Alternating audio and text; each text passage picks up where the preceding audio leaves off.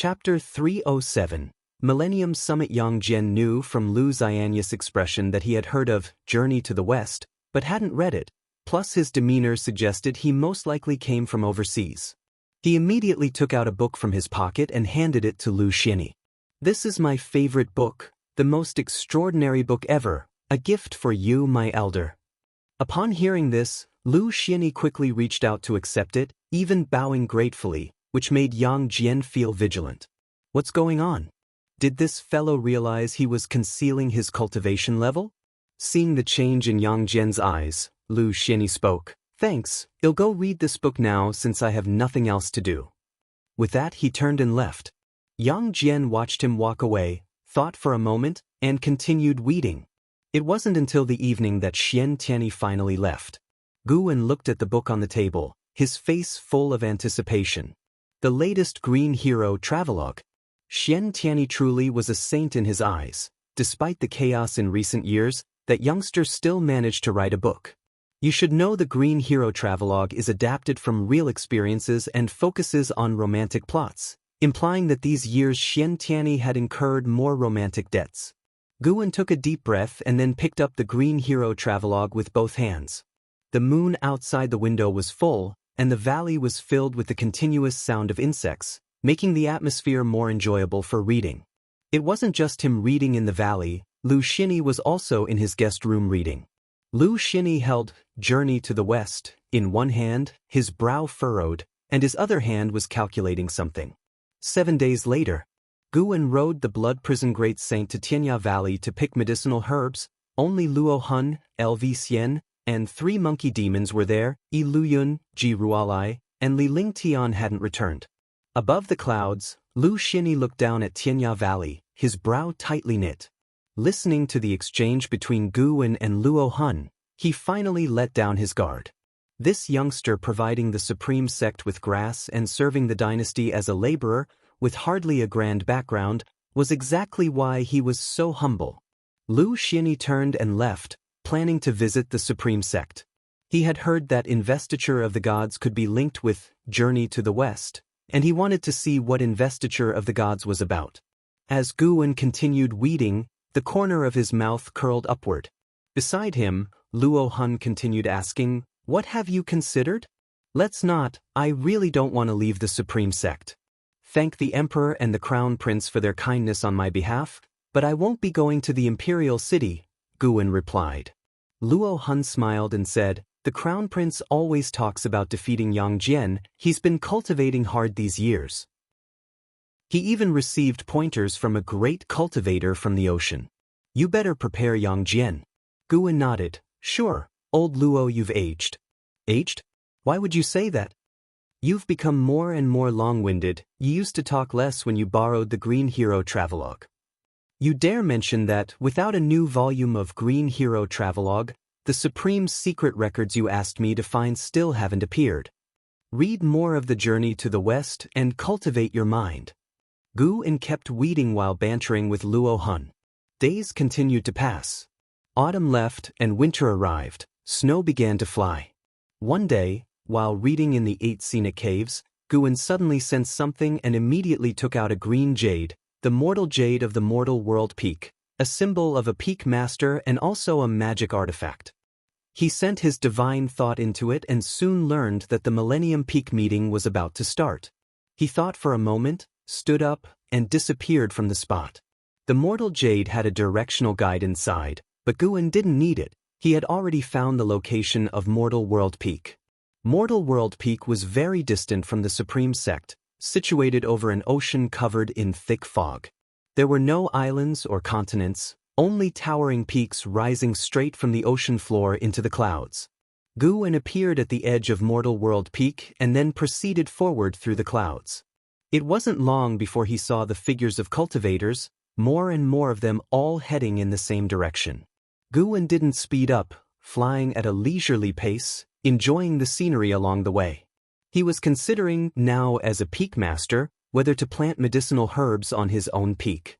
Arriving at Mortal World Peak, he couldn't rely entirely on picking his own herbs, as that would be too suspicious. After all, here he was a heaven and earth flying immortal.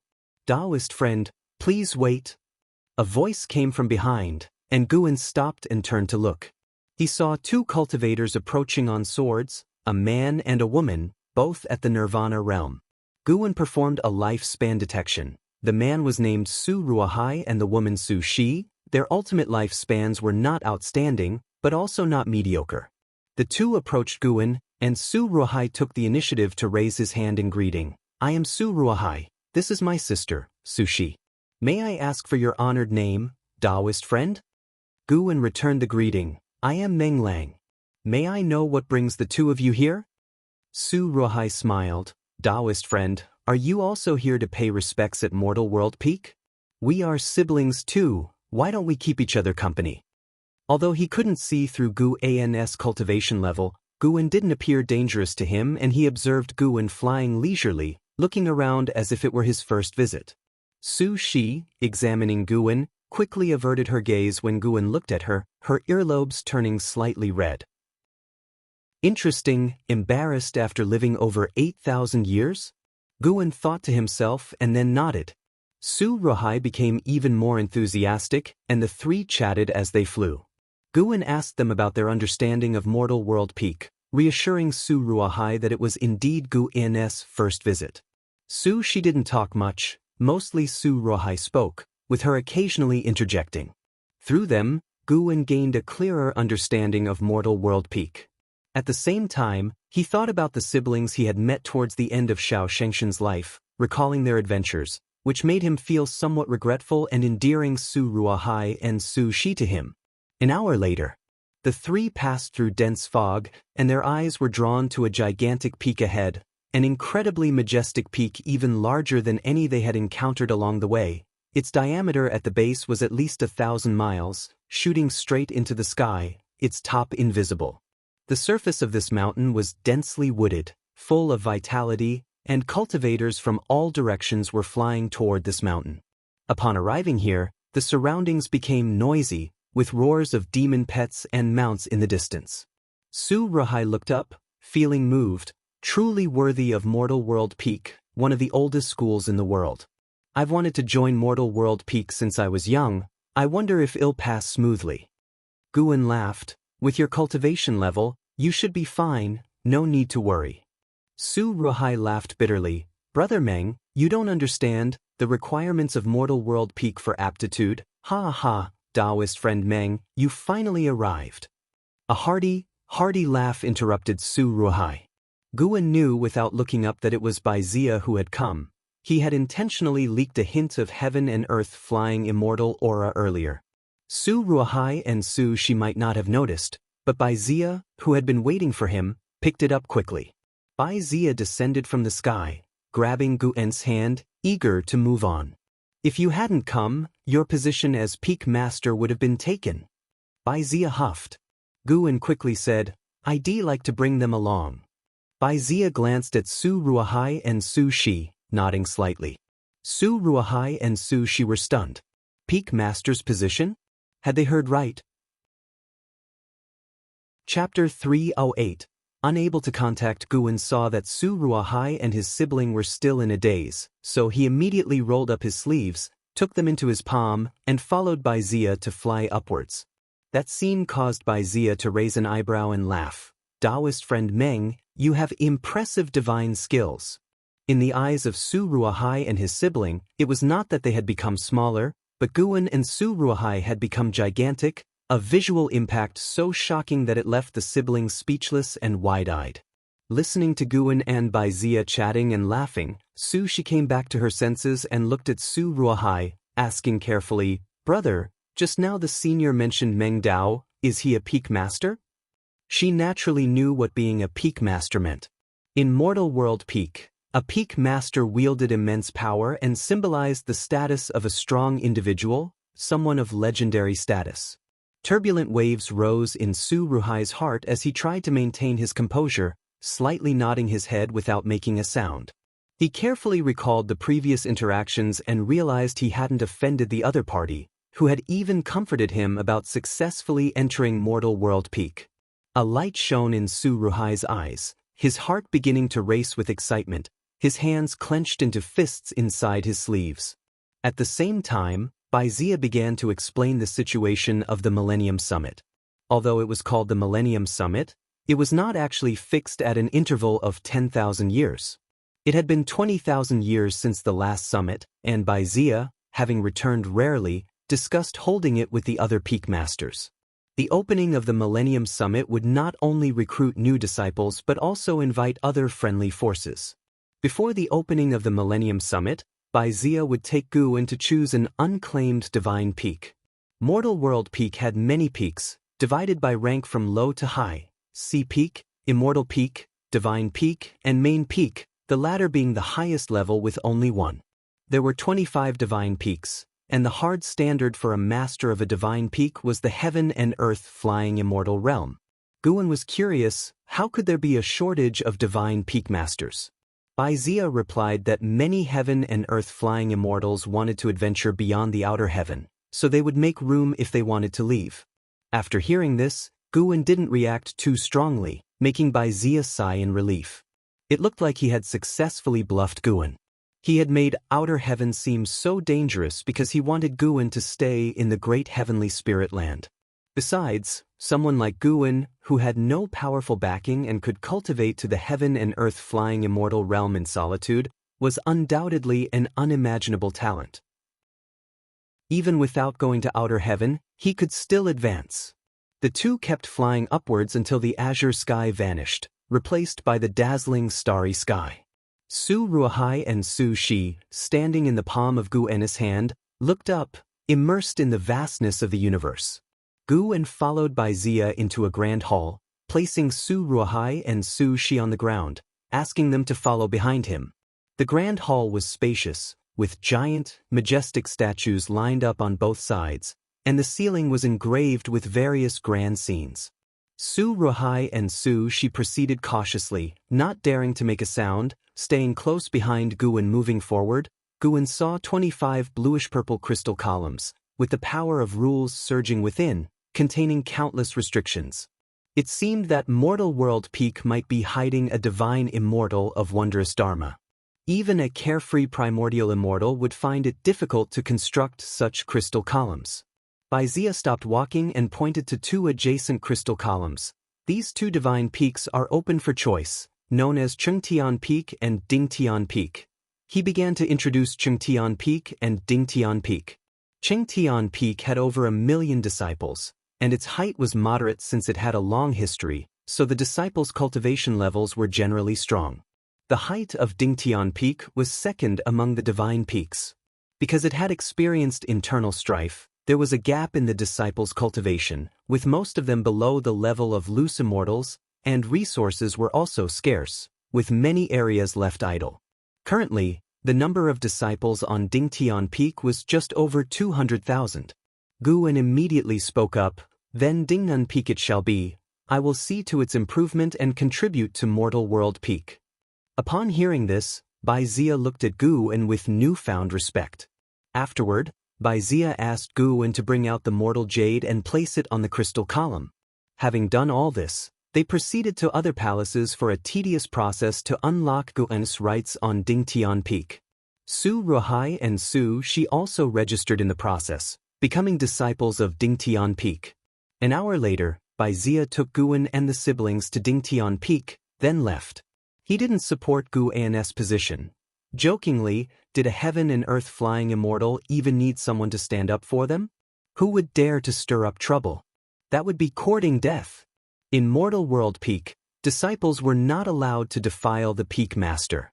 Su Ruohai and Su Shi looked with excitement at the majestic Dingtian Peak. Guwen looked at them and asked with a smile, "From now on, how should you address me?" Su Ruohai quickly bowed and offered his respects. "This disciple, Su Ruohai, greets master."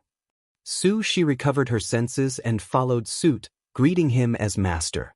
Guwen smiled, then revealed the aura of the heaven and earth flying immortal, enveloping Dingtian Peak. Only at this moment did Su Ruohai and his sibling truly feel the strength of Guwen. The three flew to the summit. Shortly after, 9 wandering immortals came to greet them. Guwen, without a second word, displayed his mortal jade. The 9 wandering immortals showed delight and paid their respects, referring to Guwen as master respectfully. Guwen threw a lifespan detection at them. Their lifespans were healthy, able to work for him for many years. The eldest disciple of Dingtian Peak was named Zhu Xinglan, possessing the 9th layer of the wandering immortal realm cultivation, seemingly only a step away from the heaven and earth flying immortal realm, but it was an insurmountable gap for most wandering immortals. Guwen dismissed the other disciples and had Zhu Xinglan accompany him alone, while he already had someone arrange the Su siblings.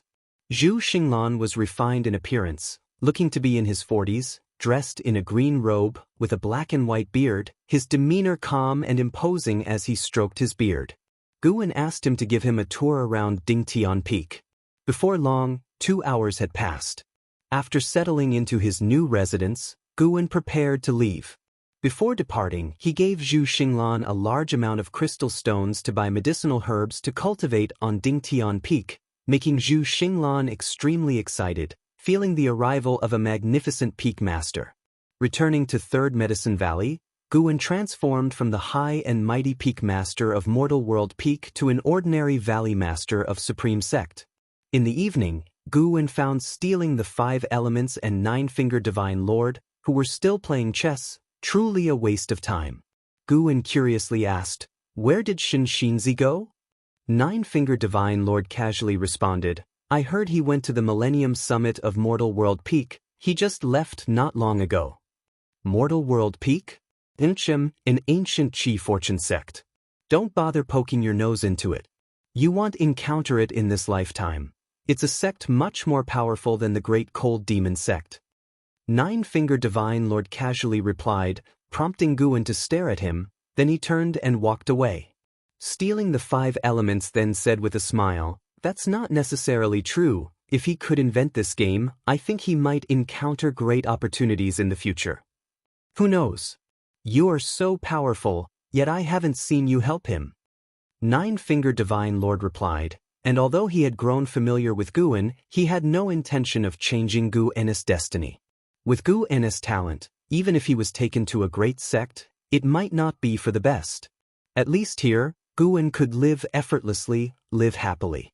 Guwen, hearing their conversation, thought to himself with a hint of amusement. "If I revealed my realm, you might have never even heard of it."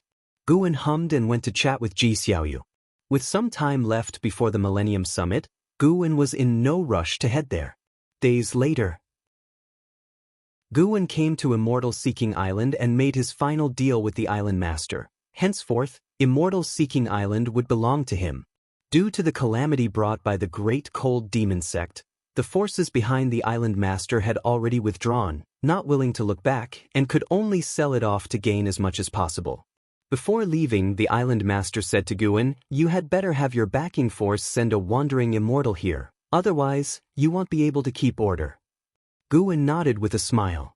After the island master and his people had left, Guwen turned to Hu Shaojian and said with a smile, "From now on, Immortal Seeking Island is mine, and I won't treat you unfairly." Hu Shaojian immediately knelt down, banging his head on the ground in excitement.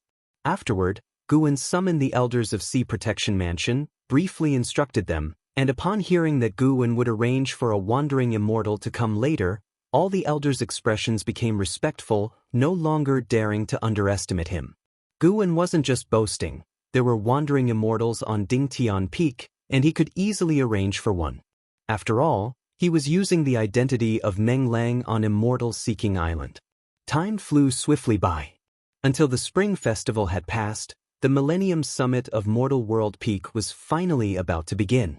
Above the sea of clouds, Holy Mother of Western Spirit stood on a lotus throne, moving swiftly, with Lu Lingjun standing beside her, and a small snake lying on her shoulder, the White Spirit Demon Emperor who had ascended with her. Lu Lingjun's beautiful eyes widened as she saw the peaks through the clouds, feeling as though she was witnessing the immortal realm of mortals.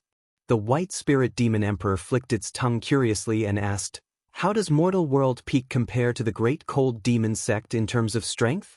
Upon hearing this, Lu Lingjun couldn't help but look toward Holy Mother of Western Spirit, curiosity gleaming in her eyes. She could not forget the sight of the Great Cold Demon sect surrounding the continent. At that time, It felt like the great cold demon sect was invincible. In terms of historical heritage, Mortal World Peak is stronger, and Mortal World Peak also has considerable power within the Holy Court. Even we, the Bitter Sea Buddha sect, cannot compare, Holy Mother of Western Spirit replied, her face calm. Lu Lingjun and the White Spirit Demon Emperor could feel the might of Mortal World Peak even more. Holy Mother of Western Spirit continued speaking of Mortal World Peak's past. While listening, Lu Lingjun gazed into the distance, her anticipation for the upcoming Millennium Summit growing. Passing through layers of clouds, they observed the peaks along the way, their eyes never resting. Gradually, more figures of cultivators appeared in their view, all invited monks or demons from great sects, each with extraordinary presence. Neither Lu Lingjun nor the White Spirit Demon Emperor had reached the Mahayana realm, yet the cultivators and demons they encountered along the way were much stronger than them, causing an instinctive feeling of nervousness and discomfort. But they were ascenders, certainly not cowards. Ambition grew within them. One day, they too would arrive invited, rather than relying on others. Lu Lingjun couldn't help but think of Guan. The young man who had written the Immortal God book, if he could see this spectacle, would certainly be inspired even more. Too bad, with Gu An's talent and temperament, he probably would never reach such a place in his lifetime. Chapter 309. The Invincible Heavenly Demon Great Emperor at the summit of Mortal World Peak. In a courtyard at the mountain's top, Guan gathered with a group of heaven and earth flying immortals. Everyone present was either a peak master or main peak elder of Mortal World Peak. The courtyard was simple and not very expansive, filled with various flowers and trees, and the faint scent of sandalwood lingered in the air. Guan was exchanging pleasantries with everyone. No matter how high one's realm might be, social interaction is inevitable. Guan did not resist it. After all, he intended to stay at Mortal World Peak for the long term. This place was destined to become an important source of lifespan for him. Overall, the atmosphere was harmonious, with no apparent scheming or rivalry in sight. The master of the main peak, just as Guan had guessed, was none other than a carefree primordial immortal, and not of a low realm at that. Eternal Taoist Lord, Carefree Primordial Immortal Level 6267907/78000/1500000, a maximum lifespan of 1,500,000 years. Exceeding Shinzin's 999,999 years suggested reaching the Carefree Primordial Immortal realm heralded a transformation in the limit of one's lifespan. With just level 6 of Carefree Immortal achieving 780,000 years of lifespan, the Divine Immortal of Wondrous Dharma must certainly surpass 1 million years, and the higher Tao Void Mysterious Immortals would have lifespans of several million years, or even more. Guan was unable to even estimate how long the Divine Thought True Immortals had lived. They were ancient beings to him. Compared with them, Guan was like an infant. After rotating through interactions with each person, Guan became a listener. The Millennial Peak meeting would host a banquet to exchange insights with the higher echelons of various sects and also conduct peak combat competitions. The first aim was to promote healthy internal competition, and the second was to demonstrate Mortal World Peak's strength to the world. As for recruiting disciples, that was just a side matter. With Mortal World Peak's current foundations, they hardly cared about the number of new disciples. After a while, the high-level meeting of Mortal World Peak adjourned, and Guan flew off alone toward Dingtian Peak. He spread his divine thought and already caught sight of Lu Lingjun and Shen Xinzi. Shen Xinzi was not a concern, for with his 9th layer wandering immortal realm cultivation, he was treated well wherever he went. However, Lu Lingjun, who was only at the Mystic Heart realm, couldn't enjoy the same treatment. Without the Holy Mother of Western Spirit accompanying her, Lu Lingjun had to stay inside her temporary residence. She was living atop a mountain peak with a broad view. Many cultivators and demons who passed by cast surprised glances at her, which made the color of her cheeks unpleasant. Guan glanced at the situation briefly before taking his gaze back, not taking much interest in it. Upon returning to Dingtian Peak, Guan wandered around leisurely as no disciples recognized him along the way. There were many winding mountain paths on Dingtian Peak. Along the way, he saw courtyards of disciples, some growing flowers and plants, some with empty yards, and others raising demon beasts and insects, providing an entertaining stroll for him. Dingtian Peak had several mountain cities, akin to the fortresses of the Supreme Sect, where nearly anything one wished for could be purchased, except that these cities weren't as crowded as those of the Supreme Sect. As Guan passed by a mountain city, a voice reached him, its tone filled with surprise. "Master!" Guan turned his head to see Su Shi approaching briskly. Upon seeing Guan, her ears reddened and she shyly lowered her head, reminding Guan of an Exen. But an Exen was not shy, she was gentle. Guan smiled and asked, "Where's your brother? Why are you here alone?" Su Shi, still keeping her head down and holding her sleeves, softly answered, "He went to Debating Peak. He wants to see if he can meet any acquaintances or clansmen." Debating Peak was specially prepared for receiving Mortal World Peak's guests, and the current Millennial Peak meeting had brought the quiet Debating Peak to life. Guan, seeing her in this state, smiled broader. He then took out a secret book and handed it to Su Shi, saying, "Meeting is destiny. Consider this spell book a welcome gift. You may pass it on to Su Ruahai as well."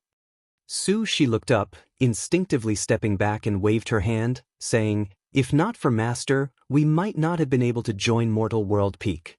How can we accept another spell book? We will train diligently and earn spell books with our efforts." Guan gave her a stern look and said, "Then what kind of master am I? Take it." Su Shi had no choice but to accept. Seeing her at a loss, Guan then chuckled and said, "If you feel bad, how about doing me a favor? Have you been busy lately?"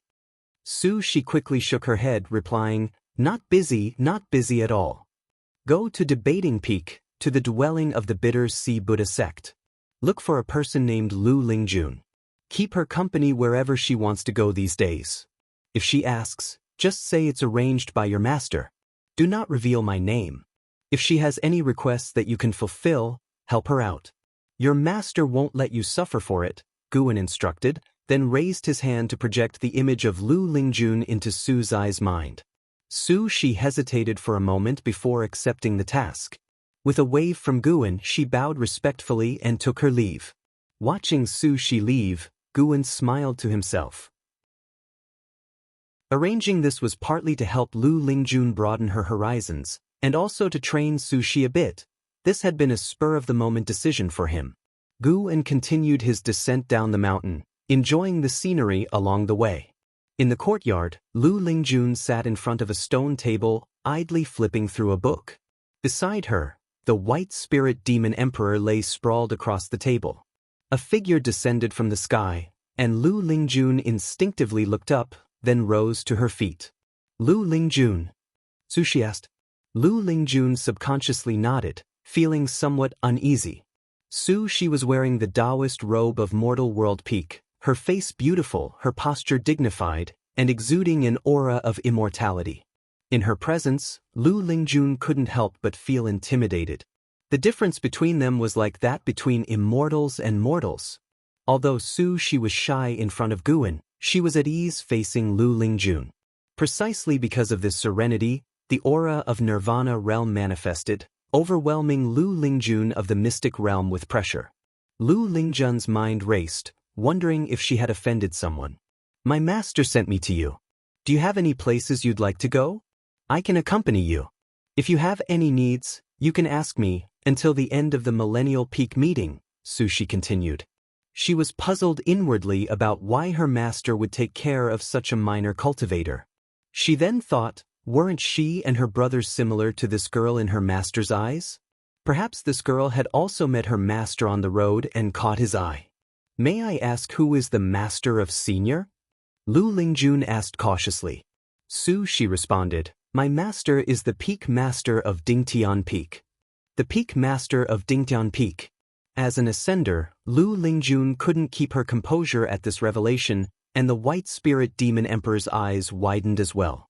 Having been told by the Holy Mother of Western Spirit that the Peak Masters of Mortal World Peak were extraordinary beings, especially those of divine peaks, of which Dingtian Peak was one, Lu Lingjun couldn't fathom how such an exalted being would know of her. For a moment, Lu Lingjun felt nervous and unsettled. At dusk, Guwen returned to Third Medicine Valley. Ji Xiaoyu came to greet him, curiously asking, "Where have you been these past 2 days?"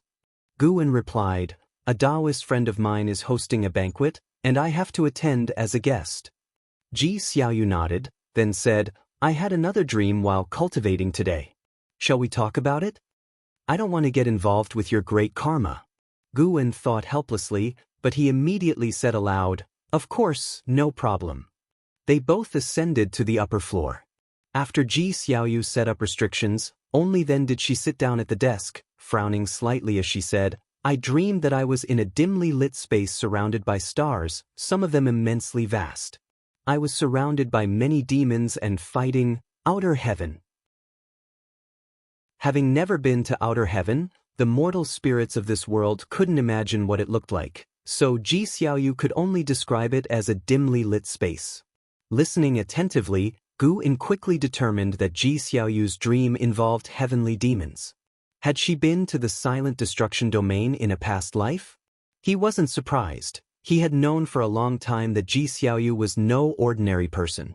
What puzzled him was not only that Ji Xiaoyu's previous lifetimes had battled with the heavenly demon army, but she also mentioned a terrifying being. This being commanded the heavenly demons. He said that no matter how many times I reincarnate, he would be waiting for me to challenge him. Ji Xiaoyu took a deep breath and said, the memory of the fierce battles in her dreams causing her to grip the teacup in her hands tightly. After a moment of thought, Guwen comforted her, "Don't worry, you won't be able to challenge him for many years, maybe not even in this lifetime. Anyway, I can't imagine how to slash a star so large with a single sword stroke." Although his words were a bit harsh, they indeed comforted Ji Xiaoyu. Just then, a voice came, "That is the heavenly demon emperor, who once single-handedly suppressed the great heavenly spirit land." The voice of stealing the 5 elements. As he spoke, he appeared out of nowhere inside the room. Ji Xiaoyu frowned but did not speak out. The identity of Reincarnation Path Emperor was revealed to them by stealing the 5 elements, so Guwen did not stop him from entering. Suppressed the great heavenly spirit land? How strong must that be? Guwen cautiously asked. With a grave expression, stealing the 5 elements replied, "Very strong, unimaginably so. Even the Reincarnation Path Emperor once mentioned to me that her destiny was to challenge the heavenly demon emperor, but she soon reincarnated, and her fate entered the cycle of reincarnation." Guwen pressed on, "You mean the heavenly demon emperor won't attack our realm actively?" "Correct. The establishment of the Holy Court has kept the heavenly demon's ravages at bay. As long as the Tao level of Shengtian remains intact, there's no way for the heavenly demon emperor to reach us. The being behind me has also been to the land of the heavenly demons and was cursed as a result. It's a place of utter horror, beyond my comprehension. However, seeing her growth rate in this life, it will be hard to encounter heavenly demons without 30,000 years, said stealing the 5 elements, casting a glance at Ji Xiaoyu. Guwen did not speak further, but adopted a shocked expression. It was entirely normal for a mortal to be shocked upon hearing of the existence of heavenly demons, or so stealing the 5 elements thought Guwen should seem. After hearing this, Ji Xiaoyu returned to calm. Stealing the 5 elements continued to describe the might of the heavenly demons. A good while later he left. The room fell silent. Guwen sighed and said, "He said that not even the sword Venerable Fudao could defeat the heavenly demon emperor. This is a good thing, at least you don't have to worry for now." Looking at him, Ji Xiaoyu's gaze was serene as she said, "I had hoped to lead a peaceful life and pass away peacefully, but after what he said, I suddenly don't want to die. I want to cultivate to the level where I can meet that heavenly demon emperor." Taken aback, Guwen replied, "Having a larger goal is certainly a good thing." Ji Xiaoyu rose from her seat and turned to leave. Just as she reached the door, she turned her head back and said, "Why don't you give up either? I've dreamed of many people. Some started from nothing and ended up shining brilliantly. If you could be by my side to fight the heavenly demon emperor, wouldn't that be wonderful?" With that, she turned her head and pushed the door to leave. Chapter 310 Why don't you give your place to me, heavenly demon, great emperor? Guwen looked at the moon outside the window, his lips curving into a smile. If Ji Xiaoyu really could achieve it, according to stealing the 5 elements, she would need to cultivate for 30,000 years. 30,000 years. I wouldn't even know how terrifying I would become by then. The mere heavenly demon, great emperor, easily squashed. By then, I'll pretend to be weaker than Ji Xiaoyu, let her fight strenuously, and step in when she almost can't hold on. The thought is quite exhilarating. Guwen even laughed at the thought, choosing not to get up and close the door but instead pulling out a book to read. The Millennium Peak Conference had begun with cultivators of various ranks competing near the debating peak, making it a lively place. During these days, with Su Zai's company, Lu Lingjun explored Mortal World Peak, greatly broadening his horizons, and their relationship had also grown closer, though Lu Lingjun still addressed Su Shi as his senior. The competitions between peaks continued for half a month, with Gu Ennis Dingtian Peak ranking third from last among the divine peaks, which he didn't feel too strongly about since the disciples of Dingtian Peak were used to it. That day, the grand banquet of the Millennium Peak Conference began, with tables set up all around the debating peak.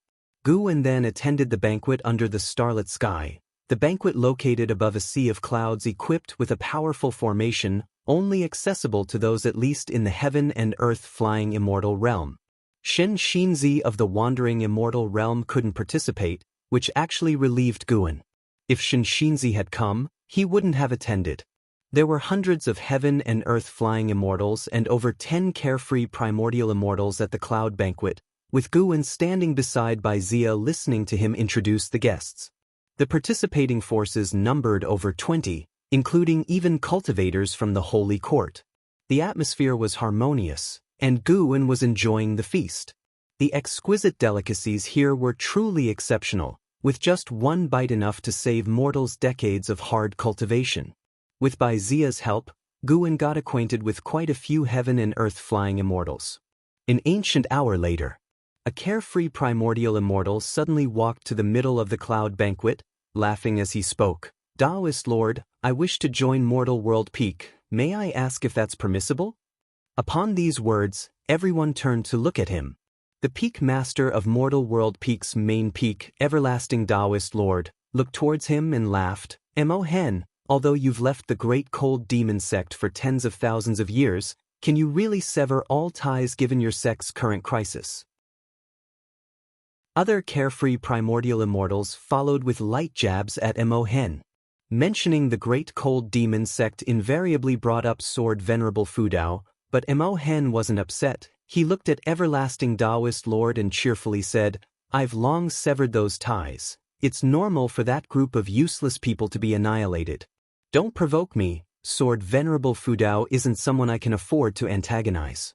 I advise you all to speak well and avoid substantial karmic retribution. Hearing this, other carefree primordial immortals stopped making fun of him. Even they did so, not to mention the heaven and earth flying immortals. Though all were present at the banquet, the division of hierarchy was clear, and heaven and earth flying immortals were definitely not the protagonists. Everlasting Taoist Lord pondered and said, the position of the Peak Master of Chengtian Peak is still vacant, would you accept that? Mo Hen shook his head and said, I set my sights on Ding'an Peak. He then turned and looked towards Guwen in the crowd, smiling, Ding'an Peak's Peak Master, how about you cede your position to me? All eyes were now on Guwen. Before Guwen could speak, Baizia angrily said, what do you mean by this? Bullying the weak? Guwen looked at Baizia, not expecting him to be so aggressive. He's got quite the backing. Mo Hen wasn't upset and chuckled. There was internal strife on Dingtian Peak back then, and a good friend of mine died there. I'm just being nostalgic. Yet his tone obviously left no room for negotiation. Suddenly, the banquet fell silent. Baizia looked towards Everlasting Taoist Lord. Carefree primordial immortals seemed amused by the situation, while the heaven and earth flying immortals looked at Guwen sympathetically. They all knew Guwen had just become the Peak Master of Dingtian Peak, and now, just days later, he was being asked to vacate his position, which must be hard to accept. Guwen remained silent, while everyone thought he was weighing his options. In reality, he was feeling sentimental. My ties with the great cold demon sect are truly cursed. Is this to continue the karma? To make me completely annihilate the great cold demon sect? Guwen felt no pressure, being the strongest person present with a cultivation level 2 major realms higher than anyone else. What was there to fear? He wanted to see the attitude of Everlasting Taoist Lord.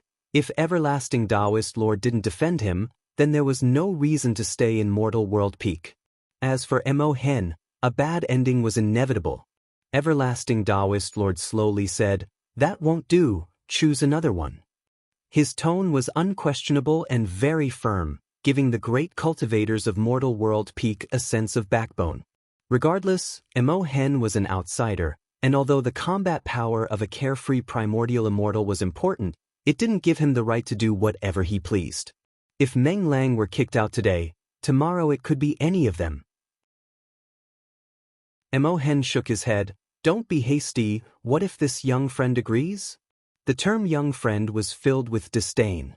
His gaze turned to Guwen. "Young friend, if you cede your position to me, I won't let you suffer losses. You can ask for anything." Guwen replied, "Thanks for your kind offer, senior, but no need. I'm not the type who likes to change nests."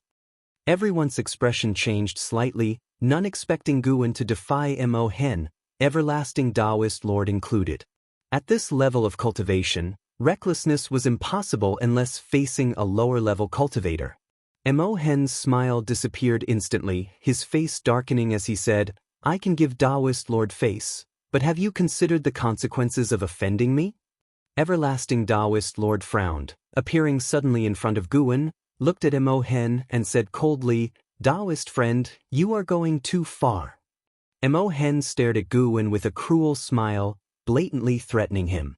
Mo Hen harbors hostility towards you, despising you deeply. Would you like to conduct a lifespan detection on him? This constitutes deep hatred? Typical of a demon cultivator, heartless and ruthless. Sigh. Guwen sighed deeply, attracting everyone's attention. He walked past Everlasting Taoist Lord towards Mo Hen. "What are you doing?" Baizia hastily grabbed Guwen. Since Baizia had brought Guwen into Mortal World Peak, he felt dishonored and angry over Guwen being bullied. Everlasting Taoist Lord spoke, "Meng Lang, in Mortal World Peak, no one can harm you, and should anyone cause you harm outside, Mortal World Peak will not simply let it go." Guwen smiled at Baizia, then broke free from his grip, turning towards Everlasting Taoist Lord to bow respectfully, before continuing towards Mo Hen. Mo Hen laughed, not expecting this young man to actually walk towards him. "You called me Mo Hen, right? Why must you force me?" Guwen shrugged and spread his hands, his expression one of helplessness. His steps didn't stop, suddenly erupting with a terrifying aura, causing everyone's complexion to change drastically, including Mo Hen's. With each step Guwen took, his aura surged, quickly surpassing the heaven and earth flying immortal realm and continuing to rise. How is this possible? A carefree primordial immortal widened his eyes in disbelief. Others were similarly shocked, and Baizia was dumbfounded. When Guwen reached Mo Hen, his aura had reached the 9th layer of the carefree primordial immortal realm, with the strongest present only at the 6th layer, and Mo Hen himself only at the 4th layer. Guwen lifted his chin, looking down at Mo Hen, asking, "How did you address me just now?" Mo Hen's face looked extremely unpleasant as Guwen's aura completely overwhelmed him. The banquet fell into silence. You could hear a pin drop. The most alarming incident then occurred. Guwen actually reached out and patted Mo Hen's wrinkled face. Though the gesture was gentle, to everyone watching, this was the making of a deadly feud. Chapter 311. A million years is far from enough. After Guwen slapped him, Mo Hen's face showed disbelief. He had not expected Guwen to be so audacious. Despite the gap in their cultivation levels, they both existed as carefree primordial immortals. Mo Hen clenched his teeth and asked, "Who exactly are you, and from which sect do you come?" Everyone else stared at Guwen, waiting for his response. A heaven and earth flying immortal who had just joined Mortal World Peak was a carefree primordial immortal? Everyone felt it was absurd and even suspected Guwen had ulterior motives. At this moment, Baizia could not help but entertain doubts, but upon rethinking, he recalled that it was he who had persuaded the individual to join Mortal World Peak, and it did not seem like a setup at that time. Guwen fixed his gaze on Imohen and said, "Does that really matter? If I were merely an ordinary peak master of Mortal World Peak, how would you seek revenge on me?" As soon as Imohen exhibited hostility toward him, Guwen had already marked him as a dead man in his heart. Guwen's statement made Taoist Lord Yongyan narrow his eyes.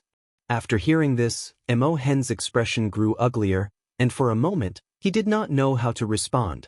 Could he also be aiming for Dingtian Peak? Imohen thought angrily in his heart, not considering it a coincidence. How could it be that a randomly chosen person turned out to be a great cultivator concealing his power? Now, he found himself in a dilemma. Bowing his head in submission would not erase the karma, but refusing to do so would only worsen his situation. Suddenly, Imohen revealed a smile and said with a clasped fist, "If that's the case, I am even more convinced to join Mortal World Peak. As for Dingtian Peak, I no longer want it. Qingtian Peak is also fine." Upon hearing these words, most of the people present heaved a sigh of relief. Taoist Lord Yongyan spoke. "Forget it, Taoist friend, please go to another sect." Everyone was taken aback by his rapid change in attitude, and Imohen's face turned even uglier. Guwen turned around to look at Taoist Lord Yongyan, saw him slightly nodding, and he couldn't help but smile. "Very sensible. Umph." Imohen let out a cold snort and left with a flick of his sleeves. Everyone urged him to stop, fearing he would stay and escalate the conflict. Guwen raised his right hand, causing everyone to look at him, not understanding what he intended to do. 3 breaths later, Guwen suddenly clenched his hand, then quickly put whatever it was into his sleeve, the movement so swift that no one saw what he had in his hand. "You have successfully seized 8,709 years of lifespan from Imohen, Carefree Primordial Immortal Realm, 4th layer." Looking at the prompt before him, Guwen remained indifferent, feeling no sense of accomplishment. The surrounding Carefree Primordial Immortals suddenly changed their demeanor. They looked at Guwen with fear, realizing that Imohen's aura had suddenly vanished. The heaven and earth flying immortals were curious about what Guwen had just grabbed. Guwen moved next to Baizia, and Taoist Lord Yongyan looked deeply at Guwen and then signaled for the cloud banquet to continue. Baizia looked at Guwen, wanting to say something but hesitated. Guwen smiled and said, "By Taoist friend, shall things remain as they were before?" Baizia subconsciously nodded, his demeanor becoming reserved. How could things be the same? Damn, that was frightening. Baizia felt somewhat apprehensive in his heart, wondering if he would have been killed had he acted arrogantly in the beginning. He couldn't voice this question, but the answer was quite clear. At the subsequent banquet, Guwen became the focus, with everyone enthusiastically interacting with him, a stark contrast to the earlier scene, even the carefree primordial immortals addressing him as a senior. At Debating Peak, a yard filled with tables where Lu Lingjun, the Holy Mother of the Western Spirit, and Su Shi sat together, Shen Xinzi was at another table, engaging in a discussion on the principles of Buddhism. The Holy Mother of the Western Spirit looked at Su Shi, curiously asking, "Miss Su, I wonder if we might have the honor of visiting your master? I would like to thank him in person for taking care of Spirit Lord Lu." Lu Lingjun also looked toward Su Shi. In the past few days, Su Shi had shown her around, enriching her understanding of many immortal cultivation concepts. Whenever she wanted something, Su Shi had purchased it before she even asked, and despite some reservations about the motives of the Dingtian Peak Master, she still held a good impression of Su Shi. Su Shi shook her head and said, "My master hasn't mentioned wanting to meet you, nor has he said he is keeping Ms. Lu. After the Peak Conference, you may return without any burden." This statement caused the Holy Mother of the Western Spirit and Lu Lingjun to exchange puzzled glances. Just then, a cultivator landed in the yard. The elder from the Great Cold Demon sect offended the Dingtian Peak Master and perished just after leaving Mortal World Peak. The person spoke excitedly, capturing everyone's attention. Upon hearing it concerned the Dingtian Peak Master, The trio showed curious expressions. The person began to recount the events at the Cloud Banquet, a scenario that was spreading quickly among all peaks of the mortal world peak. Mo Hen had once been an elder of the Great Cold Demon sect, which was nearly dissolved, so Mortal World Peak had no hesitation in making his demise known to demonstrate its strength. From Mo Hen forcing the Dingtian Peak Master to relinquish his position to the Dingtian Peak Master showing stronger cultivation than Mo Hen and publicly slapping him, forcing Mo Hen to leave disgracefully, the whole process fired up everyone who heard it. Mo Hen had just flown out of Mortal World Peak when he fell, making the Dingtian Peak Master seem even more formidable in the eyes of the listeners. The news spread within Dingtian Peak, motivating all disciples and clearing the gloom of their low ranking. After understanding this, Lu Lingjun felt even more uneasy. Such a strong-willed Dingtian Peak Master.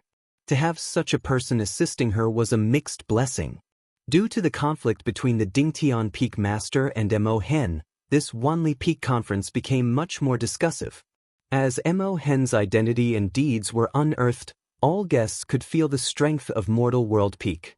After the Cloud Banquet ended, Guwen returned to the Supreme Sect. He had also heard the noise from Mortal World Peak. How could news spread so fast? In reality, it was Mortal World Peak deliberately promoting it, thankfully without mentioning Meng Lang's name, showing him respect. Guwen returned to the Third Medicine Valley and happened to meet an Exin, and they chatted for a bit. Master's disciple discussed ordinary matters in the valley, and Guwen found talking about lives' minor details more interesting than discussing major worldly affairs. Those carefree primordial immortals always talked of grand principles and the world's populace, floating aloft. In the divine exotic realm under the blood-red firmament, Zhang Buku stood by the seashore practicing his divine skills.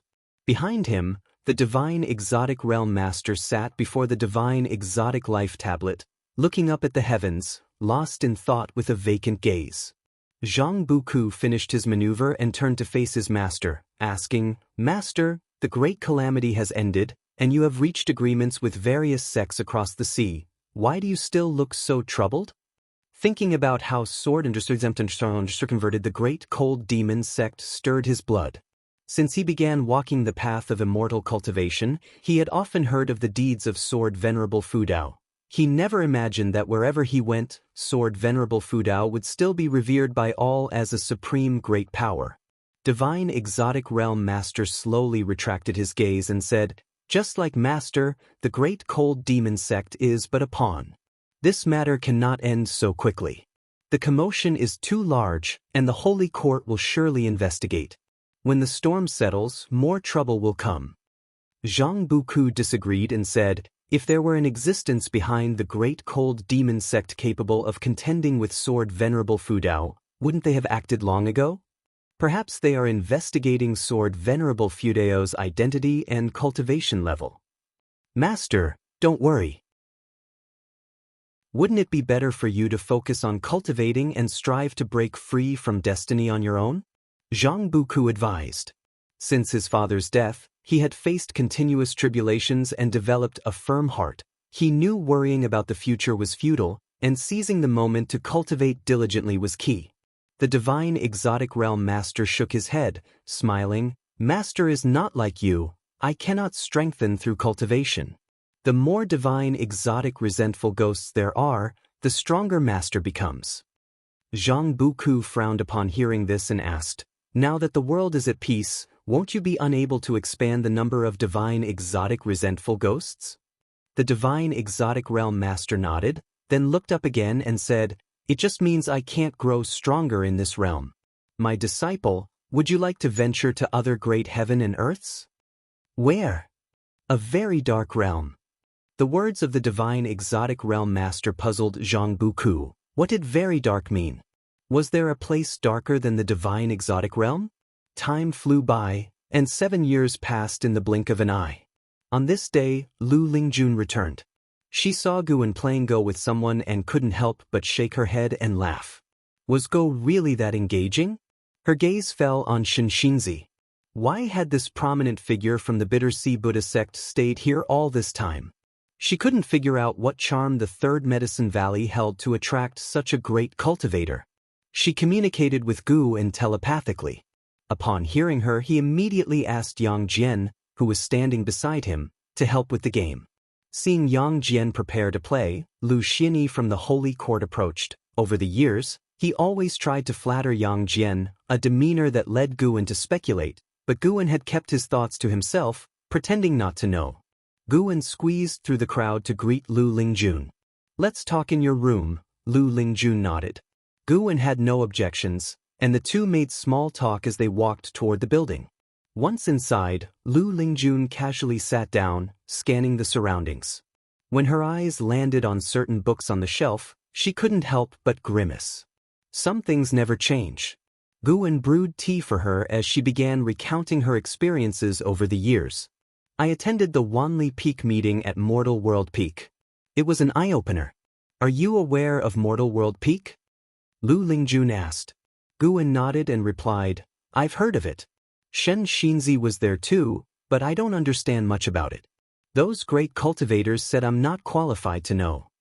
Lu Lingjun smiled and said, "Indeed, you're not qualified. But I was fortunate to attend, and I can tell you about it. Want to hear?" Guwen, carrying the hot tea, placed the cup in front of her and said, "Of course, I want to hear. Go on. Let's see if you will try to impress me."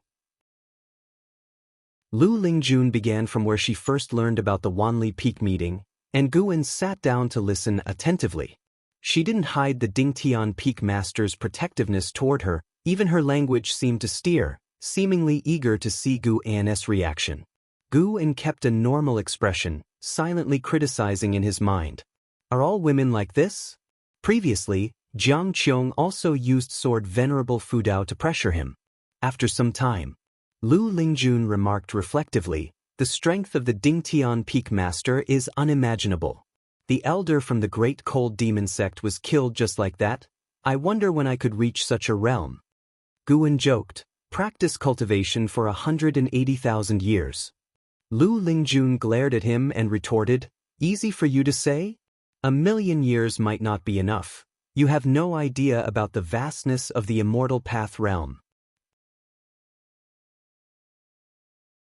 Chapter 312. The shock of Hu Shaojin appreciation flickered in Guwen's eyes. He hadn't expected Lu Lingjun to have such a keen self-awareness. Lu Lingjun, seeing Guwen's expression, felt rather helpless. Was this guy always so calm? She glared at Guwen and said unenthusiastically, "Don't you long for it after hearing all that?" Guwen replied, "Of course I yearn for it, but over the years I've heard too many tales of immortals. At best, I take them as entertainment. Could a great man like myself even dream of such things?" Lu Lingjun felt his words were somewhat odd, but she was too lazy to argue and continued to talk about her observations from Mortal World Peak.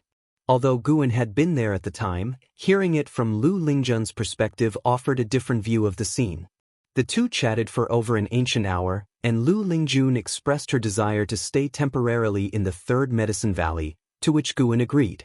Guwen stretched in a languid manner as he looked out the window. Tomorrow he could go to Dingtian Peak to pick medicinal herbs. He had ordered Zhu Xinglan to establish a medicine garden, and the first batch of medicinal herbs was already ripe. Regarding the medicine garden on Dingtian Peak, Guwen had no intention of prohibiting other disciples from picking the herbs so as not to arouse suspicion. After all, Mortal World Peak was now a first-class sect with close ties to the Holy Court, and he had to be careful. And after all, Dingtian Peak was vast. Even with disciples helping, he could collect many herbs himself. Thinking of this, a look of anticipation appeared in Guwen's eyes. The following afternoon, on Dingtian Peak, Guwen walked up the mountain path to the summit, followed by Zhu Xinglan, who displayed great respect as the peak's foremost disciple. He now knew that Guwen was a great power who surpassed the carefree primordial immortal. Such a major figure was critical to cling to, and so he was eager to assist in any way possible.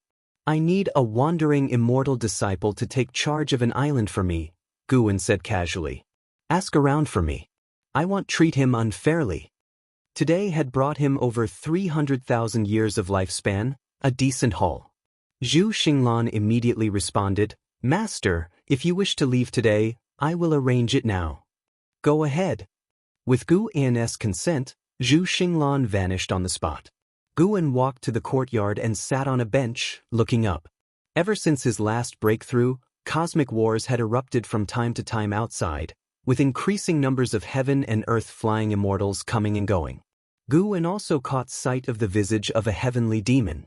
The heavenly demons appeared no different from living beings, and included many of the human race.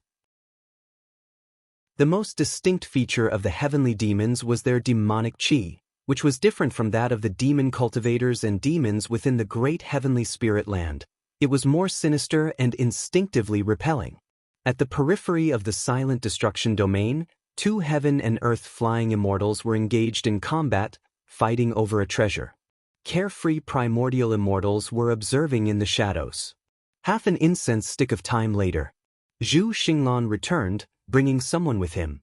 Sun Hanfeng, Wandering Immortal Realm, 4th Layer 89034/14000/280000. Guan sized up Sun Hanfeng, who wore a black robe with a slightly sinister face, unkempt hair, and an aura that gave off an impression of great scheming. Feeling Gu An's gaze, Sun Hanfeng lowered his head, not daring to make eye contact. He was nervous because he had heard how powerful and domineering this new master was, but he didn't want to miss such an opportunity. Disciple Sun Hanfeng greets master. Sun Hanfeng said respectfully with a bow. Zhu Xinglan followed with an introduction of his background. Sun Hanfeng had been born on Mortal World Peak and had a very good relationship with Zhu Xinglan. Let's be off then. Guan stood up and, with a sweep of his sleeve, whisked Sun Hanfeng away. Zhu Xinglan was momentarily stunned, admiring how impressive the master's divine skills were. Many privately discussed just how powerful the master of Dingtian Peak really was. Zhu Xinglan received an important piece of information. Sect leader Yongyan Daojun believed that the master of Dingtian Peak possessed a higher cultivation level than he did. Such an assessment left him with boundless imagination. Elsewhere, Guan arrived at Immortal Seeking Island with Sun Hanfeng in tow. As they alighted, Sun Hanfeng stumbled, nearly falling, but Guan caught his arm in time. Are you all right? Guan asked. Sun Hanfeng, his face flushed with embarrassment, quickly replied, I'm fine, master. Sorry for the laugh. Guan nodded and began walking towards the buildings ahead, with Sun Hanfeng hastily following. Guan started to brief him on Immortal Seeking Island. After understanding the strength of the island, Sun Hanfeng breathed a sigh of relief. A place where a wandering immortal alone could be a deterrent? What pressure could there possibly be? You and the island both share the Sun surname. That's quite a coincidence, Guan joked, with Sun Hanfeng offering only an embarrassed smile and not the least bit of dissatisfaction. Soon, Hu Shaojian and several elders of the Sea Protection Mansion were introduced, and Guan had Sun Hanfeng introduce himself. From Mortal World Peak, I am Sun Hanfeng. I look forward to working with all of you and hope for your fullest support, Sun Hanfeng said, and then exhibited the aura of a wandering immortal, which caused everyone in the hall to breathe rapidly. Having spent years doubting whether Gu An's claims were true, they were all shocked to finally witness a wandering immortal.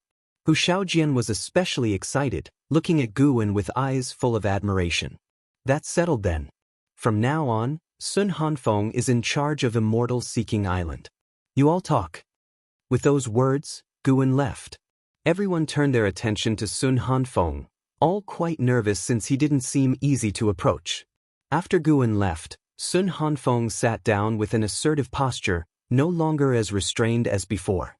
May I ask, Elder, does the island master also hail from Mortal World Peak? One of the loose immortals asked cautiously. The reputation of Mortal World Peak was significant, and even if they were unfamiliar with it, they had heard of it. Naturally, Sun Hanfeng said. Everyone smiled, now believing Sun Hanfeng had a favorable relationship with the island master, or at least that he was not an outsider. The island master is my master. You can rest assured.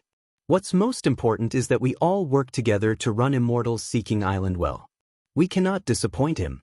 Moreover, I can tell you, his cultivation level is exceedingly high, stronger than anything you have heard of. Serving him is the greatest fortune of your lives. Sun Hanfeng's words widened everyone's eyes. Hu Shaojian was bewildered. The elder was of such a grand origin? Was he not a loose immortal?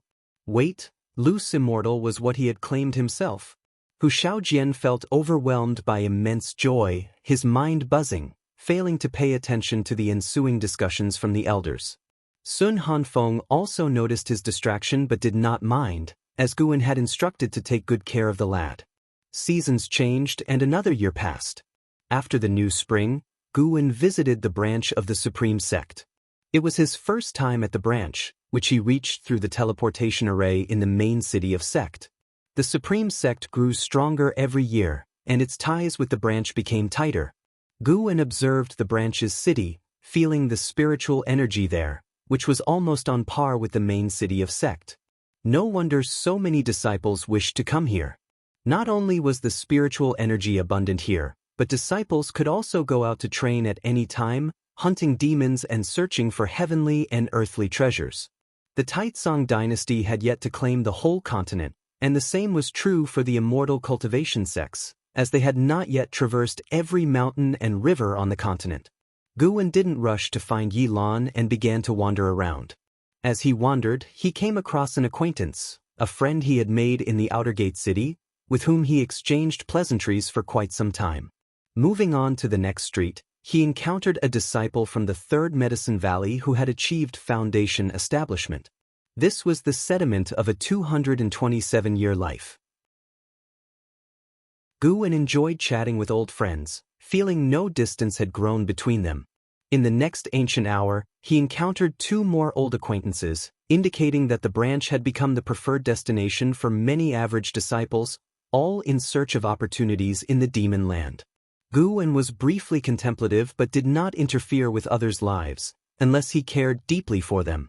Like his junior sister, Yi Lan. By the time Guan arrived at Yi Lan's residence, she appeared out of nowhere with a joyful cry, "Big brother, what brings you here?" As she spoke, she rushed over to hug Guan. "In public, you must behave yourself." Guan quickly raised his hand and protested. Yi Lan reluctantly stopped, then pulled him toward the residence, all the while giving him a rundown of the current state of the branch. Inside the residence were numerous female disciples looking after the estate, and as they saw Yi Lan with Guan, curious eyes followed. After they walked away, Guan could hear the maids start to gossip about them. Eventually, Yi Lan led Guan into her room, then closed the door. As the two sat down to chat, Yi Lan finished sharing her experiences and began to inquire about how Guan had spent his years. Guan recounted his life, and although it was mundane, Yi Lan's face remained lit with a smile. Who would have thought, they thought back then, that 200 years later, they would be able to sit together once more. Gradually, Yi Lan's mind wandered as she fell into a strange state. She experienced this because Guan was guiding her toward enlightenment. Guan's divine thought covered the room, helping Yi Lan perceive the heaven and earth rules, a method beyond the imagination of mortal spirits. Even facing Guan herself, Yi Lan didn't notice anything amiss. It was as though Yi Lan had entered a dream state, her eyes distant and unfocused. Guan stood up, carried her to the bed, and guided her into meditation. Then he retreated to the table, sitting down to watch her practice. And so he watched Yi Lan meditate, his heart full of expectation. If he could help Yi Lan extend her maximum lifespan, he would arrange for her to train at Mortal World Peak. If not, sending Yi Lan with her few centuries of life to Mortal World Peak would only add to her troubles. Once one's horizons expand, it's easy to develop more expectations, leading to anxiety and pressure. Even divine skills from a true immortal cannot grant eternal life. There seems to be a force in the shadows resisting life's expansion.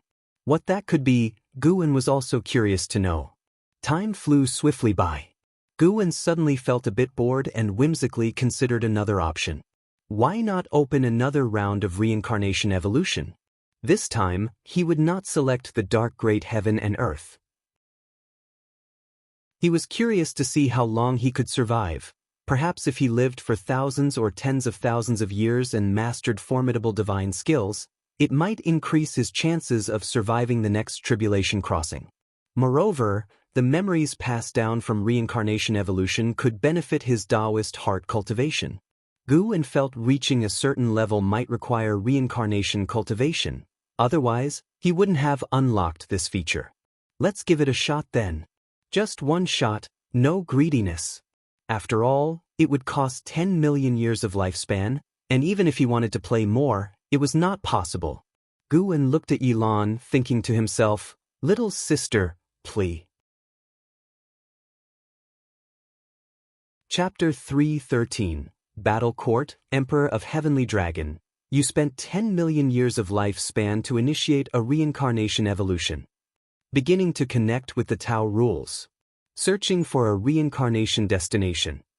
You have the following destinations to choose from. Select 1. 1. Dahong Realm. 2. Dark Great Heaven and Earth. 3. Divine Origin Great Heaven and Earth. There's a dark great heaven and earth again? Gu looked at the prompt before his eyes, immediately feeling aggravated. Black Profound Emperor, you wait for me, our blood feud from 2 lifetimes cannot be resolved. Gu hummed in his heart and then chose Divine Origin Great Heaven and Earth. He always felt that Great Heaven and Earth seemed more advanced, something like a realm, similar to where Lu Lingjun and Blood Prison Great Saint came from, the lower realm. As Gu was thinking, prompts began to appear in front of him. You've chosen to reincarnate into the Divine Origin Great Heaven and Earth. Due to the strength of the Tao rules in this realm, you temporarily can't initiate the life-stealing ability, nor can you activate phased features. Reincarnation evolution begins. In the first year, you were born into the dragon family of the Divine Continent, and your parents bestowed upon you the name Longzhan. At the age of 3, you awakened the true bloodline of the dragon family and, with the help of your clan, you tempered the dragon blood true body. At the age of 8, your family arranged for an immortal master for you, and you officially stepped onto the path of immortal cultivation. At the age of 9, your father took you to court to meet the Emperor of Divine Dynasty, who wished to betroth the 7th princess to you. Your father thought to let you decide. Do you accept? The prompt stopped there. Gu had just been wondering how he had turned into a dragon. He preferred being a human. The appearance of Divine Dynasty signified that dragon was only a surname. Gu hesitated for a moment and decided to accept, wanting to tread carefully in this life. You accepted the arrangement of the Emperor of Divine Dynasty, and you shall marry the 7th princess, Han Jiaoer, when you turn 16. The Emperor of Divine Dynasty was overjoyed, generously rewarding you and making a decree to announce this to the world. At the age of 13, while accompanied by your clan for training outside, you tore apart a 4th-order demon king with your bare hands, shocking your clan. At the age of 16, you and Han Jiaoer got married in a ceremony, officially becoming the prince consort of the Divine Dynasty. The Emperor of Divine Dynasty conferred upon you the title of Mighty Holy Duke, granting you the Divine Dynasty's chi fortune. You became famous throughout the world, entering the ranks of the top-tier talents. At the age of 18, you decided to venture into the world to grow stronger. You left with Han Jiaoer's reluctant farewell, and in the same year, she gave birth to your son, named Long Exing. At the age of 20, you reached the edge of the Divine Continent and saw an evil dragon ravaging the city. You stepped in, subdued it, and unexpectedly discovered you could absorb dragon blood, making your chi blood even stronger. At the age of 21, you encountered an old Taoist who wanted to read your fate. Do you accept? It stopped again, suggesting the old Taoist was no ordinary person. Gu hesitated for a moment and chose to accept. You agreed to let the old Taoist read your fate. He pinched your muscles and bones and began to calculate. He was soon shocked, proclaiming you possess an innate divine emperor fate, destined to dominate all creatures of heaven and earth, becoming the lord of great heaven and earth. Immediately afterward, the old Taoist exploded into a burst of blood, covering you. At 25, you accidentally entered the grotto heaven of an ancient great cultivator and learned the ancient strange skill, divine desolation technique. Gu's lips twitched when he saw the part about the old Taoist's explosive demise. After that, he picked the more cautious options whenever possible. Year after year passed. Guwen was on tenterhooks, fearing an early death. When he made it past 200 years, he smiled, finally setting a new record. However, without the life-stealing ability, Long Zhan's growth was surely not as fast as Chu Lu, Xiao Tian, and without a displayed realm in the prompts. Take it slow. Guwen then became even more earnest, determined to strive to survive this life. As time ticked by, Yi Lan was meditating on the bed while Guwen sat at the desk, the room engulfed in silence. Birdsong occasionally rang out from outside the window, adding a serene atmosphere of passing years. After an ancient hour, Guwen let out a sigh, his expression grave, mired in struggle. At the age of 187,632, you met with the dragon family ancestor, who said he could fully awaken your bloodline, allowing it to fuse with your chi fortune and create an unprecedented physique. Do you accept his help? Guwen had achieved the status of war god of the divine continent and was now venturing through the cosmos when he encountered the ancestor. He always felt the ancestor was up to no good. He did not want to die after coming this far. If the ancestor was benevolent, he wouldn't make things difficult for a descendant who refused him. If malevolent, not trusting him might lead to disaster, but trusting him could lead to plummeting into the abyss. Do not accept. You refused the help of the dragon family ancestor. The ancestor was enraged and attacked you, intending to suppress you. After a great battle, you escaped with severe injuries. At the age of 187,633, you met with Fairy Ziyuan, who fortunately saved you. Your injuries were healed thanks to her. Next came adventure. Fairy Ziyuan began to follow him on adventures, making him less lonely. As for his wife, Han Jiao, he had gone to bid her farewell when he was 100,000 years old. They had been parted by yin and yang. It was because of this that he left his descendants behind and ventured alone into the cosmos. Guwen became more relaxed in his subsequent choices, as Long Zhan grew stronger and always managed to escape from death. Half an ancient hour later, at the age of 350,896, you unified a small universe, established the battle court, and married Fairy Ziyuan. You self-proclaimed as the Emperor of Heavenly Dragon and crowned Fairy Ziyuan as the Heavenly Empress.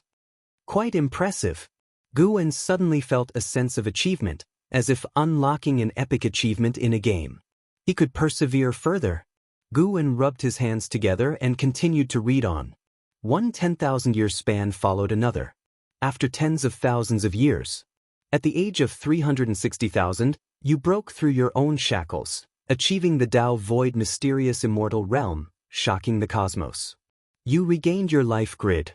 Do you activate the life-stealing ability? Here it comes. It's here. Guwen chose to seize without hesitation. You activated the life-stealing ability. You sacrificed a universe of living beings, resulting in a massive surge in lifespan. Sacrificed? Guwen's face turned pale. How could he be so reckless? At the age of 360,001, just as you transcended the 9 heavens of immortal path and became one with the immortals and gods, a terrifying hand reached across the river of time and snuffed you out. You were executed by the Annihilation God Emperor. Reincarnation ends. What the hell? It ended so abruptly? After he activated the life-stealing ability, Guwen hadn't even made a choice. Guwen immediately vanished from the room and appeared on an island overseas, initiating the lifespan barrier. He then sat down and looked at the last few prompts, grinding his teeth. Good. Very good. Annihilation God Emperor. Another name was added to Guwen's list of grievances. Following that, a huge influx of memories flooded into his mind. It was the entire life of the Emperor of Heavenly Dragon, Long Zhan. It was only after truly receiving the memories that Guwen realized how extraordinary Long Zhan's talent was, being unique from birth, inspiring great expectations from his family. The love between him and Han Jiao also left Guwen deeply moved. Once Long Zhan ventured into the cosmos, his life became even more extraordinary, his story deeply touching. Within the memories, Guwen also saw Fairy Ziyuan. incomparably beautiful and with a grace none in the world could match. Chapter 314. Heavenly Dragon and the Ji family. As Guan continued to assimilate Long Zhan's memories, his hostility towards the Annihilation God Emperor also began to weaken. This Long Zhan is too arrogant.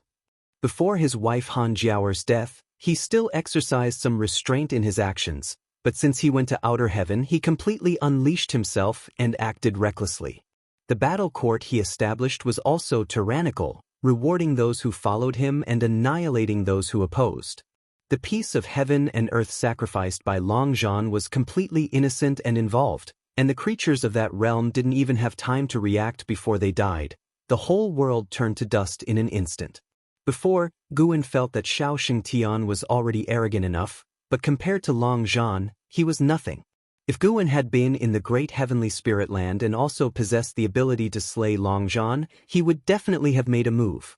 After Guan finished integrating the memories, it was as if he had lived through Long Zhan's life himself, becoming the Emperor of Heavenly Dragon, yet when he looked back, he was filled with regret and remorse. Before Long Zhan transcended the 9 heavens of Immortal path, Fairy Ziyuan had advised him not to pursue enlightenment at the expense of harming other beings. Long Zhan didn't listen, and the two even broke ties over this. After the inheritance of memories ended, Guan was still immersed in them. He was Guan but also Long Zhan. This feeling left Guan with an indescribable sense. Perhaps this is what it felt like to remember a past life in one's current life. Clearly the same person, but with different personalities. After inheriting the memories of Long Zhan's life, Guan also gained a lot, including insights into the Taoist heart and the ability to inherit Long Zhan's most powerful divine skills. Heavenly Dragon Reincarnation Dharma Aspect. This divine skill could condense the ultimate Dharma aspect of one's Taoist sorcery, and could even condense the Dharma aspect of a past life to fight alongside oneself. After creating this divine skill, Long Zhan had intended to cultivate through reincarnation evolution to create Dharma aspects for tens of thousands of generations, but an accident unlocked the life-stealing ability, and he no longer researched this divine skill, instead continually using lifespan evolution to enhance his divine skill. Guan slowly opened his eyes and then disappeared inside the island retreat, returning to Yi Lan's estate. At this moment, Yi Lan was still in a state of path enlightenment. Guan sat down and continued to reflect on Long Zhan's life. The Long Zhan who had transcended the 9 heavens of Immortal path was truly powerful. The feeling of controlling life and casually manipulating rules fascinated Guan even now. At the same time, he was also filled with dread at the power of the Annihilation God Emperor. He had truly been crushed to death by the Annihilation God Emperor with a single hand. He hadn't even seen the true form of the Annihilation God Emperor. It was a means that transcended time and space and was superior to the cosmic rules. After understanding Long Zhan's life, Guan no longer harbored intense hostility towards the Annihilation God Emperor. Unlike Chu Lu and Shaoxing Tian, Long Zhan had brought death upon himself. Guan felt somewhat confused. If reincarnation evolution could be realized, he might also create a peerless evil being. Fundamentally, he did not want to, but he couldn't control the personality in the cycle of reincarnation. Yet reincarnation evolution had many benefits, allowing him to remember countless spells and divine skills, adding to his combat experience, and even enhancing his understanding of reincarnation, making it very difficult for him to give up. After much thought, Guan felt he was trapping himself in his own web of thoughts. Why overthink so much? The path to becoming stronger couldn't possibly be achieved without harming the innocent. Many moral judgments are based on perspective, just like in war. Are not the civilians of the enemy's country innocent? At most, the next time he encounters a situation like Long Zhan's, he could choose not to activate the life-stealing ability and rely on his own efforts to cultivate. In fact, even without the life-stealing ability, Long Zhan's talent was very strong. Guan began to review the cultivation technique of the Heavenly Dragon Reincarnation Dharma aspect.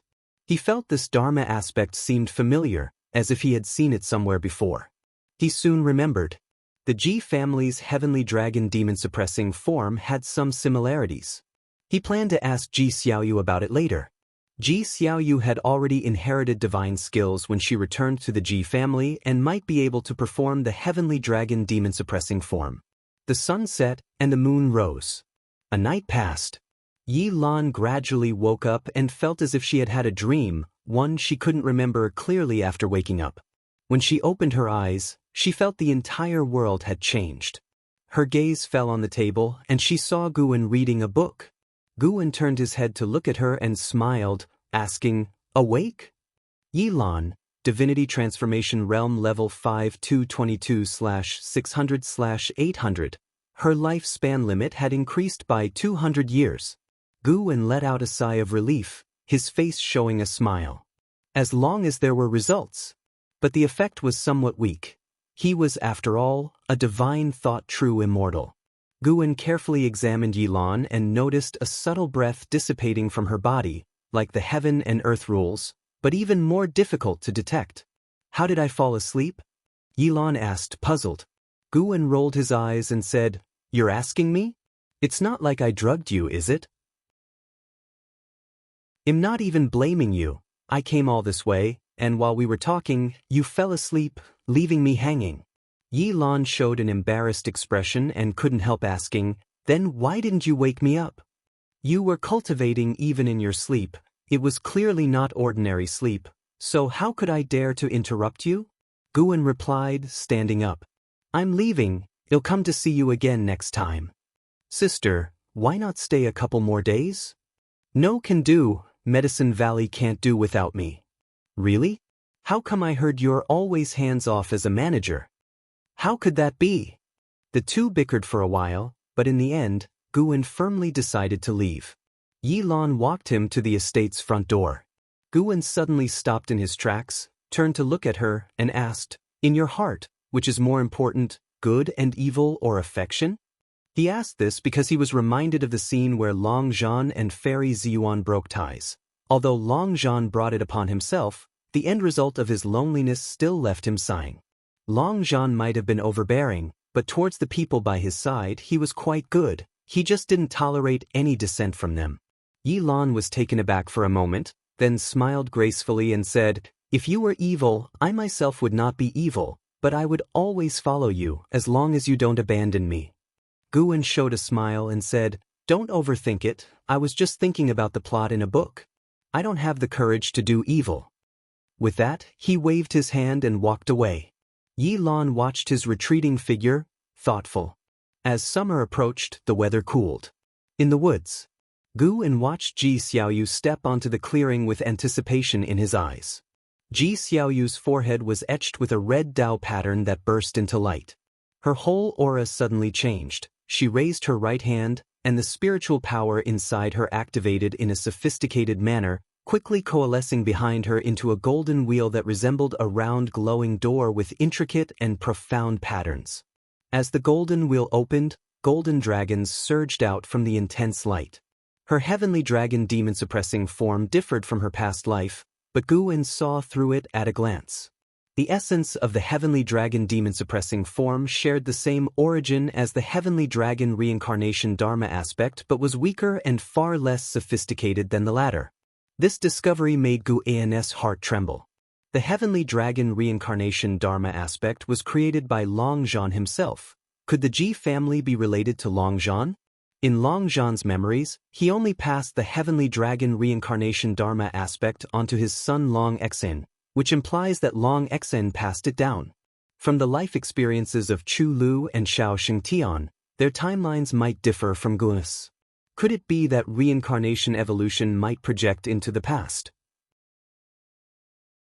Ji Xiaoyu dismissed the heavenly dragon demon-suppressing form, then approached Guwen and asked, "How was it?"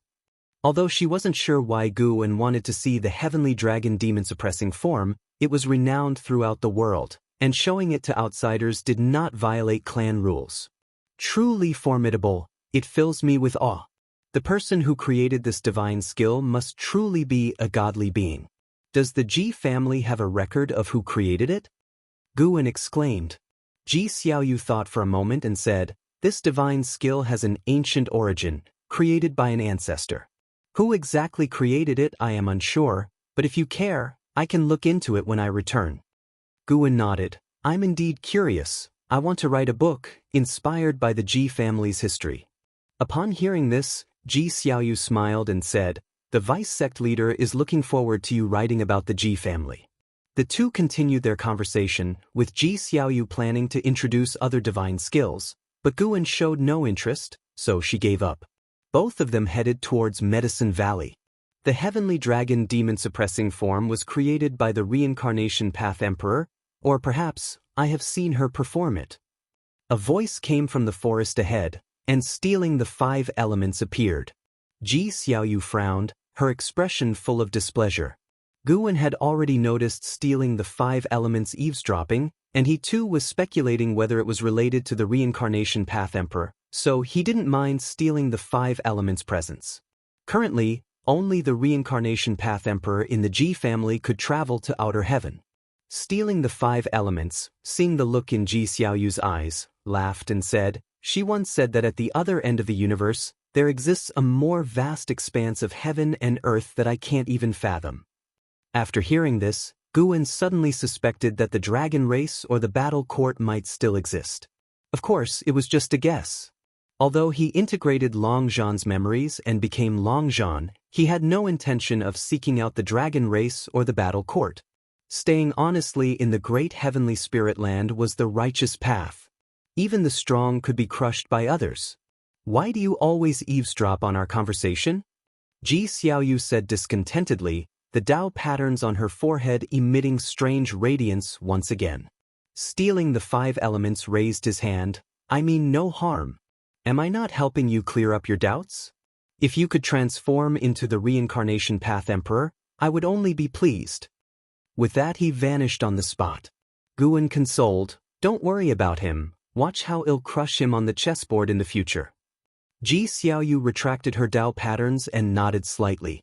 For Guan, this was just a minor interlude, understanding was enough, he didn't need to investigate thoroughly. Longzhan's karma was too significant, he didn't want to get involved. But this incident stirred his imagination. If reincarnation evolution projected into the past, how strong would the Black Profound Emperor be now? What about that Annihilation God Emperor and Great Heavenly Spirit Land, would they also be in his field of view? Guan felt he needed to be even more cautious in the future and must not let others know he could steal lifespan. A flock of birds flew out from the forest, heading toward the distance, their figures obscured by the sunlight. 5 years quickly passed. This year, news spread throughout the world, causing a sensation. The establishment of the Broken Sea Domain. Created by the Holy Court, covering the region that the Great Cold Demon sect previously sought to slaughter in the mortal world, with the sea-breaking rift at the center. The news spread rapidly, penetrating the continent, with the Emperor Li Xiandao following with an edict to the world, declaring the continent be renamed Taizong Continent. Chapter 315. Destined Fate Broken Sea Domain. Inside Enzin's house, Guan sat at the table, lost in thought. Why hadn't they set up the domain before? If it was for the sake of guarding against the Great Cold Demon sect, it was hardly necessary. After all, the Great Cold Demon sect was no different from being disbanded. Guan felt that the other party had come specifically for him, especially since the Great Cold Demon sect had a holy king standing behind them. He could see a large number of cultivators building a floating island in the sky at the edge of the sea-breaking rift. He watched for a while before withdrawing his gaze and looking back at an Exian. At the moment, an Exian was immersed in path enlightenment, and with Guan's help, she had also entered that state and had been there for several ancient hours. Guan kept checking Enzin's lifespan limit. Finally, Enzin's lifespan limit began to grow, albeit weakly, but it was indeed increasing. Guan stared intently at an Exian, probing everything within her body. Soon, he caught a glimpse of that mysterious force more complicated than causality, just like the situation with Yilan before. As the lifespan limit increased, this mysterious force began to separate from her body. It seemed likely that all beings were bound by this force, and increasing the lifespan limit would weaken it. Could this be fate? Guan fell into contemplation. Even divine monarchs with powerful divine thoughts could not see through the force that manipulated the lives of all beings. Regardless, having started to be able to catch it was a good beginning. Afterward, Guan got up and left. After all, this was the third Medicine Valley, and it wasn't appropriate for a man and a woman to be alone in the same room, especially with their mentor-disciple relationship. Moreover, in Medicine Valley, with him around, no one could disturb Nzin's path enlightenment. The night passed. The next morning, an Xen walked out of her house and followed the disciples in their exercises. She felt somewhat dazed, looking around her. She could feel that the world had changed. From afar, Guan saw her lifespan limit had grown to 300 years. She hadn't yet released her cultivation level suppression, and the primordial reincarnation skill could still increase her lifespan limit. Guan didn't greet an Xian, pretending to know nothing about it. In the following days, the establishment of the Broken Sea domain and the renaming of the continent became hot topics among all. As summer approached, Guan was teaching Yang Jian cultivation in the woods, aware of Lu Xinyi watching in secret, but unconcerned. As long as Lu Xinyi didn't become hostile to him. Lu Xinyi, sitting above the clouds, looked down thoughtfully. This person's cultivation isn't very impressive, but he's very talented at teaching disciples. Could it be that he really encountered an immortal in a dream? Lu Xinyi wondered curiously. He had joined the Supreme Sect and even entered the Hall of Elders, aware of Guan's identity as an author. Beyond that, he could only confirm Guan was indeed only over 200 years old, as many could attest, so he didn't feel wary of Guan. Even if Guan was the reincarnation of a great power, he posed no threat to a divinity of the 9 layers of the heaven and earth flying immortal realm. Because of this, Lu Xianya's curiosity about Guan was even greater than his expectations for Yang Jian. "That's enough for today," Guan said. Hearing this, Yang Jian stopped his movements and saluted Guan with a fist. Today, Guan imparted a great deal of combat experience. With memories of Long Zhan's battles, Guan's combat experience had surpassed most in the world. A single afternoon had benefited Yang Jian immensely. On the way back to the valley, Yang Jian was very excited. He had not expected his master's close combat abilities to be so extraordinary. "A genius has returned today. I'll take you to see him later," Guan mentioned casually, noting Lu Xinyi, seeing their training conclude, left, not to leave the Supreme Sect, but to play chess. "A genius? That Wu Ju, Uncle Master?" Yang Jian asked curiously. Wu Ju had visited Guan years before, and Yang Jian had only seen him from afar, learning afterward of Wu Ju's famed reputation.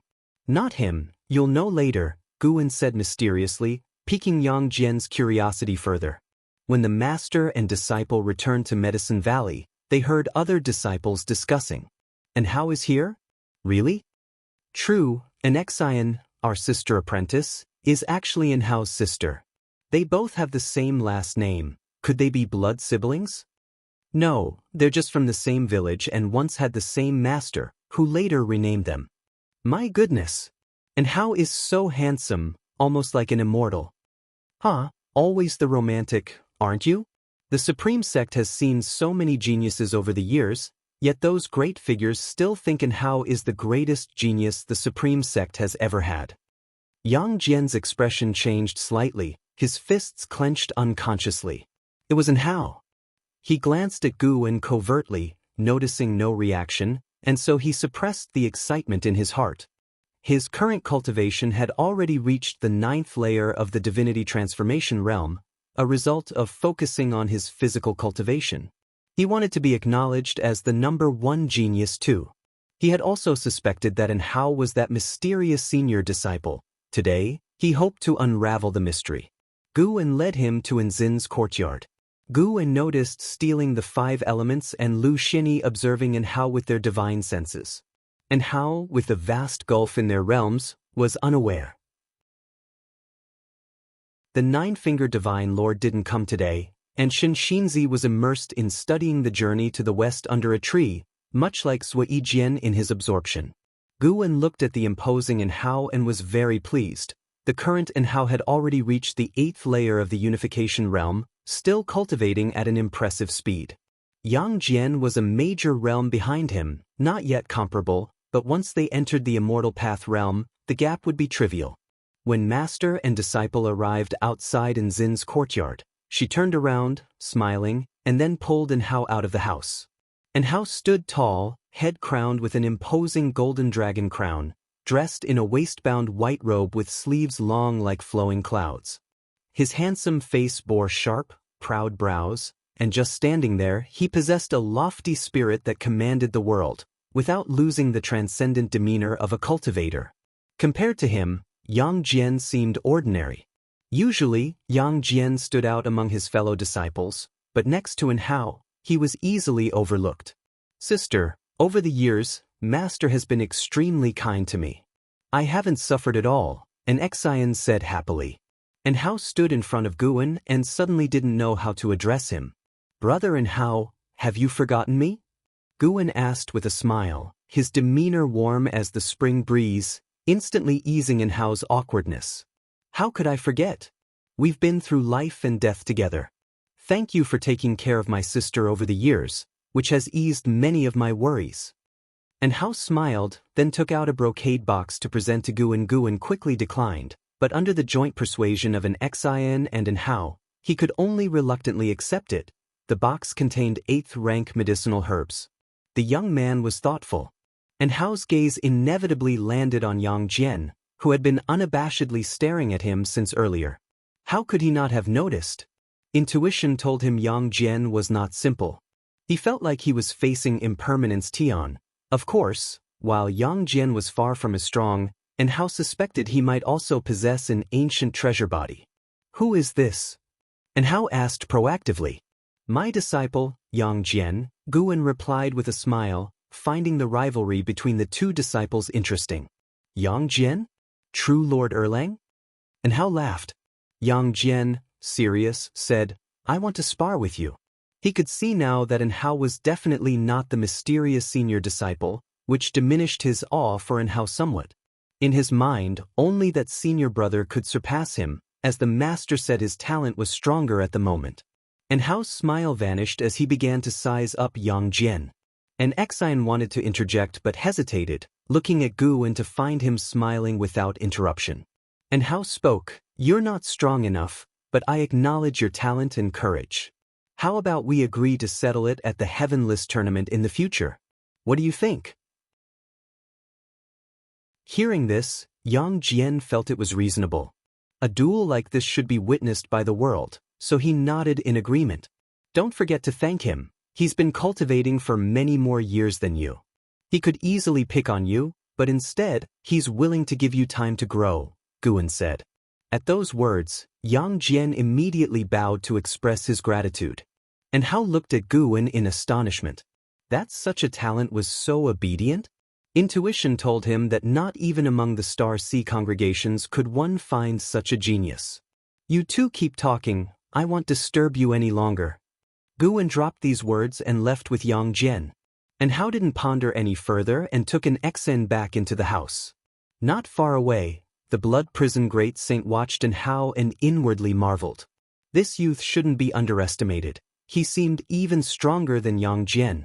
Guan returned alone to his loft and opened the brocade box, examining the medicinal herbs gifted by Enhao.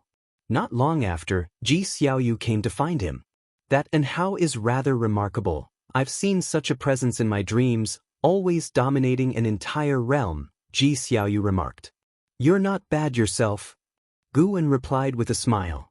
Among those he had encountered, below the state of nirvana, those with a lifespan reaching 9,999 years were few. Currently only Enhao, Yang Jian, Blood Prison Great Saint, and Ji Xiaoyu. Li Lingtian was short by 1,000 years.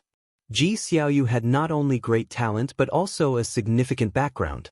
For now, Guan felt that Enhao's foundation fell short of hers. Of course, when it came to cultivation speed, Enhao was unrivaled. Ji Xiaoyu sat down and asked, Why is it that your Medicine Valley always attracts so many peerless geniuses and powerful cultivators? Guan helplessly replied, You're asking me? But who am I to ask? Besides, they're not coming for me. Ji Xiaoyu shook her head, Even if not for you, you've established good karma with each one. You're not simple, like the great fortune of energy movement I've seen in my dreams, not necessarily the strongest in talent, but always breaking through and stirring the winds of change in the world. Guwen blinked and asked, "What are you trying to say?" Ji Xiaoyu took a deep breath. "I'm planning to go somewhere, a place with a great opportunity. Come with me." Hearing this, Guwen felt a headache. Many had said similar things to him. "You go ahead, the supreme sect can't be without me," Guwen declined, to Ji Xiaoyu's astonishment at his resolute refusal. Chapter 316. Mysterious Heavenly Demon, you think your sword venerable Fudao? The sect can't go on without you? Ji Xiaoyu couldn't help but say, her angry glare was actually quite charming. Guwen thought as much, but said, "Making contributions, does it really have to be divided by cultivation levels? Guarding the sect outside is merit, as is guarding Medicine Valley. I cultivate medicinal herbs for the supreme sect with all my might. Isn't that also a laborious and meritorious deed?" Ji Xiaoyu tried to calm her emotions and began to speak of the great advantage of that opportunity. Despite Ji Xiaoyu's persuasion, Guwen just wouldn't agree, which infuriated her. Another person was just as infuriated, and that was An Hao. No matter how he persuaded, an Xin simply refused to follow him to the Star Sea congregations. That day, Ji Xiaoyu left the Third Medicine Valley. Less than an hour after her departure, An Hao also stormed off, though he was not leaving the Supreme Sect. He still needed to return to the main city of Sect to have a talk with the higher-ups. Dusk descended. Guwen and an Xin stood in front of the wooden railings, their shadows elongating with the setting sun. Guwen, admiring the desolate beauty of the sunset, softly asked, "Don't you regret it?" An Xin turned her head, looked at Guwen's profile, and asked, "Master, do you have any regrets?" We're different. Ji Xiaoyu has the Ji family behind her, but An Hao only has you." Guwen shook his head with a bitter smile. An Xin looked to the horizon and said, "He has more than just me, and his heart holds the entire mortal world. He's long since not the senior brother I knew. I can't be the stumbling block in his path." For some reason, Guwen suddenly felt the impulse to focus on cultivating an Xin. It would be interesting to have an Xin surpass An Hao. Unfortunately, for now he could only contemplate it, as reversing the gap between the two was not so easy. The master and disciple began to discuss matters overseas, imagining how powerful the Star Sea congregations were and how awe-inspiring the sea-breaking rift would be. In life, one always wishes to see the whole world, to measure mountains and rivers. Above the sea of clouds, Blood Prison Great Saint carried Guwen as they flew, feeling the vibrant spiritual energy of the region, and couldn't help but take a deep breath. "Master, where exactly is this place?" Blood Prison Great Saint couldn't resist asking. Guwen replied, "Another sect I've joined. You must not reveal this to anyone, including Jianghu." Upon hearing this, Blood Prison Great Saint's body shivered, feeling a surge of excitement rush to the top of his skull, unable to contain his exhilaration. A secret only he knew? Perfect. Didn't this mean he had surpassed Yang Jian in the heart of his master? Serves that kid right for wanting to go out and make a name for himself. Blood Prison Great Saint thought gleefully. Since meeting An Hao, Yang Jian had been practicing even harder, saying that in the future he wanted to go out and make a name even more renowned than An Hao's. That kid really didn't understand the heart of the master. The master with his unfathomable Tao level was a hermit in the bustling world, clearly disliking the high-profile life. Yang Jian was truly drifting away. Guwen could feel Blood Prison Great Saint's excitement, his bovine body trembling as if this fellow was simply overwhelmed by the rare opportunity to travel far. This place was none other than Mortal World Peak. Guwen disliked the slow pace of Blood Prison Great Saint and used his divine thought to help speed him up. After they entered the peaks of the Mortal World Peak, Blood Prison Great Saint looked around curiously, his bovine eyes wide open, as if a countryman had entered the city for the first time. And so, they arrived at Dingtian Peak. Ever since Guwen extinguished Mo Hen the Old Man, Dingtian Peak had seen a surge in popularity, with an increase in the number of disciples, and students coming and going from all directions. Blood Prison Great Saint could feel the aura of those along the way and was secretly shocked. How did it feel like any random person was stronger than he was before the seal? Guwen, leading him, went all the way to the mountain top. As soon as they landed, Zhu Xinglan appeared, bowing respectfully towards Guwen. Blood Prison Great Saint sized up Zhu Xinglan with curious eyes. Master, a mysterious cave was discovered within Dingtian Peak, containing powerful restrictions. Would you like to take a look? Zhu Xinglan asked. Upon hearing this, Guwen nodded and asked him to lead the way. Along the way, Zhu Xinglan briefed him on the cave at the foot of the mountain, nearly submerged under the sea surface, discovered by two disciples during a combat practice. Zhu Xinglan suspected it was related to the previous insurrection, which had been a while ago, but according to him, terrible demons had emerged at that time, nearly destroying Dingtian Peak to the ground, to the extent that the peak master had fallen. Guwen couldn't help but think of Mo Hen the old man. Considering Chengtian Peak was a better choice, but Mo Hen the old man chose Dingtian Peak. Could it be because of that cave? Blood Prison Great Saint was even more excited, not expecting to encounter something so thrilling upon arrival. They flew downward and quickly reached the entrance of the cave, where two wandering immortals stood guard. Upon seeing Guwen, they quickly stood up and saluted. Guwen nodded, then asked Blood Prison Great Saint to follow Zhu Xinglan into the cave. With Zhu Xinglan leading the way, he could not help but wonder why his master was riding a mere mortal ox. Such a fortunate ox head. Guwen had just entered the cave and felt a subtle aura. The aura of a heavenly demon? He asked. Has this been reported to the main peak? Zhu Xinglan shook his head. No, the main peak's master has been in seclusion, and Mortal World Peak has always managed its own affairs. He paused, then added, You are the peak master. As long as you do not abdicate, everything about Dingtian Peak is yours. These words made Guwen feel comfortable in his heart, and he became increasingly satisfied with Zhu Xinglan. The guy was simply the perfect Hu Shaojian, so easy to use. Bypassing the long cave tunnel, they arrived at a spacious chamber. Guwen could sense the thick space restriction here, almost like an exotic world's dimension, making the place look extremely vast. The chamber wasn't too dark, floating with countless bright lights, like fireflies, which were actually spiritual energy condensed into form. They stood on an array platform, where a stone pillar stood erect, pitch black, with a rough surface, reflecting a cold light. Guwen got off Blood Prison Great Saint's back and approached the stone pillar.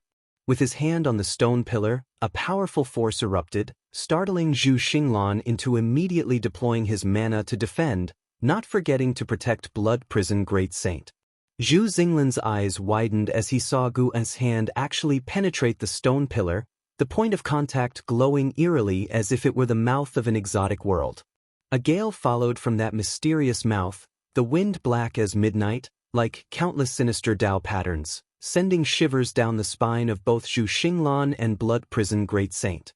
Guwen withdrew his hand, holding a soul in his grasp, a soul body of an old man, about as large as a baby. He was held by Guwen, unable to break free, his face full of fear. Dark Soul Ancestor, Divine Immortal of Wondrous Dharma Realm Level 31209894/1300000/1900000. Guwen looked at the other's age and raised an eyebrow. Zhu Xinglan couldn't help but caution, Master, be careful. Guwen's right hand clenched, and the Dark Soul Ancestor disintegrated. Zhu Xinglan, seeing this, sighed in relief and asked, Master, what realm was he at? He could feel that the Dark Soul Ancestor was very sinister, but what realm he was from, he couldn't tell. Chapter 317 Demon Fetus. You have successfully acquired 9,670 years of lifespan from the Dark Soul Ancestor, Divine Immortal of Wondrous Dharma Realm, 3rd level. Looking at the prompt before him, Guwen remained indifferent. If it were not for the other party charging at him directly, he would not have bothered to kill him.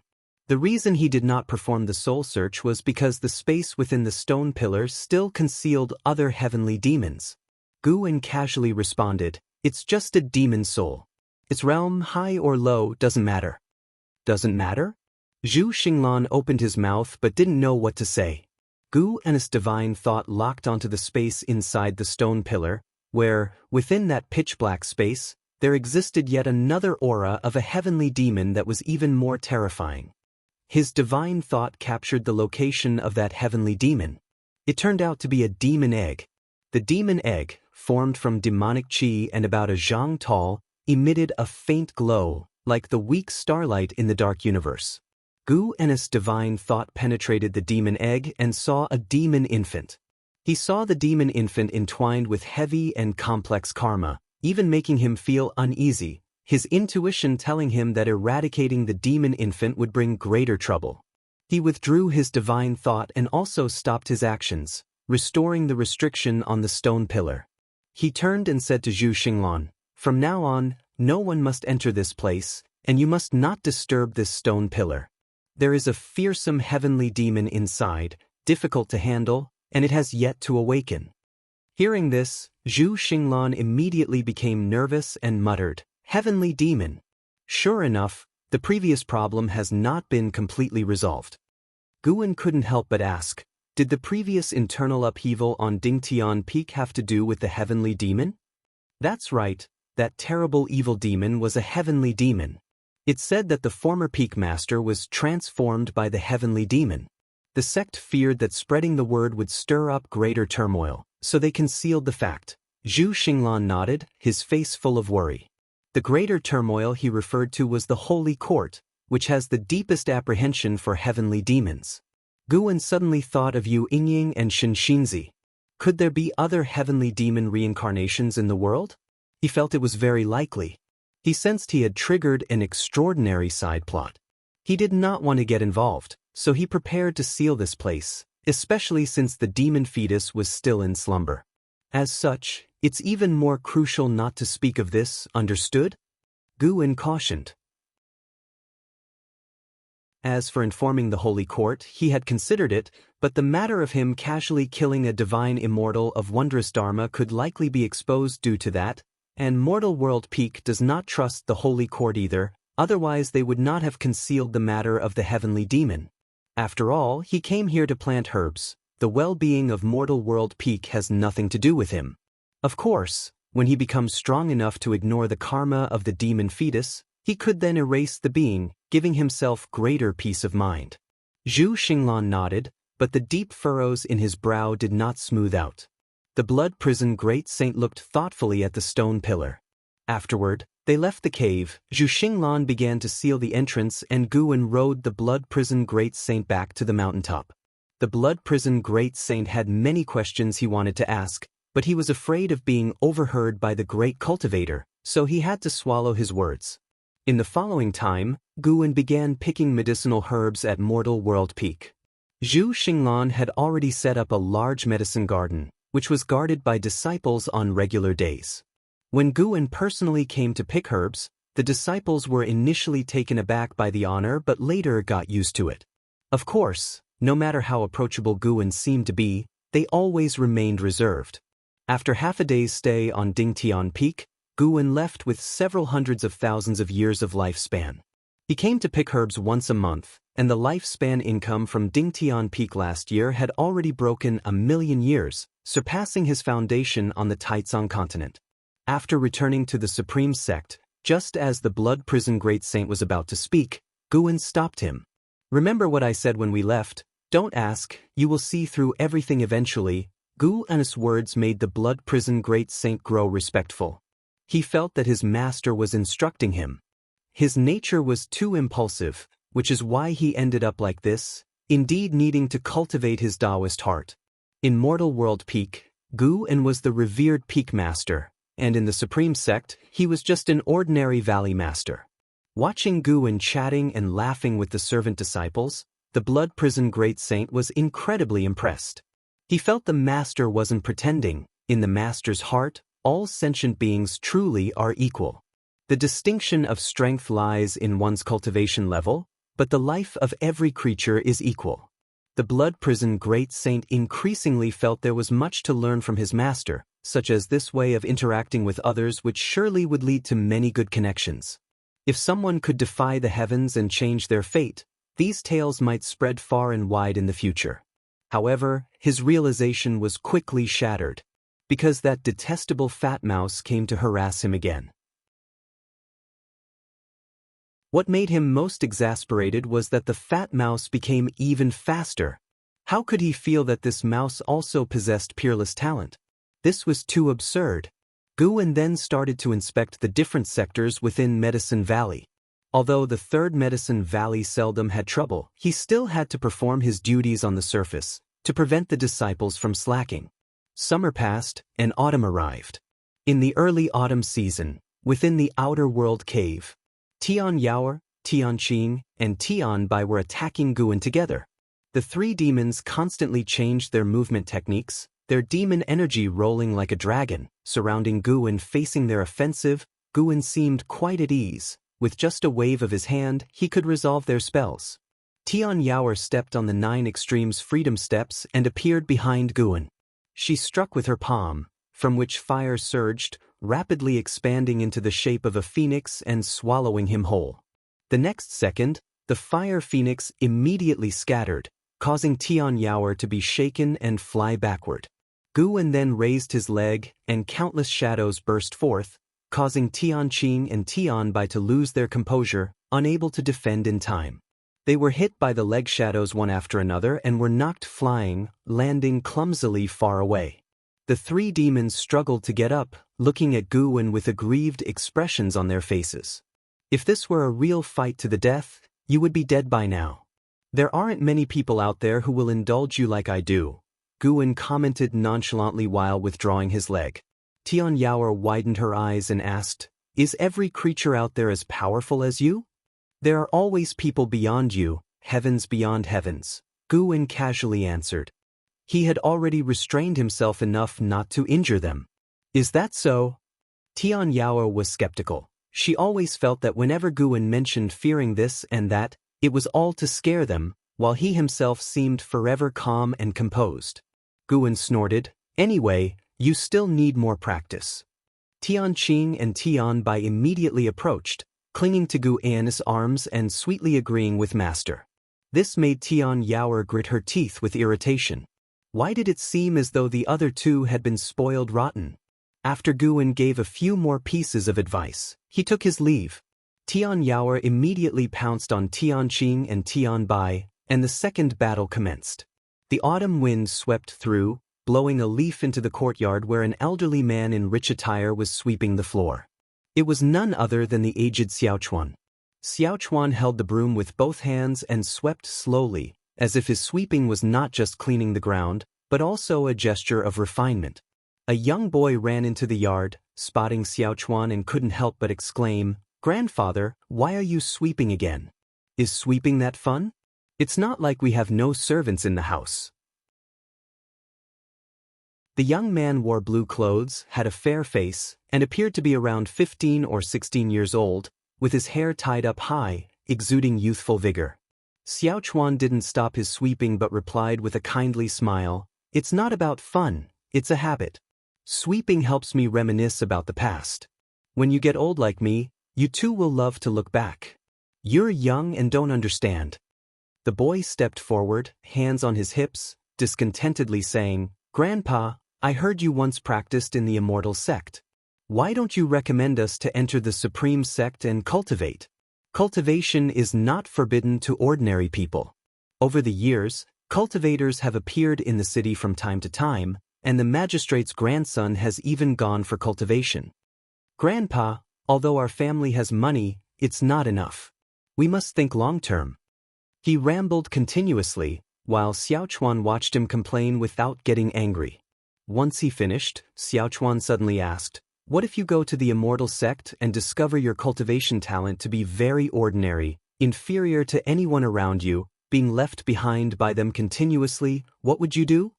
The boy glanced with disbelief. "How could I be that bad?" "Your grandfather, I was just that bad. But people are different, right? If someone with exceptional talent emerged from our family, wouldn't that be a blessing for generations, and even you would benefit?" "Heh, Your uncle once went to an immortal cultivation sect. His talent was mediocre, and he nearly died in a conflict with cultivators. Whether someone is extraordinarily talented or not, these eyes of mine can see. Xiao Chuan shook his head and said, as each descendant grew up, they would come and ask him these questions. He had also sent children to practice, but the results were always unsatisfying. Of course, he didn't send them to the supreme sect. He didn't want to cause more trouble for his senior brother. If they couldn't succeed in other sects, how could they go to the supreme sect? But can you really see that clearly? The boy asked with wide eyes, his face turning red with urgency. Just as Xiao Chuan was about to respond, his eyes suddenly widened. Guwen walked into the courtyard, looking around as if searching for something. When Guwen spotted Xiao Chuan, he too broke into a smile. Noticing his grandfather's expression, the boy turned his head to look and then frowned, sizing up Guwen and asking, "Who are you? I haven't seen you before?" What? Xiao Chuan smacked the back of his head, not too harshly, and scolded with a smile. "Do you remember everyone in the house, apart from the maids? Beat it." The boy pouted but had to leave, sizing up Guwen as he went. Chuanyue, Qi Cultivation Realm, First Level 15/80/180, Guwen gestured playfully at Chuanyue, causing Chuanyue to glare at him.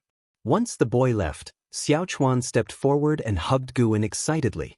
"Senior brother, how come you're here?" Xiao Chuan was ecstatic. Guwen was slightly annoyed. "When your grandson was here, why didn't you call me senior brother?" Xiao Chuan grinned. "That was to prevent him from clinging to you once he realized your identity. You are a high cultivator of the supreme sect, at least in his eyes."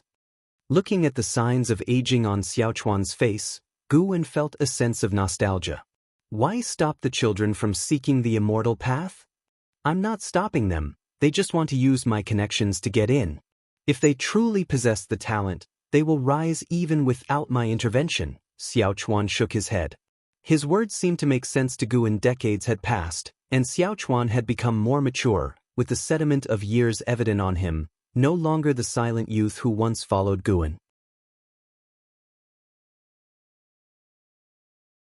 Chapter 318. Peering into Life. The so-called Will of Heaven. Guwen and Xiao Chuan sat in the courtyard chatting with great enthusiasm about the past. When they spoke of those olden times, they both harbored many sighs, and when it came to those long-departed friends, they would fall into brief silences. "I sent you out of the valley, these many decades. Have you been satisfied with your life?" Guwen asked.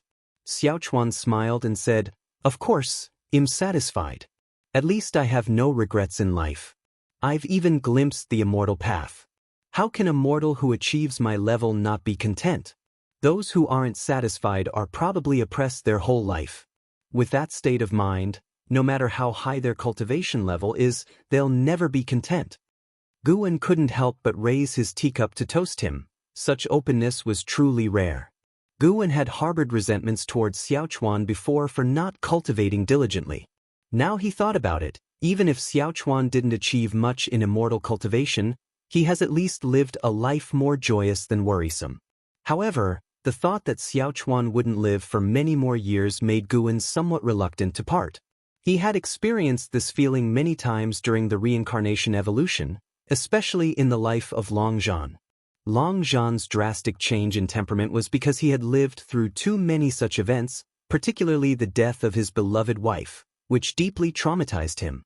The powerful Long Zhan realized that even with his strength, he would have regrets, which was why he ventured alone into the universe. Xiao Chuan seemed to understand Guwen's mood and said to comfort him, "Senior brother, although you haven't started a family, there are many who care about you. You won't be alone." Guwen suddenly asked, "What if they were all like you? What should I do then?"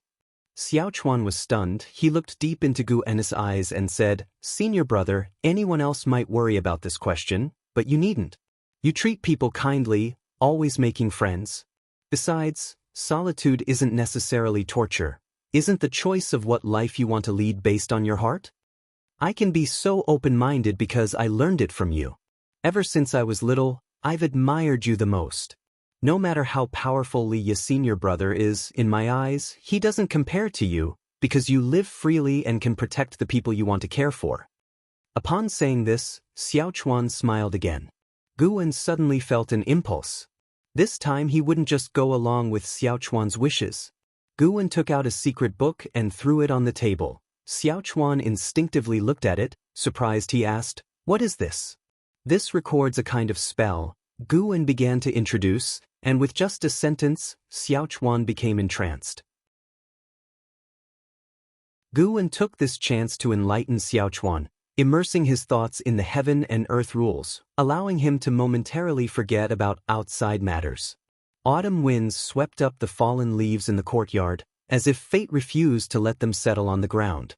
Above the sea, dressed in black, Leah stood on a black eagle's back, his gaze fixed on the distance. Above the sea-breaking rift hung a majestic and mighty floating island, on which stood a city emanating an awe-inspiring aura that commanded respect from all living beings. Broken Sea Domain Master City, Leah muttered to himself, frowning. A divine exotic immortal spirit appeared on his shoulder and said softly, "There are terrifying things hidden there that will eat me, don't go near." Hearing this, Li Ya's frown deepened, as it was the first time he heard the divine exotic immortal spirit say such a thing. He took a deep breath, then stamped his foot, and the black eagle flapped its wings harder, speeding up like an arrow, quickly diving into the sea-breaking rift. Once inside the dark rift, Leah breathed a sigh of relief, his gaze looking down with determination. "Jianghu Ku, wait for me, I haven't given up on you." Li Ya's hands tightened into fists within his sleeves, and he drew his heavy sword, ready for battle. Meanwhile, far away in Mystic Valley, Guwen was picking medicinal herbs. He couldn't help but stand up and look into the distance. It had been 10 years since he had lectured Xiao Chuan. Over those years, he hadn't seen Xiao Chuan again and had immersed himself back into his life. In those 10 years, he had extended his lifespan by more than 18 million years, and so had been happy every year. It was not until today that the divine exotic immortal spirit told him it sensed a dangerous presence. The divine exotic immortal spirit claimed to feel the presence of a natural enemy within the Broken Sea Domain Master City, an extremely sinister presence. Guwen probed with divine thought and discovered a heavenly demon within the Broken Sea Domain Master City. Another heavenly demon. This heavenly demon also possessed the cultivation level of a divine immortal of wondrous dharma. Unlike the dark soul ancestor before, this one was a living spirit. There he was, hidden in a dark palace, separated by many restrictions. No matter how Guwen saw it, he didn't look like a prisoner. Could it be that the holy king behind the great cold demon sect had a connection with the heavenly demon? Guwen didn't alarm them. Exterminating demons was easy, but severing causality was difficult. It was better for both sides to wait, even though he did not know what the other side was waiting for, but he knew he was growing stronger every year. Nirvana, loose immortal, wandering immortal, heaven and earth flying immortal, carefree primordial immortal, divine immortal of wondrous dharma, Tao void mysterious immortal, and divine thought true immortal. In this world where even carefree primordial immortals were rare, Guwen, in the realm of divine thought true immortal, had the confidence to face all trials. Guwen watched for a while longer, then withdrew his divine thought. He wasn't panicked by the calculations of that holy king. He felt that the holy king might be a pawn of the heavenly demon. Inviting the hostility of the heavenly demon for personal grievances, though not afraid, was unnecessary. Guwen continued picking medicinal herbs, humming a little tune. Once he finished picking the medicinal herbs, he left Mystic Valley. He arrived on the eaves of a building at the Chuan residence, his gaze on Xiao Chuan, who was cultivating in the courtyard. After that enlightenment, Xiao Chuan devoted more time to cultivation, a subject he had mentioned to no one. Guwen saw that Xiao Chuan's ultimate lifespan had increased to 415 years. Not too bad. He then peeked into Xiao Chuan's causality. On a typical day, Guwen wouldn't only be playing around, he cultivated too. What he studied the most was the causality of life. He could now probe the entire lives of mortals. Even if a 3-year-old child stood before him, he could see the end of their life in an instant. As expected, Xiao Chuan's life had changed. Previously, Guan saw Xiaochuan passing away with a peaceful and regret-free departure. This time he saw Xiaochuan surviving past his original lifespan's end, with the Chuan house also producing a generation with stronger talent for cultivation. But as he watched, Gu En's brows furrowed. Xiaochuan died at age 413, not living out his full ultimate lifespan because his descendants offended a powerful cultivation family. Worn out from too much exertion, he died of depression in the end. Guan suddenly felt that his enlightenment of Xiaochuan might not have been such a good thing. But on second thought, he'd simply take action when the time came. He was the biggest variable in Xiaochuan's life causality. With that in mind, Guan looked towards the other members of the Chuan family, peering into their lives. A mortal's life seems long to them but is short in his eyes. Their decades of experience would just flash by him, causing no burden and not affecting him in the slightest. That was the strength of a divine thought true immortal. Not to say divine thought true immortal, even a Tao void mysterious immortal could reach this degree. It wasn't long before Gu An's gaze landed on a boy called Chuan Qi. Chuan Qi, untrained in Qi cultivation 3/120/1050, such talent was definitely the strongest among Xiaochuan's descendants. Guan began to probe into Chuan Qi's life. It wasn't Chuan Qi who offended the cultivation family, but another member of the Chuan house. After Xiaochuan's death, Chuan Qi left the family and ventured alone into the immortal cultivation world. This youngster actually lived past the years of his ultimate lifespan, meaning he would encounter great fortunes in the future, the specifics of which Guan could not determine from causality. Until Chuan Qi met a girl. After that, the causality broke, and his future became unfathomable. When Guan saw the girl, he could instantly tell she harbored a heavenly demon's soul. Another heavenly demon.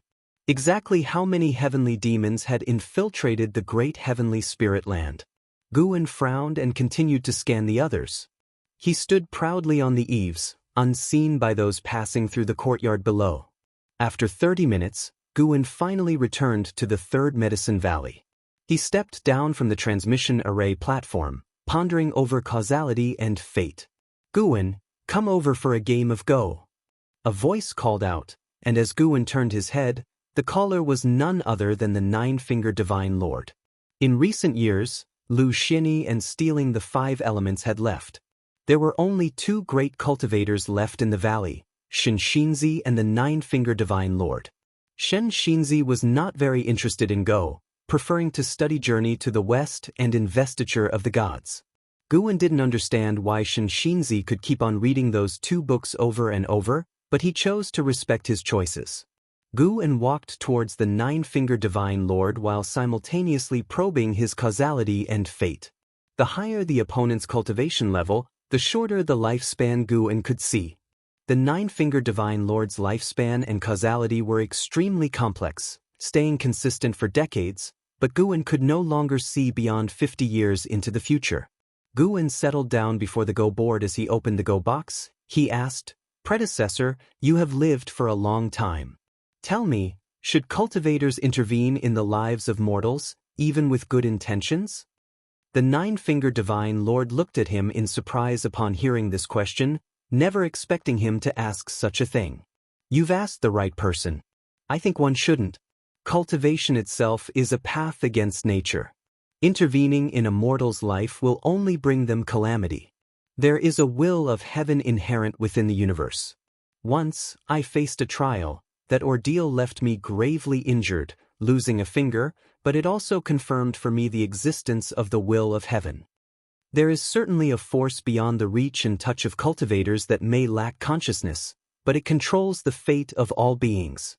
The higher my cultivation, the more I feel its vastness." As he spoke, a hint of fear even appeared in the eyes of the Nine-Fingered Divine Lord. Guan curiously asked, "Is it from Holy Court?" Ever since the establishment of the Broken Sea domain, Holy Court had entered the collective consciousness of the beings on the continent, becoming an institution representing the divine forces amidst mortal beings. The Nine-Fingered Divine Lord shook his head and said, "No, Holy Court is also at the mercy of this force. From what I know, between this world and the universe lies a barrier of power that prevents mortal spirits from flying out. It is like a set of rules, and even the Holy Court must obey. Guan looked up, indeed aware of such rules. It was a layer of light enveloping the great heavenly spirit land that forced living beings to reach the heaven and earth flying immortal realm before they could fly to the universe. Even as a divine thought true immortal, Guan could not see through these rules. The divine origin realm where Longzhan was not restricted by such rules. Guan looked up at the sky and placed a stone onto the center of the Go board.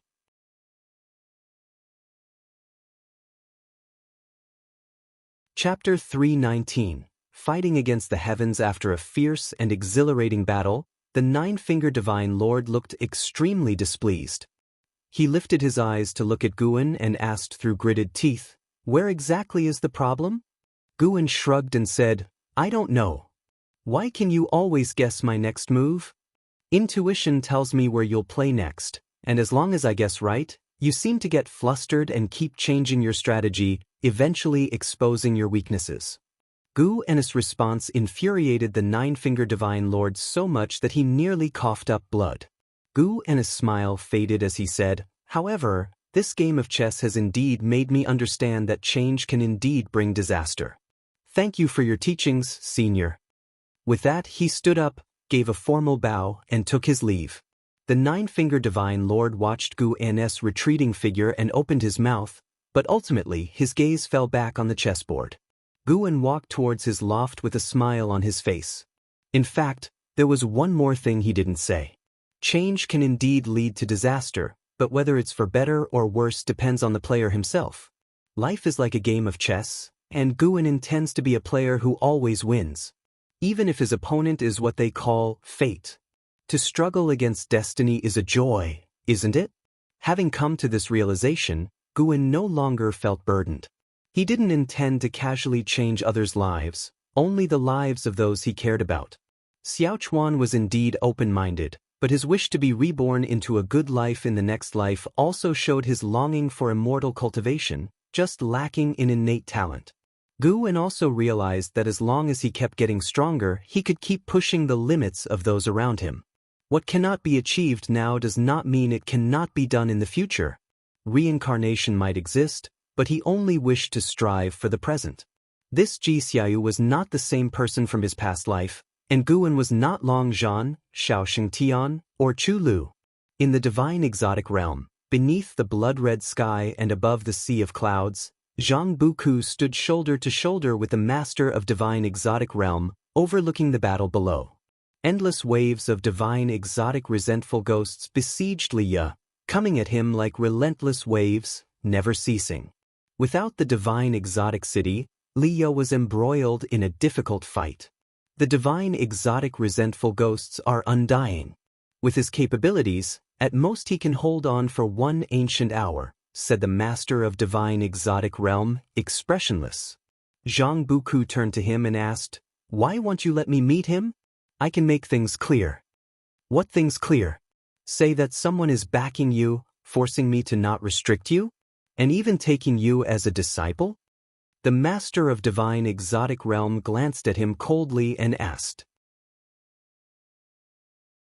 Zhang Buku frowned, not understanding his meaning.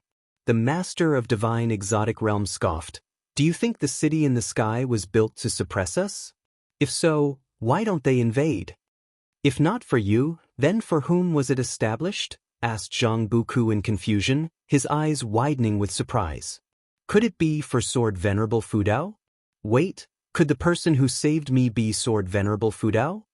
Zhang Buku was utterly shocked. So the sparrow had Sword Venerable Fudao backing it. The master of divine exotic realm gazed down at Liya and said, "After all these years, he's the only one to have broken in. Might this person have some karmic connection with Sword Venerable Fudao?" Zhang Buku hesitated for a moment, then nodded and said, "He received the legacy of Sword Venerable Fudao and learned his swordsmanship." He left unsaid the claim that Liya had made, that Sword Venerable Fudao was his primordial ancestor.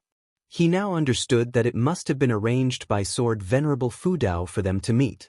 But he still couldn't figure out why Sword Venerable Fudao had taken an interest in him. So that's how it is. It seems they have reached far and wide, the master of divine exotic realms said somberly. Zhang Buku couldn't help but ask, Master, isn't Holy Court supposed to be good? You've said before that the Holy King doesn't represent Holy Court. The master of divine exotic realm took a deep breath and said, he didn't represent it before, but now it's not certain. The Holy Court tried to recruit Sword Venerable Fudao, but he didn't accept the Chi Fortune outcome. That's enough for the Holy Court to be wary. In fact, there is a certain power in this world that the Holy Court fears. We are the evolution of that power. It's precisely because of this that the Holy King has kept me, wanting to use me to identify that power. Zhang Buku quickly asked about the nature of that power. The master of divine exotic realm uttered 2 words, Heavenly Demon. Zhang Buku frowned. This was the first time he had heard of the Heavenly Demon. Can you spare him? Zhang Buku asked through gritted teeth. He didn't understand what a Heavenly Demon was.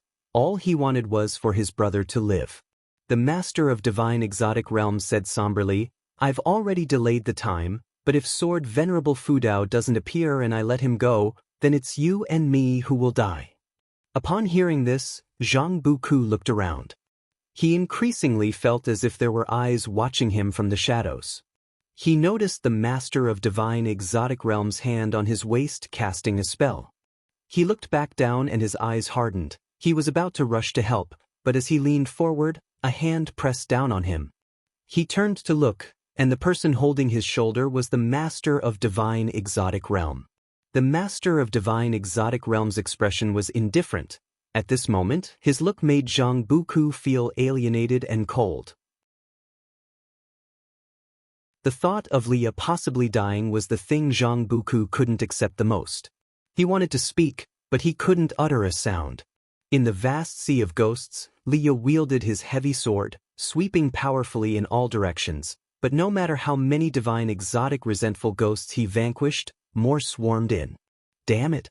Do you really acknowledge me as your master? Why won't you listen to me? Leah cursed in his heart. He was unable to harness the power of the divine exotic city, which frustrated him greatly. No, it will devour me. The voice of the divine exotic immortal spirit rang out, filled with fear. Leah was infuriated by this. How had this creature become so gutless? Damn it! Was he to die here before even seeing Zhang Buku? If junior brother Gu knew of his death, would he grieve? No, that's wrong. Having been gone for so long and so far away, would junior brother Gu reach the end of his life still thinking him out conquering the world? Perhaps that's for the best. Li Ya's sword swings began to slow. Flashes of memories from his youth passed before his eyes. When he and Meng Lang and Leah had all entered the Mystic Valley, with Meng Lang gone missing, and now him about to die here, who would have thought the least talented Gu in would be the last one alive? What a twist of fate.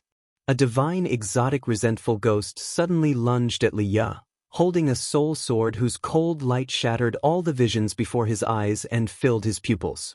Am I going to die? Li Ya's pupils dilated. Just then, his body burst into golden light, like unstoppable waves wiping out all the surrounding divine exotic resentful ghosts. Leah was taken aback by the sudden change in the scenery as a golden city's phantom emerged from within him, rapidly enlarging to envelope him. The divine exotic city. Leah was overjoyed, ready to ask why the divine exotic immortal spirit had suddenly chosen to defy, when a terrifying and unmatched pressure descended, enveloping the whole world. Have you finally decided to come forth, Sword Venerable Fudao? To entrust such an immortal path supreme treasure to a mere mortal child for amusement, what a grand gesture! An ancient and majestic voice sounded, causing Leah to become stunned. The primordial ancestor.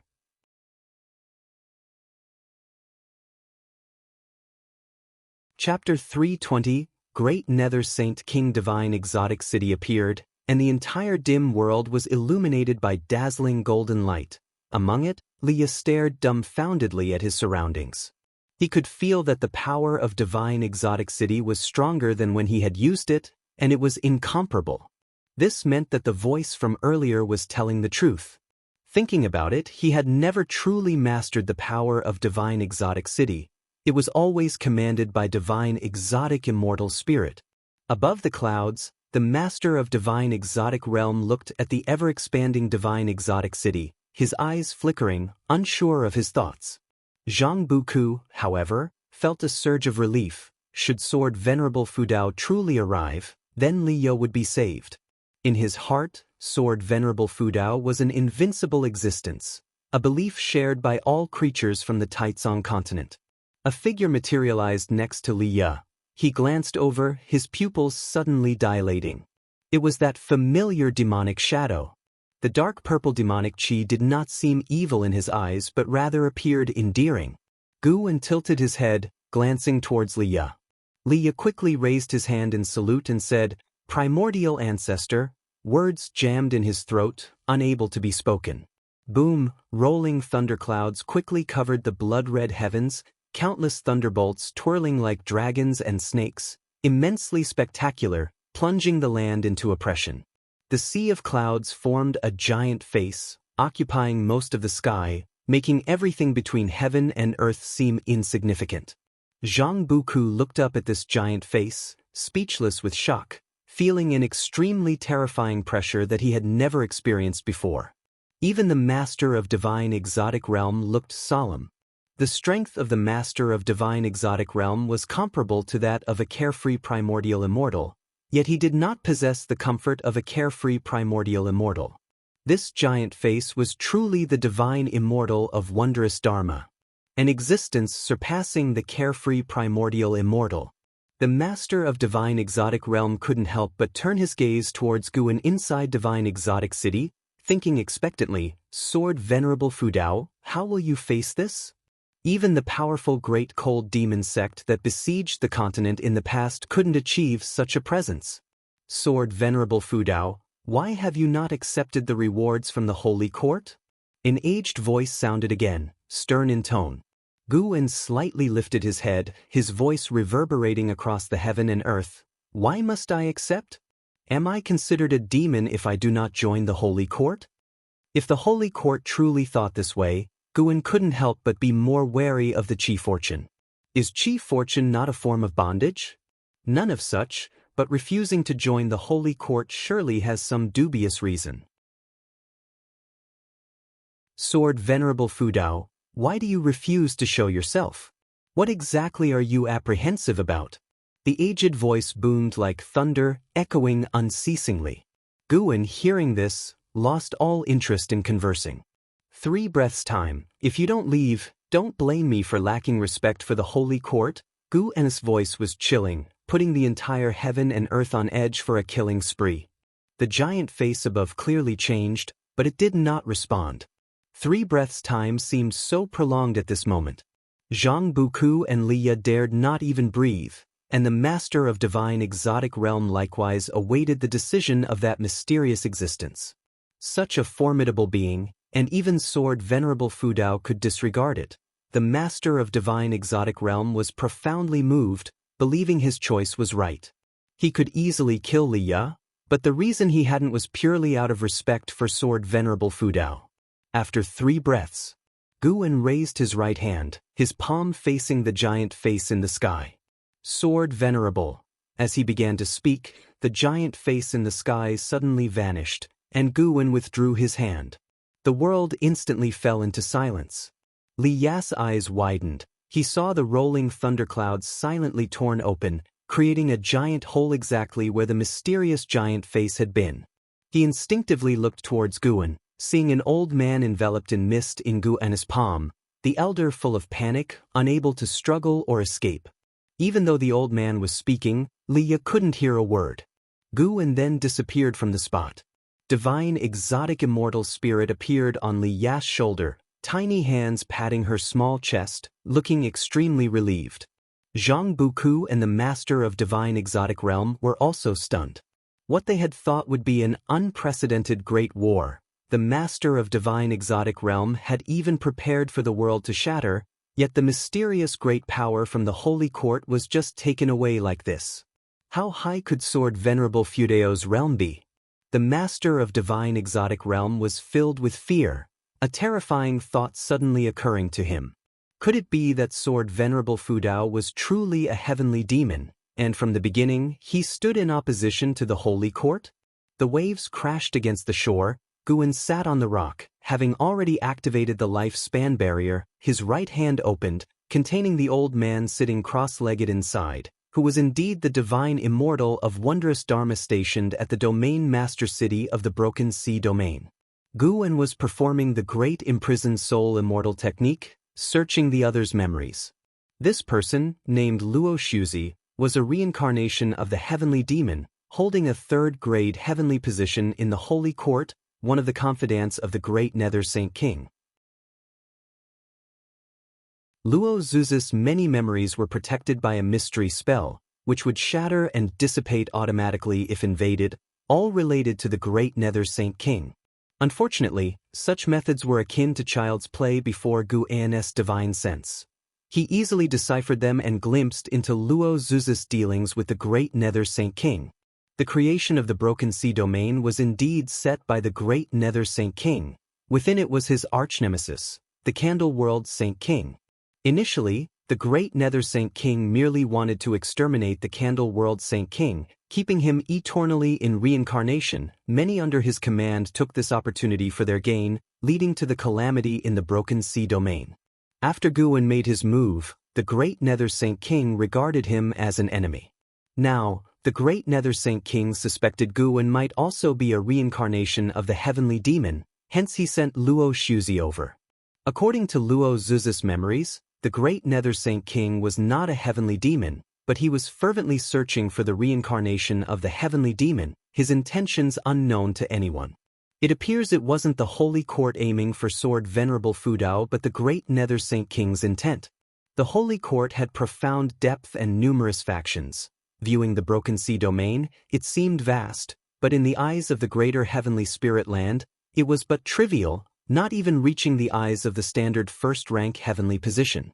The third-grade heavenly position, also known as the Holy King, was not short of position holders in the Holy Court. Ascending further were the second-grade heavenly position's Holy Minister and the first-grade heavenly position's Holy God.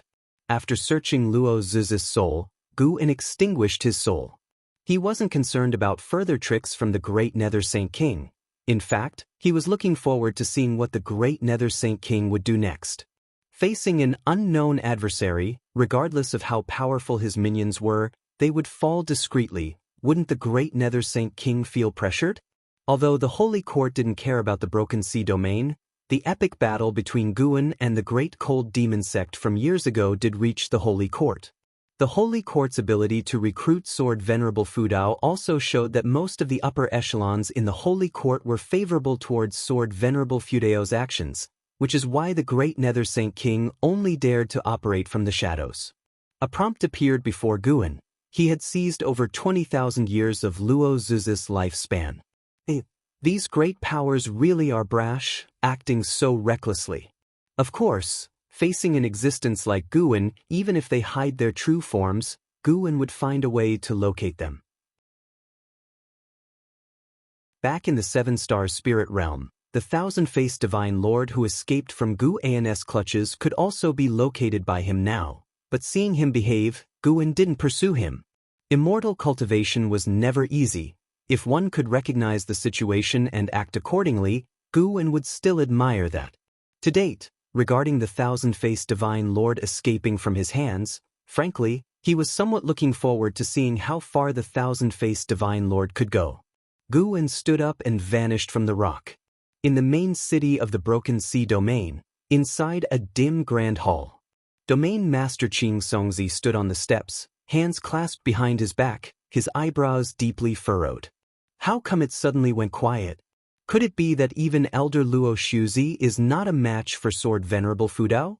Even if he is not, there shouldn't be silence, Qing Songzi thought, frowning.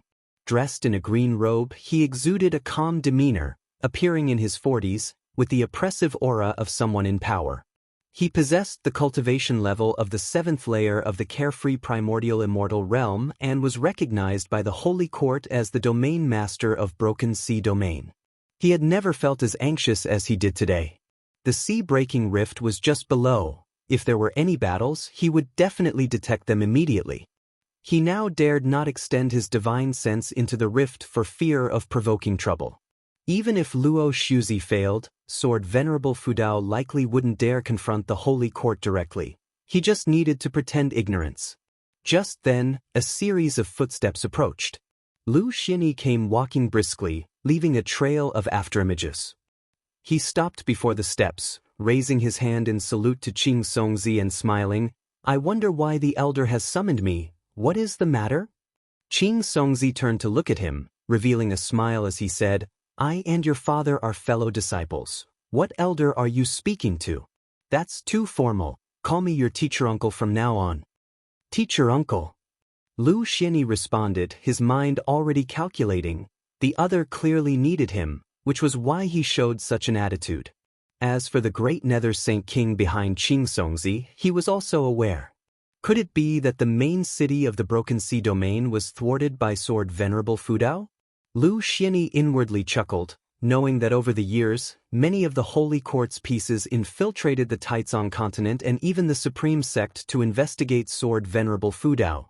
He could guess that the great Nether Saint King was somewhat unrelenting. The Great Cold Demon Sect was a powerful weapon in the hands of the great Nether Saint King, gaining considerable power and authority by performing numerous dirty tasks for the Holy Court. Hence, his power continued to grow, and the errors he made weren't likely to shake his position. Indeed, the calamity in the Broken Sea domain was seen as a mistake by the great Nether Saint King by the Holy Court, but such a mistake wasn't considered significant.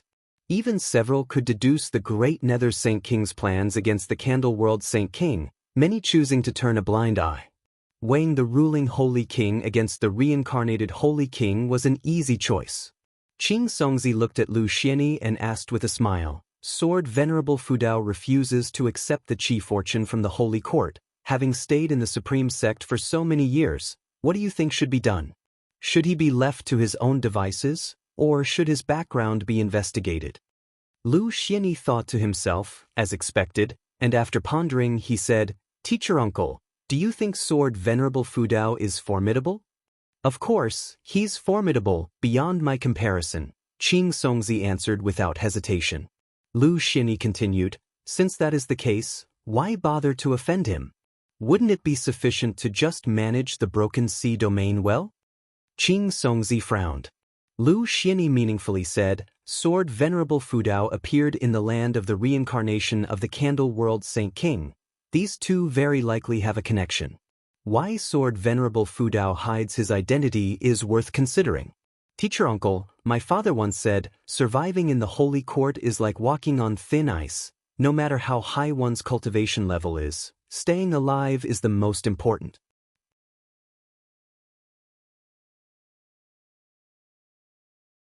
Chapter 321 Evil Tree. The events that took place within the sea-breaking rift did not spread, and just like that, a divine immortal of wondrous dharma disappeared without a trace. Since then, Guan distinctly felt that the number of people on the continent probing for the Sword Venerable Fudao had sharply decreased. It seemed that the master of the Broken Sea domain had already made a choice. If the Holy Court truly stopped scheming against Guan, he naturally didn't bother to hold a grudge. Living in peace was what he hoped for. A period of peace came to the Broken Sea domain, and despite great talents and powers continuously emerging in the world, Guan hid within the Supreme Sect and observed the world's vicissitudes with a smile. In the blink of an eye, 50 years swiftly passed. Guan returned to the Third Medicine Valley, and looking at his attribute panel, a smile spread across his face.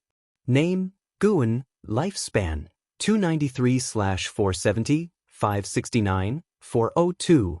Today's harvest from the Outer World Cave had allowed him to gain nearly 40 million years of lifespan in one go. It was so exhilarating. This was still the first large-scale herbal harvest from the Outer World Cave. Every year he would plant high-rank medicinal herbs in the Outer World Cave, and the income from lifespan would only increase more and more. 50 years had gone by, and the Supreme Sect was flourishing. Nowadays, in terms of paper strength, it was one of the top great sects on the continent, with only the Seven Stars Spirit Realm comparable. The servant disciples within the Third Medicine Valley had also been largely replaced. Some left, and others came. The scene in the Medicine Valley was much the same as it was 50 years ago. Along the way, Guan greeted his disciples non-stop. This scene left Ji Xiaoyu standing before the pavilion feeling somewhat dazed. After being away for so many years, the fact that the valley remained unchanged made her feel incredibly moved. Guan made his way to the pavilion, sizing up Ji Xiaoyu, and smiled. "Many years have passed, yet your aura is even more impressive." Ji Xiaoyu, dressed in green garments, still had an elegant charm. Her flowing clothes resembled a skirt, creating illusions of drifting clouds as they billowed in the wind. She fixed Guan with her gaze and said, "So many years have passed, and you are still at the core formation realm, while I have become a divinity transformation cultivator. Do you regret it?" "Regret? How could that be possible? Following you out, always encountering danger?" Guan mentally complained. Over the years, he had often used his divine thought to keep watch over Ji Xiaoyu, and he even acted a few times to ensure she always escaped danger by a hair's breadth. He knew all too well what she had been through. "I don't regret it at all. I've had a good time these years." As for cultivation level, slow and steady wins the race. "I will condense the nascent soul sooner or later," Guan replied casually. Ji Xiaoyu scrutinized him closely, and upon confirming that he wasn't lying, a smile appeared on her face. What she admired most was Guan's temperament. She had never seen him angry or envious, as he always seemed to be smiling. "Shall we talk upstairs?" Guan asked with a smile, knowing Ji Xiaoyu had a lot to say.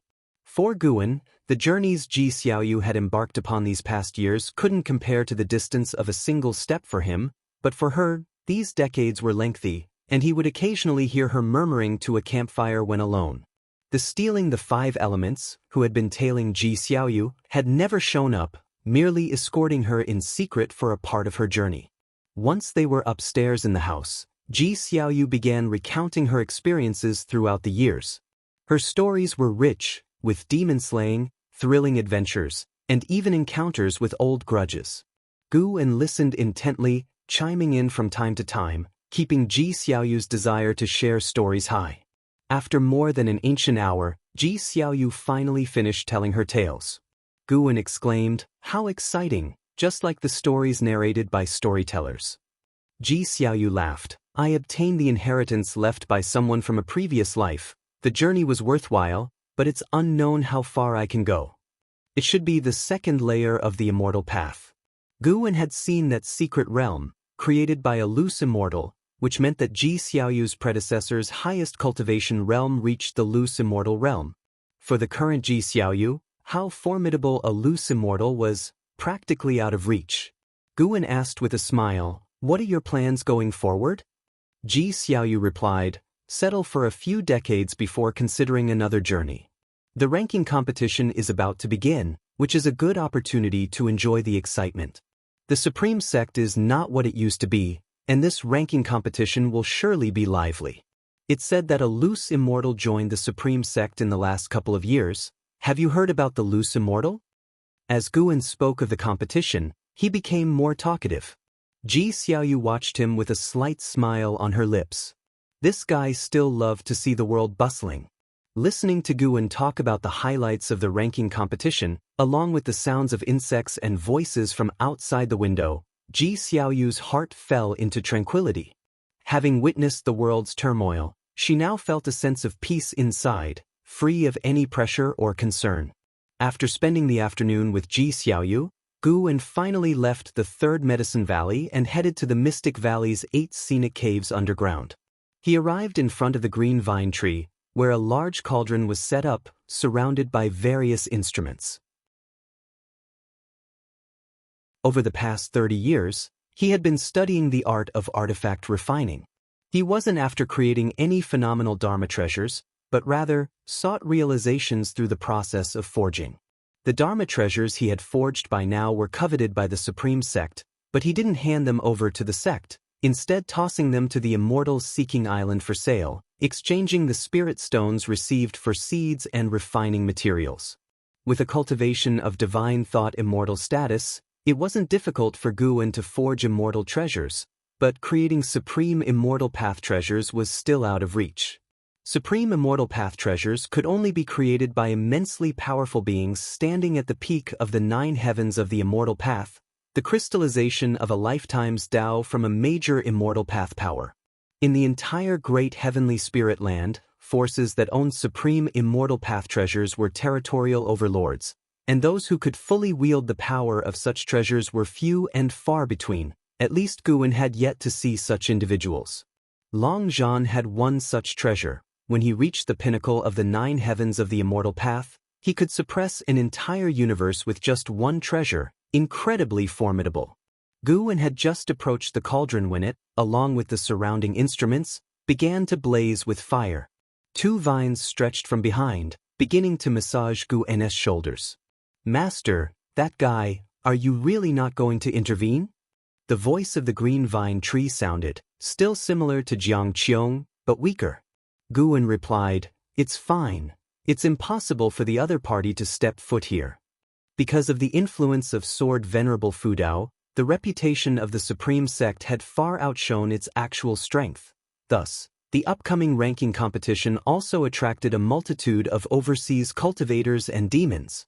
Among them was a presence that made the green vine tree afraid, and Guwen had already located that presence.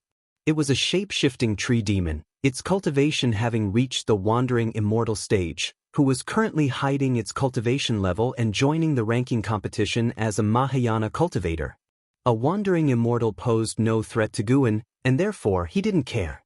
What he did care about was another individual.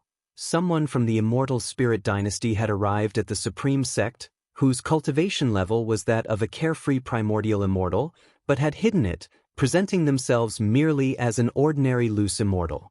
Of course, even a loose immortal was enough to be treated as an honored guest by the Supreme Sect.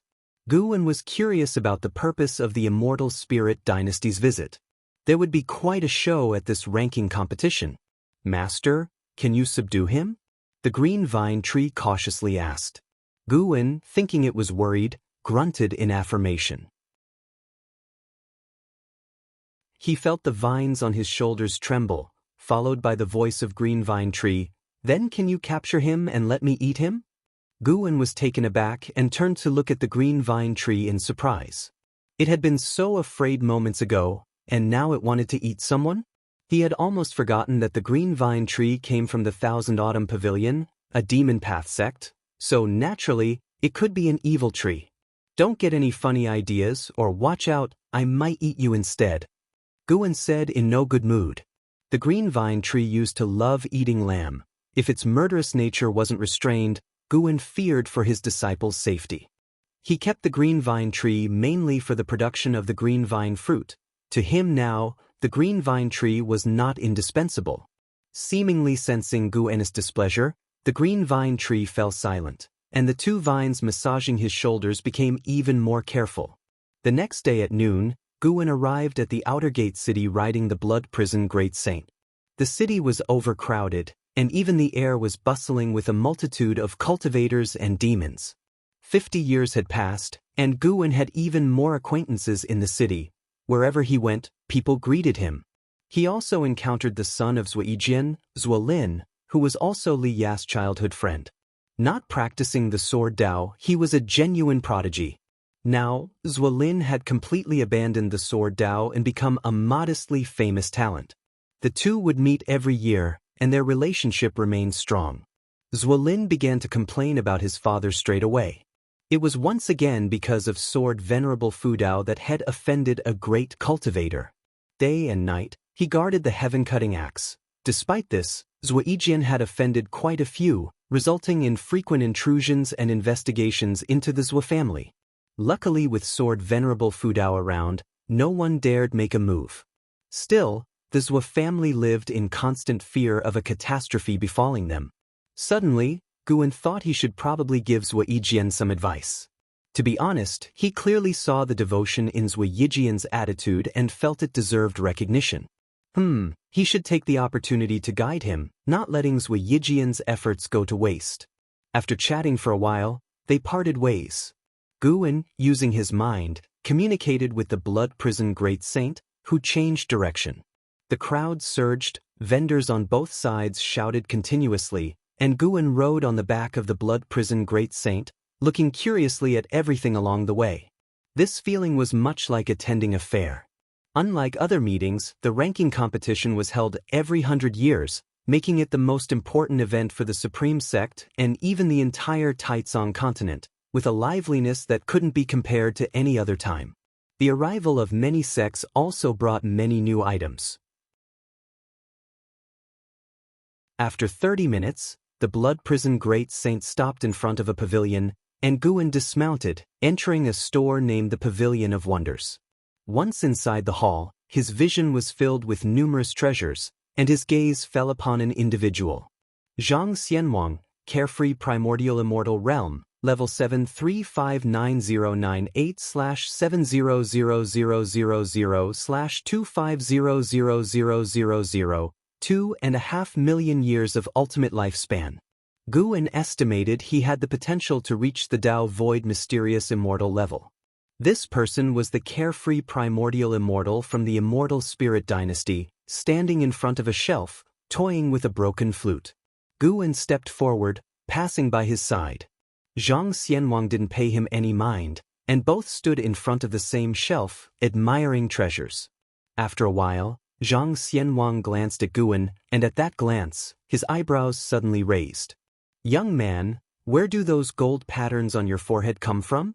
Zhang Xianwang asked, his tone gentle and devoid of any great cultivator's assertiveness. Guwen touched his forehead and smiled. "One night when I woke up, this gold pattern had appeared. Does Taoist friend know its origin?"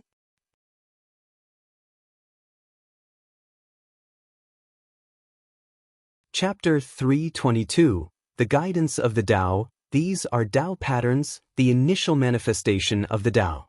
Some people are born with the Tao, some cultivate it later in life, like the sudden gain you've experienced is not unheard of. Regardless, possessing Tao patterns means that sooner or later, you will transcend the mortal plane and become an immortal. Let me offer you my early congratulations. Zhang Xianwang spoke with a chuckle, appreciation gleaming in his eyes. Guwen immediately clasped his fists in response. "This one's name is Guwen. May I inquire about my Taoist friend's illustrious name?" He could feel that Zhang Xianwang was deducing his karma, but he didn't mind. His own karmic manifestations had long been altered by him. Unless one's realm was higher than his, looking at his true self would reveal only the life of an ordinary disciple tending the fields, unremarkable and plain. "I am Zhang Xianwang, from a very distant place. To meet is to be fated. Why don't you show me around? I'd also like to learn about the Heavenly Ranking Tournament and the Supreme Sect." Faced with Zhang Xianwang's suggestion, Guwen naturally wouldn't refuse. After all, he was here for Zhang Xianwang. The two walked out of the treasure pavilion, and upon seeing Guwen's mount, Zhang Xianwang didn't think much of it as he couldn't see through the path of returning primordial spirit. On the way, Guwen introduced the Supreme Sect, and when he mentioned the sword Venerable Fu Dao, Zhang Xianwang immediately inquired about the specific details. As they discussed the sword Venerable Fu Dao, Guwen's face lit up with fanaticism, praising him to the skies. The blood prison great saint remained expressionless, yet inwardly he was impressed. Such magnanimity from his master was worth learning. If he were Zhang Xianwang, he would never associate Guwen with the sword Venerable Fu Dao. Not only did Zhang Xianwang find the blood prison great saint ordinary, but the blood prison great saint also didn't think highly of Zhang Xianwang. Both were great cultivators hiding their true cultivation levels, with inevitable pride within them. Inadvertently, the two arrived near the heavenly repair platform. Guwen asked with a smile, "There's a heaven-cutting axe on the platform, would you like to give it a try?" Zhang Xianwang gazed off into the distance, shook his head slightly. "I'm certain I cannot pull it out, no need." He turned back towards Guwen. "You'll be staying at the Supreme Sect for quite some time. Next time we meet, they'll treat you to a drink. If someone tries to tempt you to leave the Supreme Sect, you'd better refuse. Possessing Tao patterns is an innate blessing, but they can also attract calamities. At least within the Supreme Sect, the sword Venerable Fu Dao protects you, so others won't dare to mess around. After speaking, he turned and left. Guwen looked at his retreating figure, thinking to himself that this person was quite agreeable. He had assumed that the people from the Immortal Spirit dynasty were all haughty as they seldom interacted with the outside world. Yet today's encounter had given Guwen a different perspective on the Immortal Spirit dynasty. Guwen looked distantly towards the heaven-cutting axe, where Zuijin stood by the axe side, guarding it day in and day out for 10 years. Now, when one mentioned the heaven-cutting axe, it was hard to bypass Zuijin. Gu's thoughts stirred, his divine thought mixed with powerful sword intent boldly invading Zuijin's eyes, causing him to become dazed. Immediately after, Guwen rode the blood prison great saint in another direction, without approaching the platform. Zhang Xianwang, not yet far off, stopped in his tracks and turned around, his eyes widening in astonishment. At the same time, a sky-reaching sword intent erupted from Zuijin, causing cultivators nearby to swiftly retreat, figures materializing out of nowhere around the heaven-cutting axe, isolating Zuijin. Zuijin's eyes lost their luster, and he stood there dazed, sword intent rising from below, billowing his robes and hair. Feeling the sword intent belonging to Sword Venerable Fudao, the great cultivators of the Supreme Sect all breathed a sigh of relief. What's happened to him? It's the sword intent of Sword Venerable Fudao. Feel it carefully, Zuijin's sword chi is growing stronger. Is Sword Venerable Fudao giving him guidance? If it's him, I can understand. After all, he has stood guard here for so many years. So he wasn't lying. Did Sword Venerable Fudao really pat his shoulder back then? The cultivators murmured among themselves as Zuijin was immersed in the sword intent, unable to extricate himself. Far beneath the heavenly repair platform, Zhang Xianwang felt the sword intent emanating from Zuijin's body, and his mind was profoundly shaken. He was, after all, a carefree primordial immortal, yet he could not detect Sword Venerable Fudao making his move. He even failed to comprehend how Sword Venerable Fudao's sword intent could lead Zuijin into a state of path enlightenment. At this moment, he realized his own insignificance. The carefree primordial immortal was merely at ease. He had not yet reached the stage of pondering the Great Tao. In his peripheral vision was the retreating figure of Guwen, who nonetheless had not caught his attention. He couldn't imagine that Guwen, who had chosen a different path from his own, was the very Sword Venerable Fudao who had brought him such astonishment. Guwen did not look back, keeping his achievements and fame concealed. Hearing the distant clamor, the blood prison great saint also did not turn his head, knowing that the legendary Sword Venerable Fudao was right behind him. When immortals intervene, mortals tend to fuss over nothing. How tedious! After seeing Zhang Xianwang, Guwen continued roaming around the city, purchased many items, and then returned to the valley. Back in the Third Medicine Valley, Guwen found an Exon and handed over the things he had purchased. The Third Medicine Valley also stored many medicinal herbs, elixirs, secret books, and magic artifacts, allowing servant disciples to purchase them directly at lower prices than in the city. This was a benefit Guwen bestowed upon his disciples. Comparing the prices, they grew even more grateful to him. Such deeds meant that even after servant disciples completed their foundation establishment and later saw Guwen, they would still address him respectfully as master. After arranging all of this, Guwen prepared to go upstairs and read. Coincidentally, Shenzhen arrived at that moment. Guwen had no choice but to stop and wait for her. Over these years, Shenzhen had not neglected her proper affairs and had even passed on her insights to the Supreme Sect, helping to create many transmission jade slips. These allowed disciples to cultivate not just by understanding the text, but by visualizing the cultivation scenes, a merit that garnered her true respect within the Supreme Sect. "Come upstairs quick, there's something great," Shenzhen said in a rush and then hurried upstairs, with Guwen following behind. Inside the room, once the door was closed, Guwen felt the aura below grow faint. It was obvious that Ji Xiaoyu was attempting to eavesdrop again. Reaching the table, Shenzhen pulled out a painting and quickly spread it open.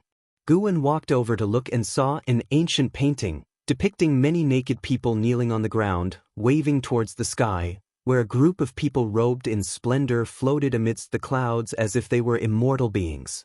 I previously came across an incomplete ancient scroll and have been analyzing it daily, imagining its complete scene. Perhaps there is a hidden guidance within the Tao leading me, said Shenzhen, brimming with pride. It was imagined?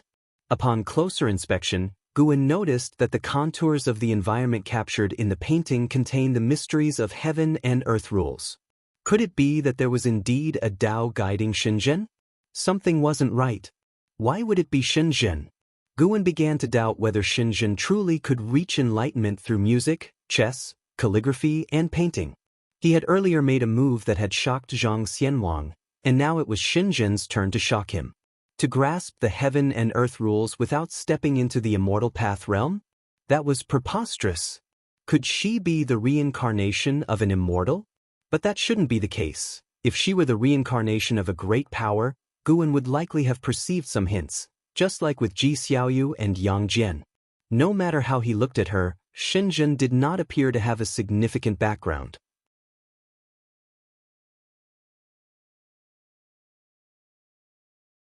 Chapter 323 The Path of Destiny. Guan couldn't help but use lifespan detection on Shenzhen. Shenzhen, Divinity Transformation Realm, second layer 329/1200/5800, her maximum lifespan had increased by more than 1,000 years. Could it be that she also possessed an innate enlightenment saint body? Filled with curiosity, Guan decided to observe Shenzhen more in the future. As Shenzhen began to narrate the process of her painting, Guan carefully looked at the scroll before him. It seemed to depict a mortal pleading for the compassion of an immortal, but the execution was quite strange. The person kneeling on the ground was smiling, while the high and mighty immortal had a frown. The outline of the clouds, the lines of the mountains, the currents in the rivers, etc., all were manifestations of the rules of heaven and earth. Once the scroll was unfurled, the actual rules of heaven and earth subtly drew closer to it. In the eyes of a divine thought true immortal, the world became both bizarre and splendid. Shenzhen, immersed in it, couldn't feel the changes in the rules of heaven and earth and continued to excitedly share her creative process. Guan began to probe into the causality surrounding Shenzhen and saw all of the experiences of her life. He suddenly realized that, without being aware of it, he had become the person most closely tied to the causality of Shenzhen's life. The relationship between Shenzhen and the Daotian sect grew increasingly distant. Although she was the daughter of the sect hierarch, her father had many children. Without regular contact, the bond between father and daughter became ever more distant, with her mother having passed away long ago. Guan suddenly had a bold thought. Could it be that Shenzhen was influenced by him? After all, he was a divine thought true immortal. Even though he concealed his cultivation level, his essence of life was still different from the surrounding disciples. Over the years, the time it took for disciples to enter Medicine Valley and complete their apprenticeship had become increasingly short, which could also be due to his influence. The degree to which Shenzhen had reached was not to be underestimated. Her innate comprehension was remarkable. But without Guan, it might have been very difficult for her to achieve this step. Gradually, Guan's understanding of the way of cause and effect deepened. On reflection, Guan had influenced the entire Supreme Sect. Regardless of the reason, the Supreme Sect indeed had entered an unprecedented phase of rapid development. After a while, Shenzhen's voice brought Guan's thoughts back to the present. "Hey, are you listening?" Guan turned to look at Shenzhen, who had a gritted teeth expression that didn't look fierce, but rather made Guan want to reach out and pinch her. "I'm listening, you are really incredible.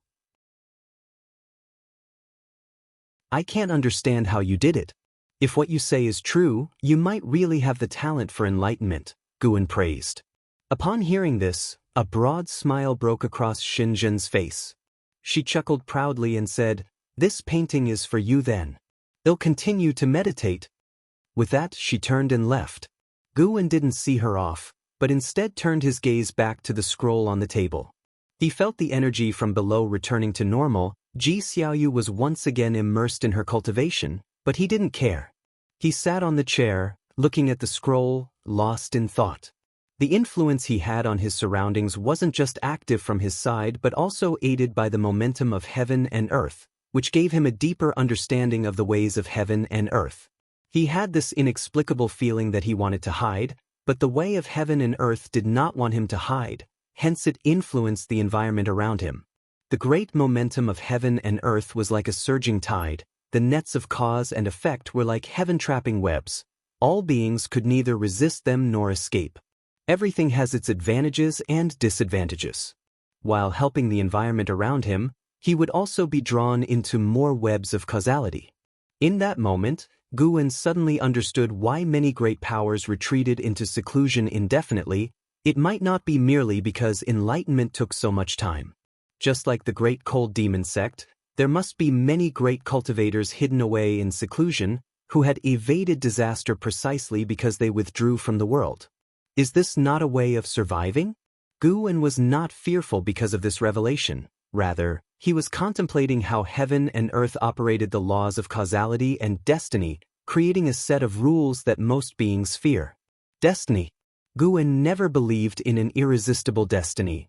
That which is irresistible is only so because it still lies within the rules. If one's strength surpasses the rules, how can one be manipulated? As for how to transcend destiny and surpass the ways of heaven and earth, that was the real direction Guwen needed to think about. He sat in his room without moving all night, and early the next day, he rode the blood prison great saint to the outer gate city to watch the excitement. A night had passed, and Zhuijian was still in deep enlightenment, with over 100 great cultivators from the Supreme Sect protecting him and temporarily suspending the inheritance assessment of the heaven-cutting axe, not allowing anyone to approach Zhuijian. Zhuijian's cultivation level was not worth mentioning in the current Supreme Sect, but as he received the sword intent inheritance of the sword Venerable Fudao, it had a completely different significance. The Supreme Sect placed great importance on it as a way to show respect to the sword Venerable Fudao.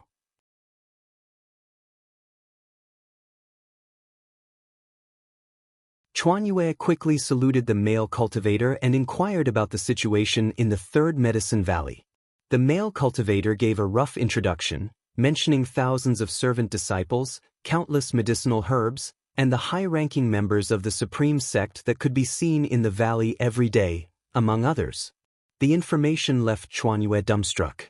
Just who was the person they had just met to have such influence?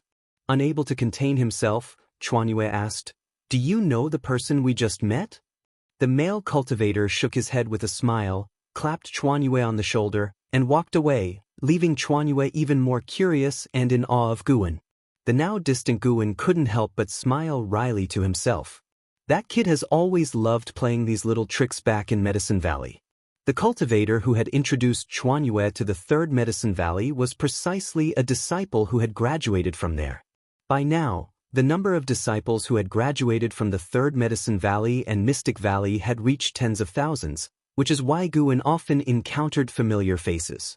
Guwen's reputation had also spread far and wide, and considering the number of foundation establishment pills needed by these disciples, who else within the inner and outer sects could supply them? Moreover, over the years, Guwen had indeed made no additional demands of the servant disciples, which is what made him admirable. Guwen soon arrived at the book collection hall, ready to chat with the book enthusiasts there for a while. 7 days later, the Golden List Grand Tournament officially commenced. The Nine-Fingered Divine Lord also represented the Supreme Sect in the battle. With Li Ya unable to return, the Supreme Sect needed the combat strength of a wandering immortal. How the Supreme Sect persuaded the Nine-Fingered Divine Lord, Guwen did not know. He had not watched at that time and wasn't interested in finding out now. That day, LV Baitin came to find Guwen, pulling him who was watching the Golden List combat into the attic. Aside from the new disciples who were curious, many people ignored it as commonplace. Once seated inside the house, LV Baitin, unusually, did not discuss official matters but instead talked about his son, LV Xian. That kid really is blindly loyal to Li Xiandao. I have no idea what he's thinking. No matter how the Taizong dynasty develops, it remains the world of the Li family. What could he possibly gain? LV Baitin complained indignantly. Guwen was reluctant to comment on their father-son matters. It must be said that LV Badian and Li Xiandao were similar, both in their actions and their relationships with their sons. Originally, Li also despised Li Xiandao, while LV Xian still seeks the life of LV Badian to this day. Guwen had no interest in untangling their causality. An outsider's clarity was useless on family matters. Recently, Li Xiandao arranged for him to go to the domain master city of Broken Sea Domain. I'm not sure if it's a blessing or a curse.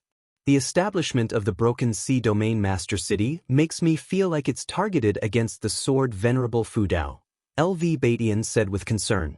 Guwen inquired, "Why do you think so?" The Great Cold Demon sect appeared long before this domain was established, which means that even though the Holy Court sets the order, it does not manage specific locales. When I put myself in the place of the Holy Court, no matter how I speculate, establishing the Broken Sea Domain seems to be a means of defense, while also investigating the sword Venerable Fu Dao. In that case, why don't you go to the Heaven-Cutting Axe and ask the sword Venerable Fu Dao to leave? Nonsense. Don't spout such things in the future. LV Badian glared and spoke sternly.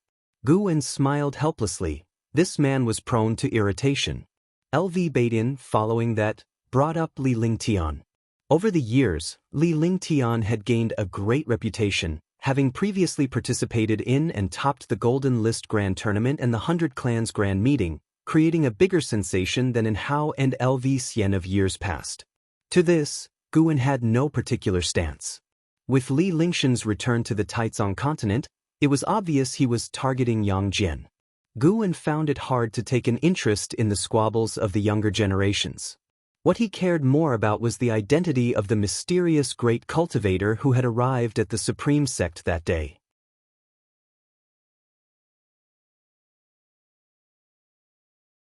Chapter 324 Heaven Sect, Immortal King Legend. After LV Badian left, Guwen followed down the staircase, continuing to watch the excitement. Now, the Mystic Heart Realm combat was underway. Its spectacle reflected upon the sky, inciting copious discussions among the disciples in the valley. How formidable! Is this what the Mystic Heart Realm is like? What's this? Just wait until you see the Mahayana Realm combat. That is truly thrilling, not to mention the Immortal combat. Even here within the valley, you can feel a sense of oppression. It's an eye-opener. I wonder if we'll ever reach this stage? How could we not? Cultivate diligently, enter the third Medicine Valley, and your starting point will already be higher than 90% of the disciples. That's right. Even if one is a scion of a noble family, without sufficient aptitude, they start as servant disciples too. Do you know about Li Ye from Divine Exotic City? He's my master's junior brother, and they entered the Medicine Valley on the same day. I know. My master once said that Li Ye often used to cry, feeling hopeless about his future. It was my master who inspired him. As the disciples conversed, their topics began to digress. The third Medicine Valley's replacement of old and new was rapid, with many new disciples joining each year. The number of disciples registered in the valley had already surpassed 1,800. Guwen naturally mingled among the groups of disciples without causing a disturbance. They didn't need to stand to greet each other or harbor suspicions, a mood that arose from Guwen's amiable manner, which also shaped the disciples' approach to interaction and life. Guwen sat beside an Exen and inquired about the previous battles.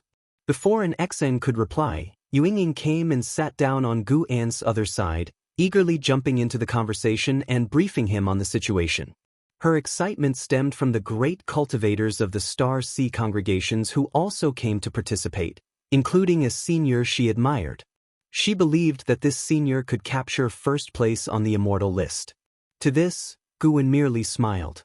This Immortal list tournament was a gathering of sleeping dragons and crouching tigers, with many who concealed their true cultivation level and identities. Aspiring to the first place was very difficult. The arrival of a divine immortal of wondrous Dharma to participate baffled Guwen. What was their reasoning? No matter how you looked at it, the divine immortal of wondrous Dharma's participation in the Immortal list tournament seemed to devalue their status, and they might even provoke the sword venerable Fu Dao, leading to a deadly disaster. Guan couldn't understand. The Immortal Spirit Dynasty sent people, the Holy Court also sent delegates, and now the mysterious divine immortal of wondrous Dharma appeared as well.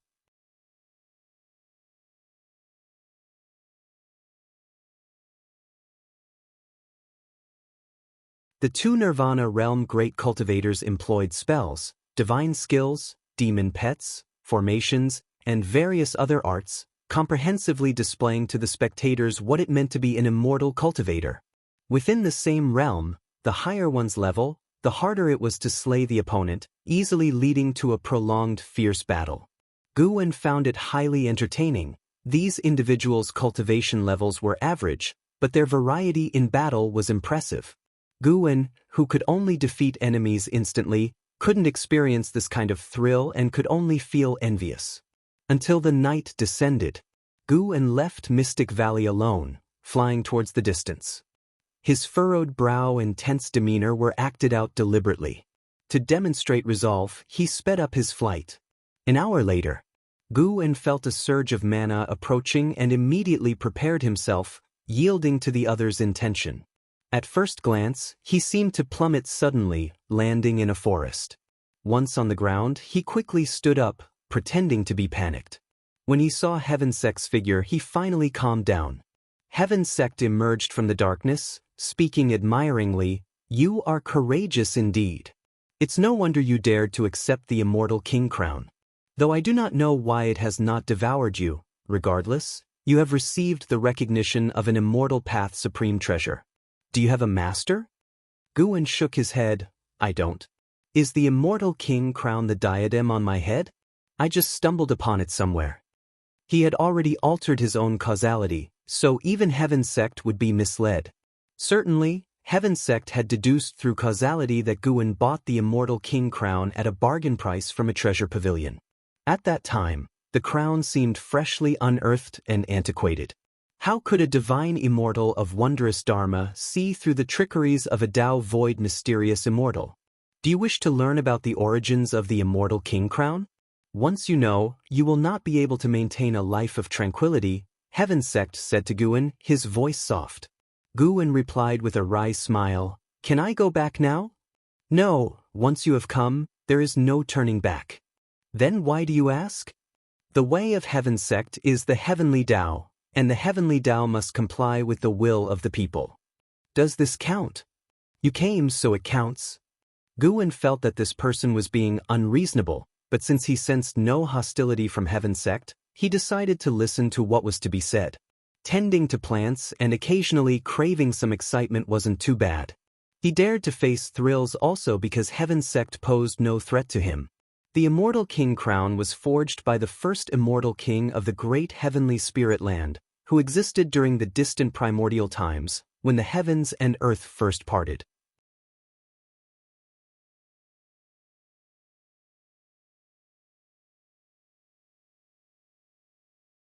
Chapter 325 Heavenly Tao Inheritance. The First Immortal King, the First Immortal Path Supreme Treasure.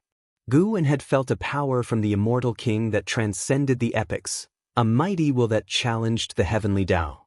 Heaven Sect continued to watch over Guan and spoke further. Ever since the fall of the Immortal King, the world was submerged by the oceans, ushering in an era of decline. But from destruction comes creation, and even in the most perilous environments, new beings are nurtured.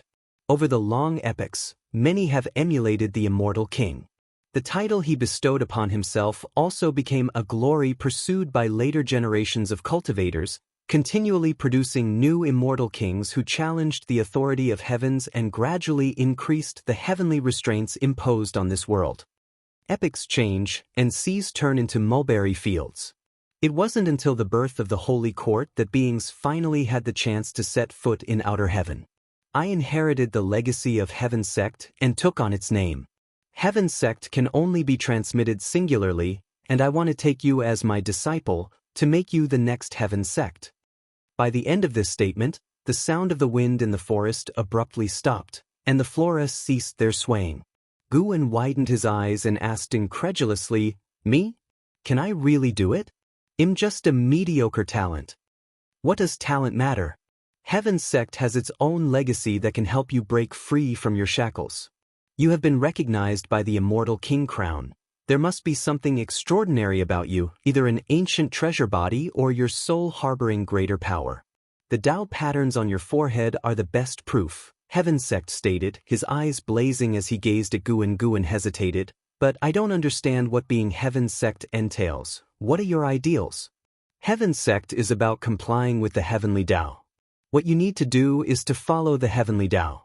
As long as you adhere to this, you will constantly surpass your limits and might even achieve immortality. If immortality is attainable, why do you want to pass it on to me? Because I have regrets and no longer wish to comply with the heavenly Tao. These words from Heaven's sect only added to Guan's confusion. Are you trying to trap me, or just deceive me? Seeing through Guan's doubts, Heaven's sect looked up at the bright moon and explained, I have lived for 780,000 years. In my life, every choice made was in compliance with the heavenly Tao. For the heavenly Tao, I have forsaken my family and dear friends. I have attained immortality and earned a revered holy name. But over time, I also grew regretful. I no longer yearn for immortality, but you probably still desire it. After hearing this, Guan's first thought was to pass on the legacy to those close to him. Heaven's sect continued, my time is limited. After this heavenly list conference concludes, I will relinquish the position of Heaven's sect. You have no choice, but you need to spend the remaining time adjusting your Taoist heart. With that, he vanished into the forest. Guan frowned, staying in his spot. Don't tell anyone else, lest you reveal the fate and bring misfortune upon them. Muttering to himself. Guan scoffed internally, but he indeed felt a mysterious and familiar aura from Heaven's sect, similar to the light layer enveloping the great heavenly spirit land. Could the heavenly Tao really exist? Guan pondered a while in his place before finally leaving. In the following days, several great cultivators made their names known at the Heavenly List Conference, with the most dominant being Heaven's sect, who self-proclaimed the title. Besides that, nobody knew much about his origins. The Nine-Finger Divine Lord also performed strongly, but he lacked the aura of being the foremost. Time flew swiftly. 2 months passed rapidly, and the Heavenly List Conference continued. During this time, Supreme Sect was as lively as a festival every day. On this day, sensing something while reading under a tree, Shinshinzi looked up and saw an old man with white hair approaching from the valley entrance. HM? That presence? Shinshinzi frowned thoughtfully. Heaven's sect felt his gaze and glanced at him. Their eyes met, and in an instant, Shinshinzi felt an immense terror, instinctively bowing his head. Heaven's sect withdrew his gaze and proceeded forward. His eyes swept Medicine Valley and soon locked onto Yang Jian, who was interacting with a disciple. Yang Jian, sensing something, turned his head and instinctively frowned when he saw Heaven's sect. This newcomer was no ordinary figure. Yang Jian, already at the void-crossing realm, had sharper senses than others at his level. From the first glance at Heaven's sect, he knew he was no match for the other. He wasn't panicked, for his master was still within Medicine Valley. Heaven's sect approached Yang Jian, with Shinshinzi watching him closely, debating whether to intervene. Mystic Gang Dominator Body, have you felt the thickness of your soul? Heaven's sect's first question startled Yang Jian. Yang Jian instinctively looked around. The others can't hear our conversation, nor can they see me, except for that heavenly demon from Bitter Sea Buddha sect, whom I intentionally allowed to see. Heaven's sect stated emotionlessly. The term, heavenly demon, alarmed Shinshinzi, who immediately bowed his head. Yang Jian, however, was not distracted by the mention of the heavenly demon. Suppressing his nervousness, he asked, what exactly do you want? Heaven's sect raised his right hand, revealing a golden jade stone in his palm, and said, this object is for you. Just crush it, and you will recall past life memories, regaining your true identity. You have reincarnated 100 times. It's rare for someone to help you awaken the Mystic Gang Dominator Body. You might not get such a chance in future reincarnations. Yang Jian instinctively caught the golden jade stone, pressing further. Who are you really? What do you want? We fought side by side before. I was severely injured, and you perished along with your path. I would never harm you. Once you awaken your past memories, I will appear, said Heaven Sect before turning to leave. Yang Jian looked at the golden jade stone in his hand, his mind in turmoil. Past life? Having read Investiture of the Gods and Journey to the West, he naturally believed in reincarnation, but now that it directly affected him, he couldn't help but feel unsettled. He took a deep breath, looked up, and saw Heaven Sect heading towards his master's attic. He wondered if his master had noticed this person's approach.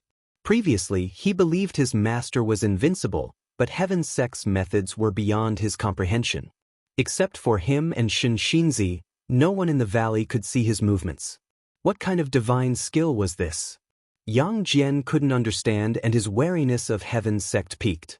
He hesitated whether to warn his master, fearing he might ruin his master's plans if he had already noticed.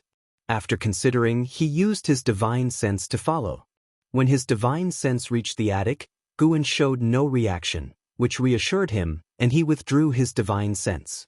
Heaven Sect reached the attic. Stepping into the first-floor room, he muttered to himself, "Reincarnation Path Emperor? Great karmic bonds, untouchable. I didn't expect this place to have so many significant karmic bonds. Could Sword Venerable Fudao be nearby?" He then ascended the stairs. Walking through the door, Heaven Sect appeared before Guan, who was at his desk, and then revealed his true form. His gaze fell on the supreme secret records in Guan's hand.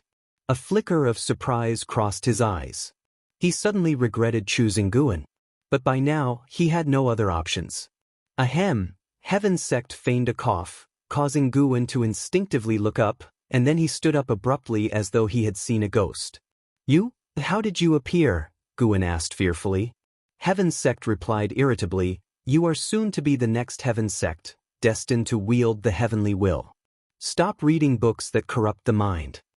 Guan closed the supreme secret records, explaining, "This book is different." "Enough." Heaven Sect cut him off, his gaze returning to the Immortal King Crown. "You roam around wearing the Immortal King Crown all day, aren't you afraid of trouble? Not everyone is like me, without greed for Immortal Path supreme treasures, especially since the Immortal King Crown is special, being one of the rare treasures not bound by the chi fortune of the Holy Court." "The Holy Court manipulates? What do you mean?" Guan asked, puzzled. Considering that nearly all Immortal Path supreme treasures were presented by the Holy Court to help various congregations better manage the populace, Guan had obtained the Seven Stars Mirror from the Seven Stars Spirit Realm, and the Star Sea congregations also had their own supreme treasure. Yet almost no one attempted to steal their supreme treasures, indicating that some powerful force was balancing the greed of the great powers. Heaven Sect explained, "The vast majority of supreme treasures in the world are dispatched by the Holy Court, aiding the various sects in governing the populace. Of course, some treasures aren't under their control, and your Immortal King Crown is one such example. The Holy Court can trace all supreme treasures linked to chi fortune, which is why they are more wary of those they can't control. If someone discovers your Immortal King Crown, you're in major trouble, and even the chi fortune of Heaven Sect can't protect you." Guan thought, "I have another supreme treasure in my possession, and you haven't recognized it either."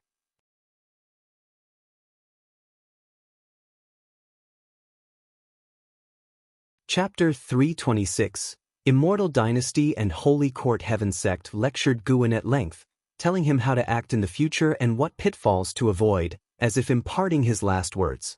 Despite thinking to himself, "I, a divine thought true immortal, will not acknowledge you as my master," Guan considered retaining Heaven Sect's legacy since Heaven Sect was determined to abdicate his position and had decided to search for a successor on his behalf.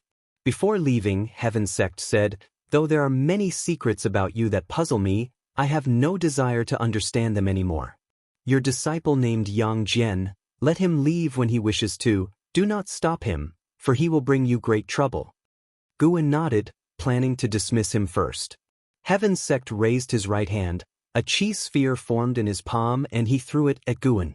With no time to dodge, Guan could only watch as the chi sphere entered his body, causing him to stiffen. Heaven's Sect looked at Guan, a smile appearing as he said, "It's a pity I didn't formally accept you as my disciple. It's better this way to avoid my karma affecting you." With that, he turned and left, his figure passing directly through the door. Feeling his presence disappear, the color of panic finally vanished from Guan's face. "Accept me as a disciple? Sorry, I am more afraid of getting involved in your karma."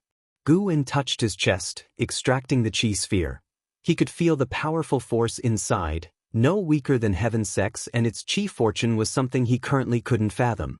Precisely because of this, he couldn't merge with the chi sphere. Let's call it Heaven's Sect's chi fortune. Guan took out the 7 stars mirror and channeled the Heaven's Sect's chi fortune into it. When he first obtained the 7 stars mirror, Guan had erased all the chi fortune, karma, and related restriction inside it. He treated not only Immortal Path Supreme treasures with such thoroughness but also any magic artifact. To avoid any accidents, he checked it again. Once sure there were no issues, he tucked the 7 stars mirror into his pocket and then sat down to continue reading. The grand ranking competition was still ongoing. As of today, the combatants were all immortal beings, unlike Leah who relied on Immortal Path Supreme treasures from lower realms. Thus each combat was a testament to cultivation levels. When Heaven's Sect broke into the top 10, he announced his withdrawal from the competition and then left. His departure destined to leave a lingering question in the grand ranking competition. No matter who won first place, they could not be considered the true victor of the competition in the minds of the people below. Heaven's Sect was the most dominant presence in this grand ranking competition, unequivocally. Guan and Yang Jian tacitly did not mention Heaven's Sect and continued their cultivation as usual. Guan trained Yang Jian, not hoping he would serve him for life. When he saw through the karma of Yang Jian's past life, he was already prepared to let Yang Jian go. He even looked forward to seeing what impact Yang Jian would make on the world after he emerged magnificently. By the end of summer, the grand ranking competition concluded, and 9-fingered Divine Lord representing the Supreme Sect won the first-place seat. Carefree primordial immortal Zhang Xianwang from the Immortal Spirit Dynasty did not participate. He lingered in the Supreme Sect, searching for Sword Venerable Fudao. Clearly wary of Holy Court, he acted very cautiously and dared not reveal his identity. After the grand ranking competition ended, Zhang Xianwang still did not leave. Until one night in early autumn. Zhang Xianwang was reading in his own room, with more than a dozen books about Sword Venerable Fudao spread out on the table. A cold breeze stirred the oil lamp on the table. Zhang Xianwang's eyes flickered, instinctively looking to the side. Immediately after, his pupils contracted sharply as he abruptly stood up. He saw a figure shrouded in purple demonic chi, his face's shock quickly turning to joy. The newcomer was Guan.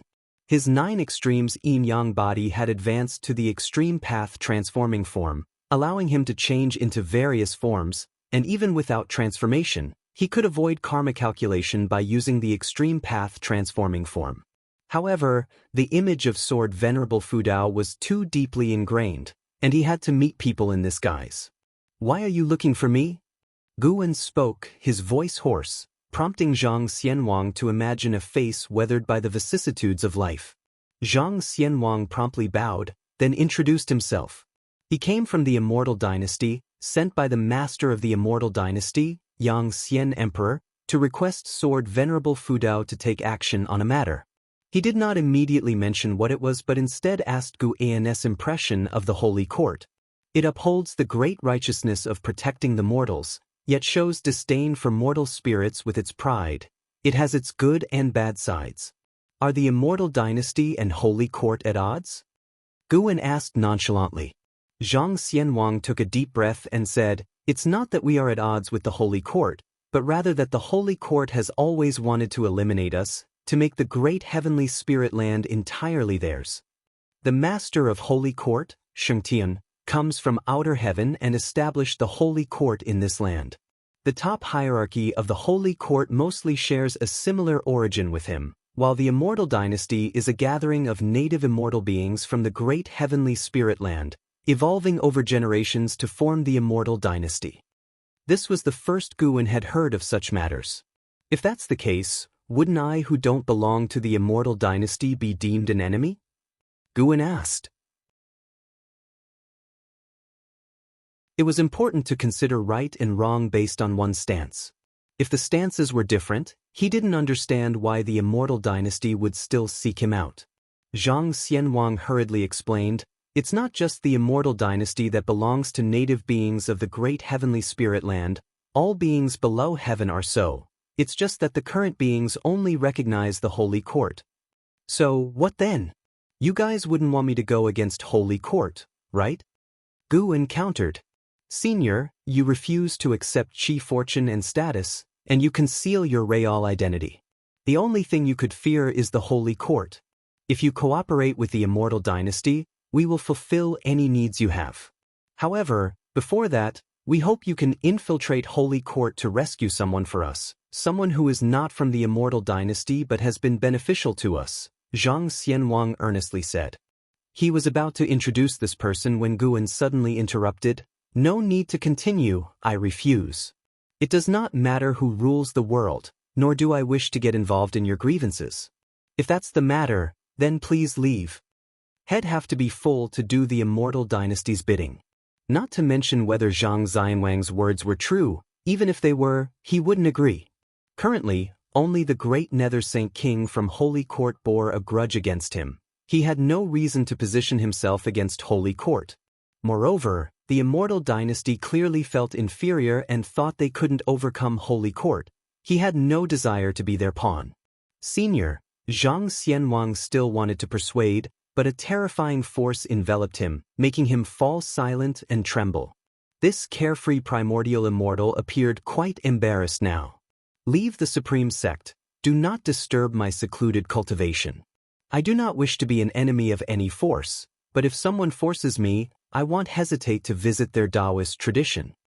Before his words fully faded, Guwen disappeared from the spot, leaving Zhang Xianwang in the room, his face changing expressions. He originally thought Sword Venerable Fudao was concealing his name because he feared Holy Court. He didn't expect that what Sword Venerable Fudao feared was the entire world. Are there really such ascetic cultivators in the world with such a temperament? Meanwhile, Guwen returned to the 8 scenic caves. Had he not been favorably impressed by Zhang Xianwang, Guwen wouldn't have met him at all. Had Zhang persisted unreasoningly and kept pushing, Guwen wouldn't hesitate to annihilate him. He continued his artifact refining, which had been delayed for several months due to the grand ranking competition. Now he needed to pick it back up.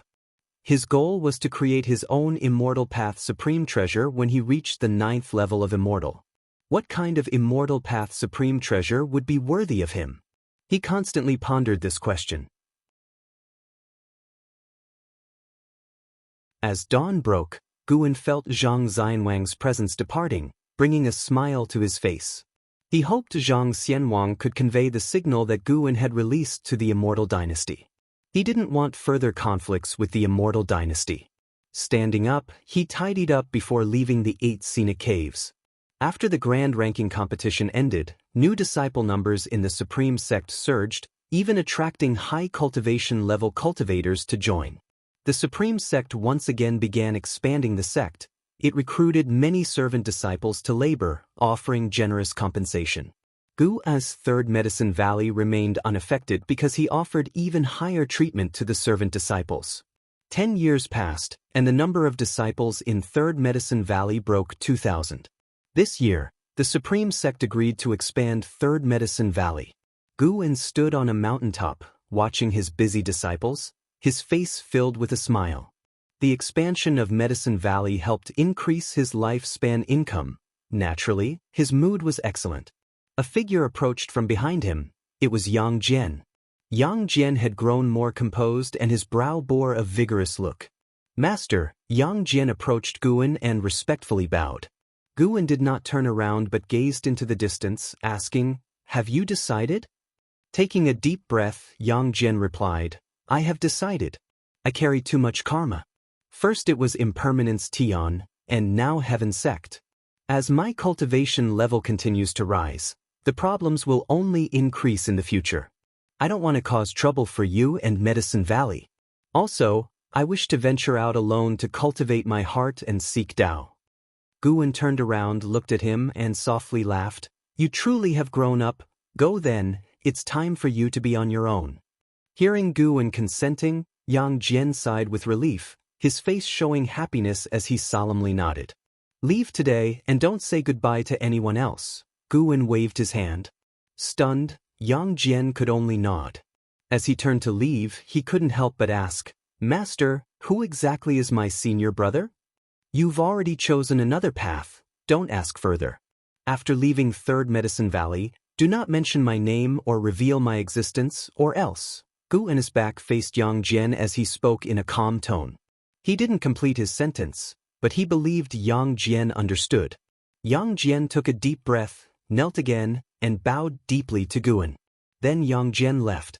Guan watched the sky, his gaze profound.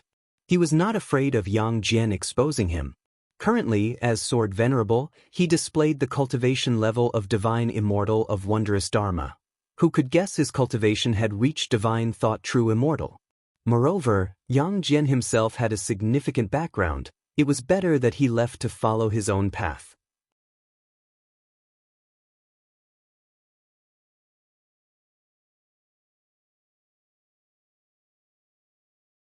Chapter 327. In Zin's surprise late at night, an Exen knocked on Guan's room door, and with a wave of his sleeve, the door opened directly.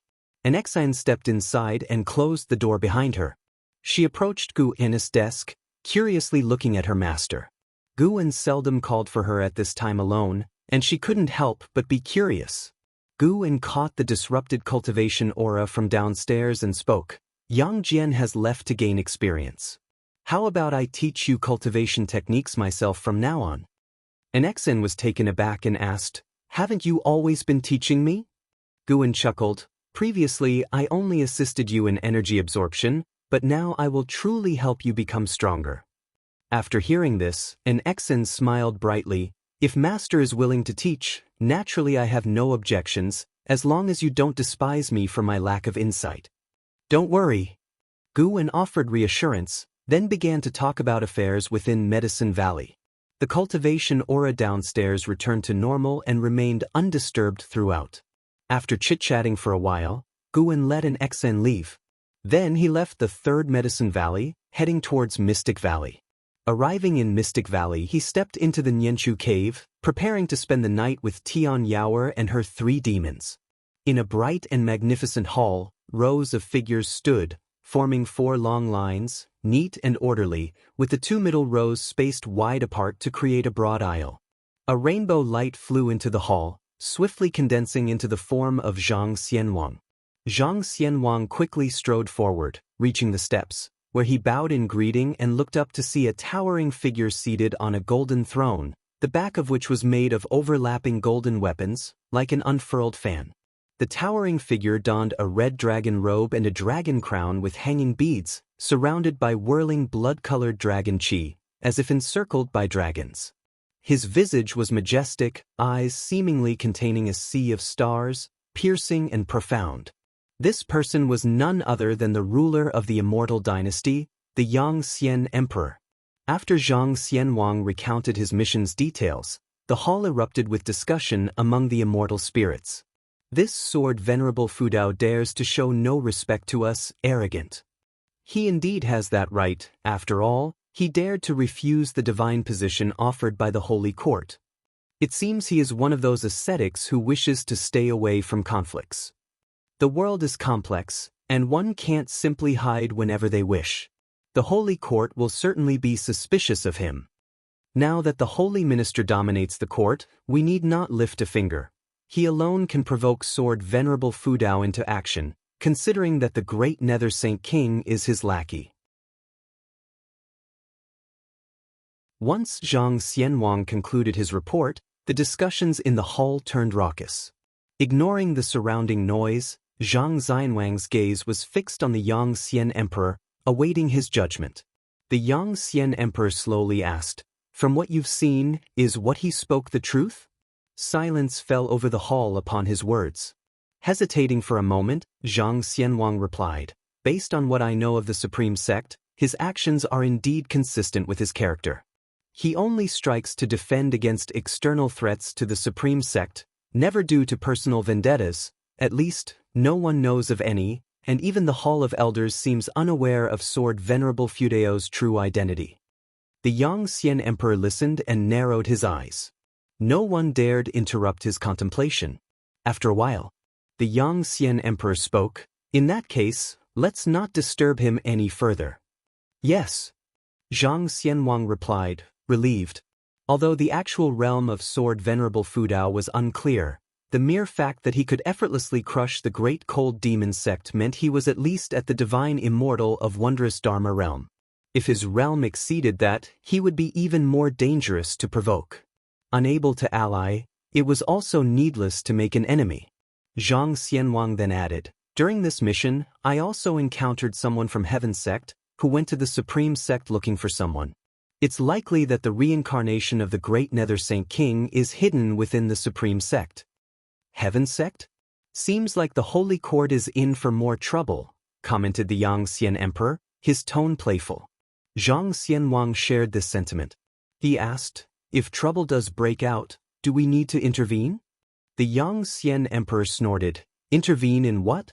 With the arrogant nature of Heaven Sect and the great Nether Saint King, they didn't need our help in the past. Naturally, we should not offer it now. They underestimated Shengshan's benevolence. Without Shengtian, the Holy Court would only become the greatest terror in the world. Zhang Xianwang fell silent, reflecting on the majesty of Heaven's Sect, and sighed. The other immortal spirits in the hall began reminiscing about the past, and regarding the fortunes of Heaven's Sect and the great Nether Saint King, they were mostly schadenfreude. The autumn wind blew through the woods as the blood prison great saint lay on the ground, pondering deeply as he watched an Exen practice. Guan sat nearby, reading a book, occasionally shifting his position. The blood prison great saint turned to Guan and asked, "Master, she has been meditating for 5 ancient hours. Does she have a talent that I am unable to see through?" Back then he could not see through Yang Jian, and now, faced with Nzin's transformation, he began to doubt himself. As Guan turned the page, he responded, "There aren't so many extraordinary geniuses in the world. I merely wanted her to achieve path enlightenment."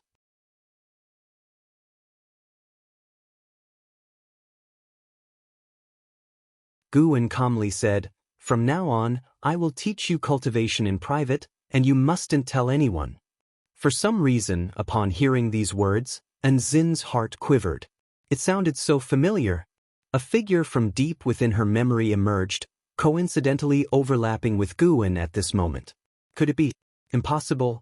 Wasn't Master just a little over 300 years old? How could he be so formidable?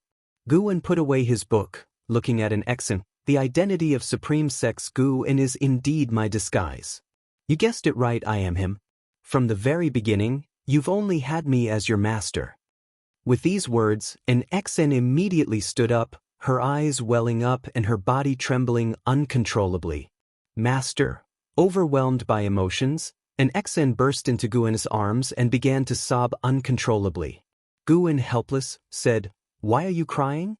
You're making it seem like we haven't seen each other in ages, and I haven't mistreated you these years, have I?" An Exen buried her head in his chest, sobbing, "I haven't been mistreated. I never expected that, after all these years, what I've wanted most is actually happening. I'm so foolish. How could there be 2 people in this world who are so good to me?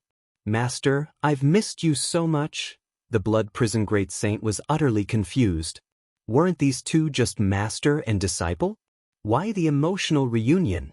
Guan patted Nzin's back. "Let go of your master, you're grown up now. Don't let others see this." An Exen released Guan and then knelt on the ground to wipe her tears, her face radiating with a smile. "So, Master, you tricked us. If my senior brother knew you were our master, he would probably be devastated. Wait, does that mean you knew him because you were looking out for him back then?" An Exen asked wide-eyed, her shift from formality to familiarity not out of disrespect, but because the master who saved her and led her on the immortal cultivation path was like a father to her. In front of her father, she had no apprehensions. Guan said, "You could say that. However, our relationship should stay as it appears on the surface, and don't tell your senior brother." An Xian immediately nodded, her eyes still red, but now she was excited. Suddenly, she glanced at the blood prison great saint, hesitated, and said, "Master, but he heard us." The blood prison great saint bristled. "What do you mean, behind my back? I am the master's most trusted mount, even closer than you disciples." Guan smiled. "Don't underestimate him. Bull Demon King, feel free to share your story with her." With that, the blood prison great saint stood tall, filled with pride, and began to reveal his true identity. Sender, Ayana realm. Just those two aspects were enough to shock an Exen, her mouth agape, and as for the long list of titles that followed, she had already tuned out. She turned back to Guan and asked, "Master, does that mean Yang Jian is really my junior brother? What is his cultivation level now?"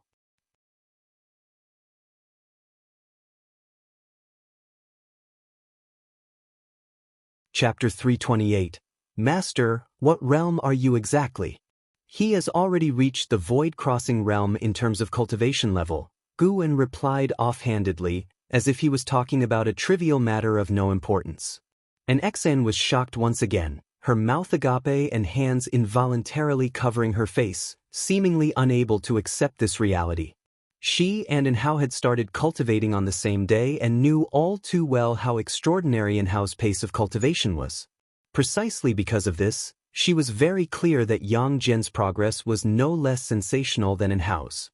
She had watched Yang Jian enter the valley, watched him grow up. In the beginning, how mediocre Yang Jian had been, yet he had grown so rapidly right under her nose. It was simply outrageous. Suddenly, an Xen didn't know what to say. Guan looked at her and smiled. "Keep cultivating well, strive to surpass those who came before you." An Xen hesitated, "But my talent." After all, she had trained under Guan and, seeing the vast gap between her and Inhao, her confidence had long since been worn away. What was in the past was in the past. Had I not let you settle in, how could you have today's temperament?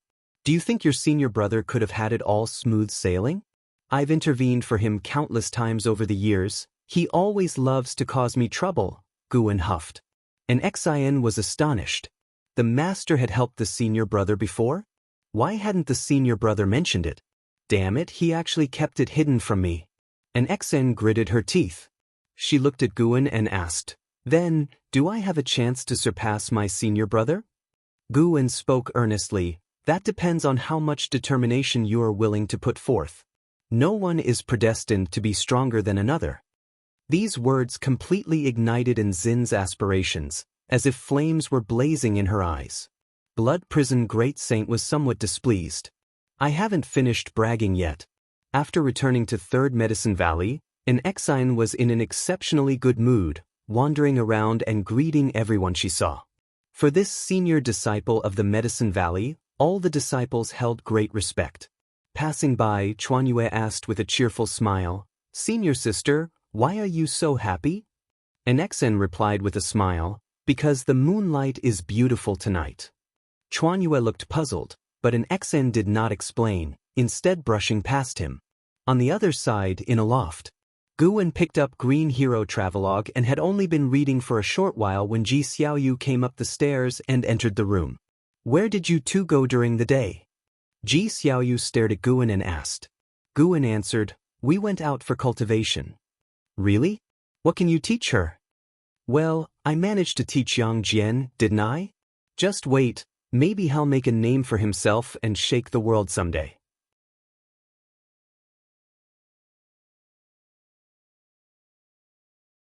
Since they had recognized each other, an Xen seemed to have become a different person, lively as if returning to her youthful days. This indicated that she truly saw Guan as family. With parents present, a child can afford to be willful. Without parents to accompany, one must learn to behave properly. An Xen was like this, which made Guan quite happy. After all, he had watched an Xen grow up, and she had been with him for so many years. In his heart, wasn't an Xen like a daughter? Look at you, acting like you've never seen anything. This is Mortal World Peak, and the master here is the Peak Master of Dingtan Peak. Blood Prison Great Saint said proudly, as if he himself were the Peak Master of Dingtian Peak. An Exen exclaimed in astonishment, Dingtian Peak? I've heard of it, Senior Lu came to attend the Millennial Peak Conference before. So that's how it is, no wonder. Master, if Senior Lu knew it was you taking care of her in secret, with her affection for you, she would probably wish to pledge herself to you right there and then. Gu An's handsome face turned red, and he fake coughed, saying, What nonsense are you spouting? How could a girl speak such words? Your master would never become Taoist friends with her. Just so, she isn't worthy? Blood Prison Great Saint chimed in, feeling annoyed with Lu Lingjun, also an ascender, ever since she had called him a stupid cow. An Exen giggled behind her hand and said, I finally understand why the master refuses to accept those female companions. Indeed, there's no need. They would only drag you down. She admired Guan greatly. The master truly gave without expecting anything in return. What woman could resist his charisma? And who would have thought that Sword Venerable Fudao would be a valley master at the Supreme Sect? Such a waste of talent. The master really has patience. An Exen silently vowed to herself to become a great cultivator like her master, hidden amidst the mortal coil, watching over the swirling winds of the world with a smile. If she could truly surpass her senior brother and junior brothers, she would also conceal her cultivation level, watching the two of them vie against each other with a smile. Just by thinking about it, an Exian felt a surge of excitement. At that moment, a vast aura descended, dispersing the sea of clouds and fluttering in Zin's long hair and gown. She looked up, and her eyes instinctively widened. There before her was a green mountain reflection stretching across the sky, larger than all the massive peaks in front of them. Guan remained expressionless. His reason for coming today was for this very item. It was an Immortal Path Supreme Treasure belonging to Mortal World Peak.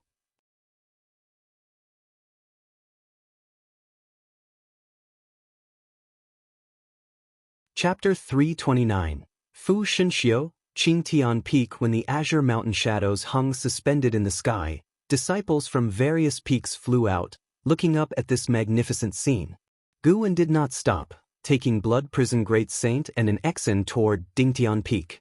An Exen, feeling the aura of the mountains and cultivators along the way, was secretly astonished, realizing that Mortal World Peak truly was unfathomable, seeing that Senior Lu hadn't spoken falsely.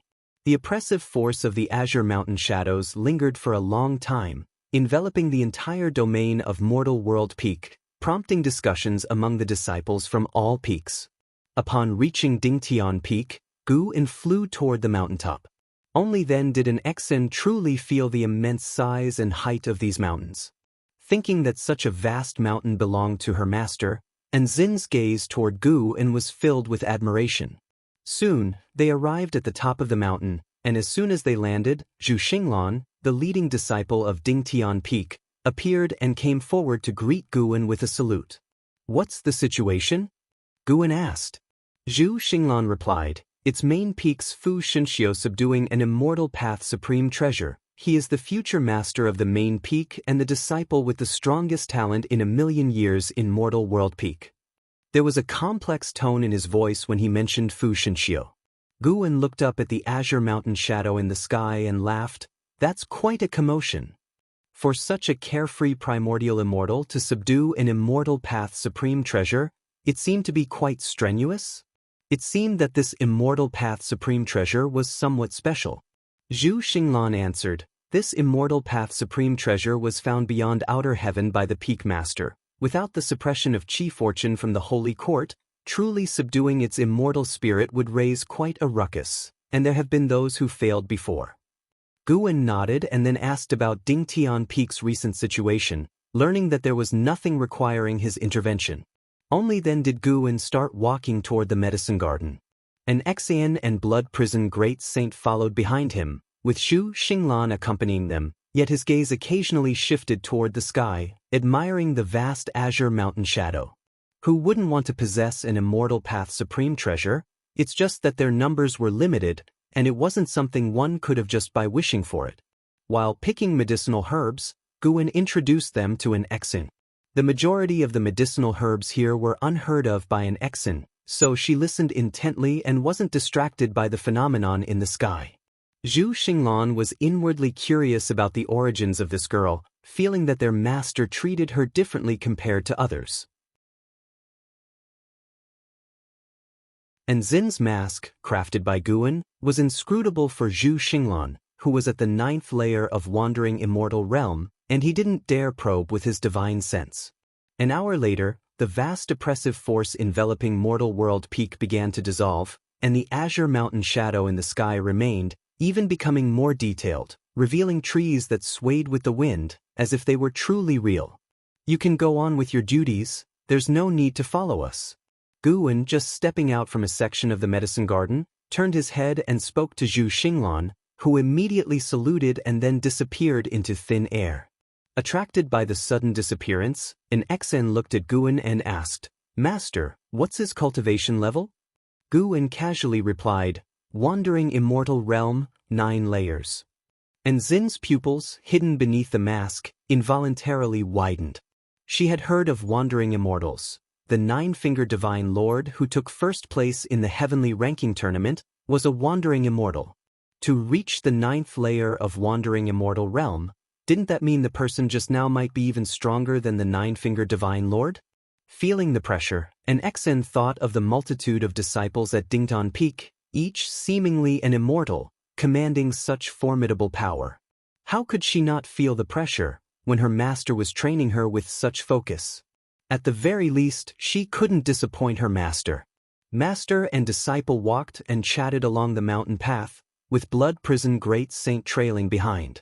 As the sea breeze blew and they looked out over the entire world, they seemed so insignificant. The azure mountain shadow in the sky began to scatter, and not long after, the sky returned to its original state, resplendently blue. "Master, if you compared that Immortal Path Supreme Treasure to Martial Uncle Li Yas' Divine Exotic City, which would be stronger?" An Exian couldn't help but ask. The strength of Divine Exotic City left a deep impression on her when Leia participated in the Heavenly Ranking Tournament. The strength of an Immortal Path Supreme Treasure is related to the user's cultivation level. Leia is not yet able to fully unleash Divine Exotic City's power, Guwen answered. The mightiest feature of an Immortal Path Supreme Treasure is its eternal indestructibility. Currently, there are many Immortal Path Supreme Treasures in the world, all passed down from generation to generation, each symbolizing the lifetime of a 9 heavens of Immortal Path being. After hearing this, an Exen became even more curious about Immortal Path Supreme Treasure. Guwen brought her here today to broaden her horizons, to understand the world structure, and to comprehend what an Immortal Path Supreme Treasure is. "What's that?" Blood Prison Great Saint suddenly spoke up, and an Exen turned her head to look, seeing a streak of azure light racing from the distant horizon of the sea, stirring up huge waves. A smile appeared on Guwen's face. He thought to himself, as expected. The immortal spirit of that Immortal Path Supreme Treasure was not simple, which was also the reason Guwen came to watch the excitement today. An Immortal Path Supreme Treasure from beyond outer heaven implied there was a scheme behind it. That treasure heading straight for Dingtian Peak was probably related to the demon fetus within. As the azure light drew closer, an Exen and Blood Prison Great Saint's expressions drastically changed, a feeling of indescribable panic born in their hearts. This panic emerged but vanished in an instant because Guwen stepped forward. An Exien and Blood Prison Great Saint subconsciously looked toward Guwen. Guwen raised his hand to grasp, then clenched his fist, and the distant azure light immediately disappeared. An Exen and Blood Prison Great Saint turned to look but could no longer see the azure light. It was as if the previous sight was just an illusion. Both looked toward Guwen's outstretched hand. Unfortunately, Guwen's fist remained closed, shielding from their view whatever lay within his palm. A figure descended from the sky and landed at the edge of a cliff, maintaining a distance of 10 steps from Guwen. He frowned as he looked at Guwen. "Fu Shinxiu, carefree primordial immortal realm, 5 layers 1684877/75000/250000. Seeing the other's lifespan, Guwen felt he indeed deserved the reputation of the #1 talent of mortal world peak. In the future, he might even surpass the divine immortal of wondrous Dharma. Fu Shenxiu asked, could it be Senior Meng Lang? Meng Lang? And Zin's gaze turned curious. Guwen, on the other hand, laughed and said, this treasure headed straight for my Dingun Peak. Could it be considered fated for me? Fu Shengxia's face drastically changed. After all his troubles, was the treasure taken by someone else? Although he did not attend the Millennium Summit, how could Fu Shenxiu not know that a great cultivator had been added to mortal world peak? One capable of eradicating the elder of Mo Hen, such a great power was definitely beyond his contend. Moreover, the fact that the other party could easily seize the treasure demonstrated a vast gap between them. For a moment, Fu Shenxiu was unsure what to do. His master, Taoist Lord Yongyan, had instructed him to try his best to recruit Meng Lang. That was an immortal path supreme treasure. Furthermore, one with intact restrictions, uncontrolled by the Holy Court, an immortal path supreme treasure. Senior. Fu Shenxiu gritted his teeth, wanting to test Gu An's attitude. Guwen suddenly opened his hand, revealing a tiny azure mountain that glistened faintly with light within his palm. Upon seeing the mountain, Fu Shengxia's gaze was fixed and could not be moved. An Xian and blood prison great saint, although unclear about the newcomer's realm, could tell that his nature and temperament were extraordinary.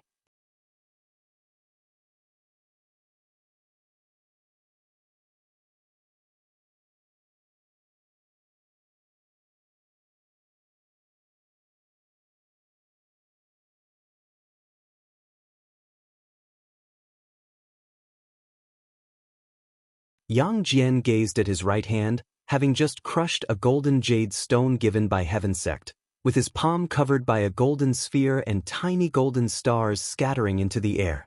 He appeared expressionless, yet he was extremely nervous inside. Merging with his past memories, was he still himself? Heaven Sect looked at him and comfortingly said, don't worry, this process won't be painful. I've already set up formations and no one will disturb you. Yang Jian looked up at the sky where the golden glow covered the sky. So beautiful. But this phenomenon.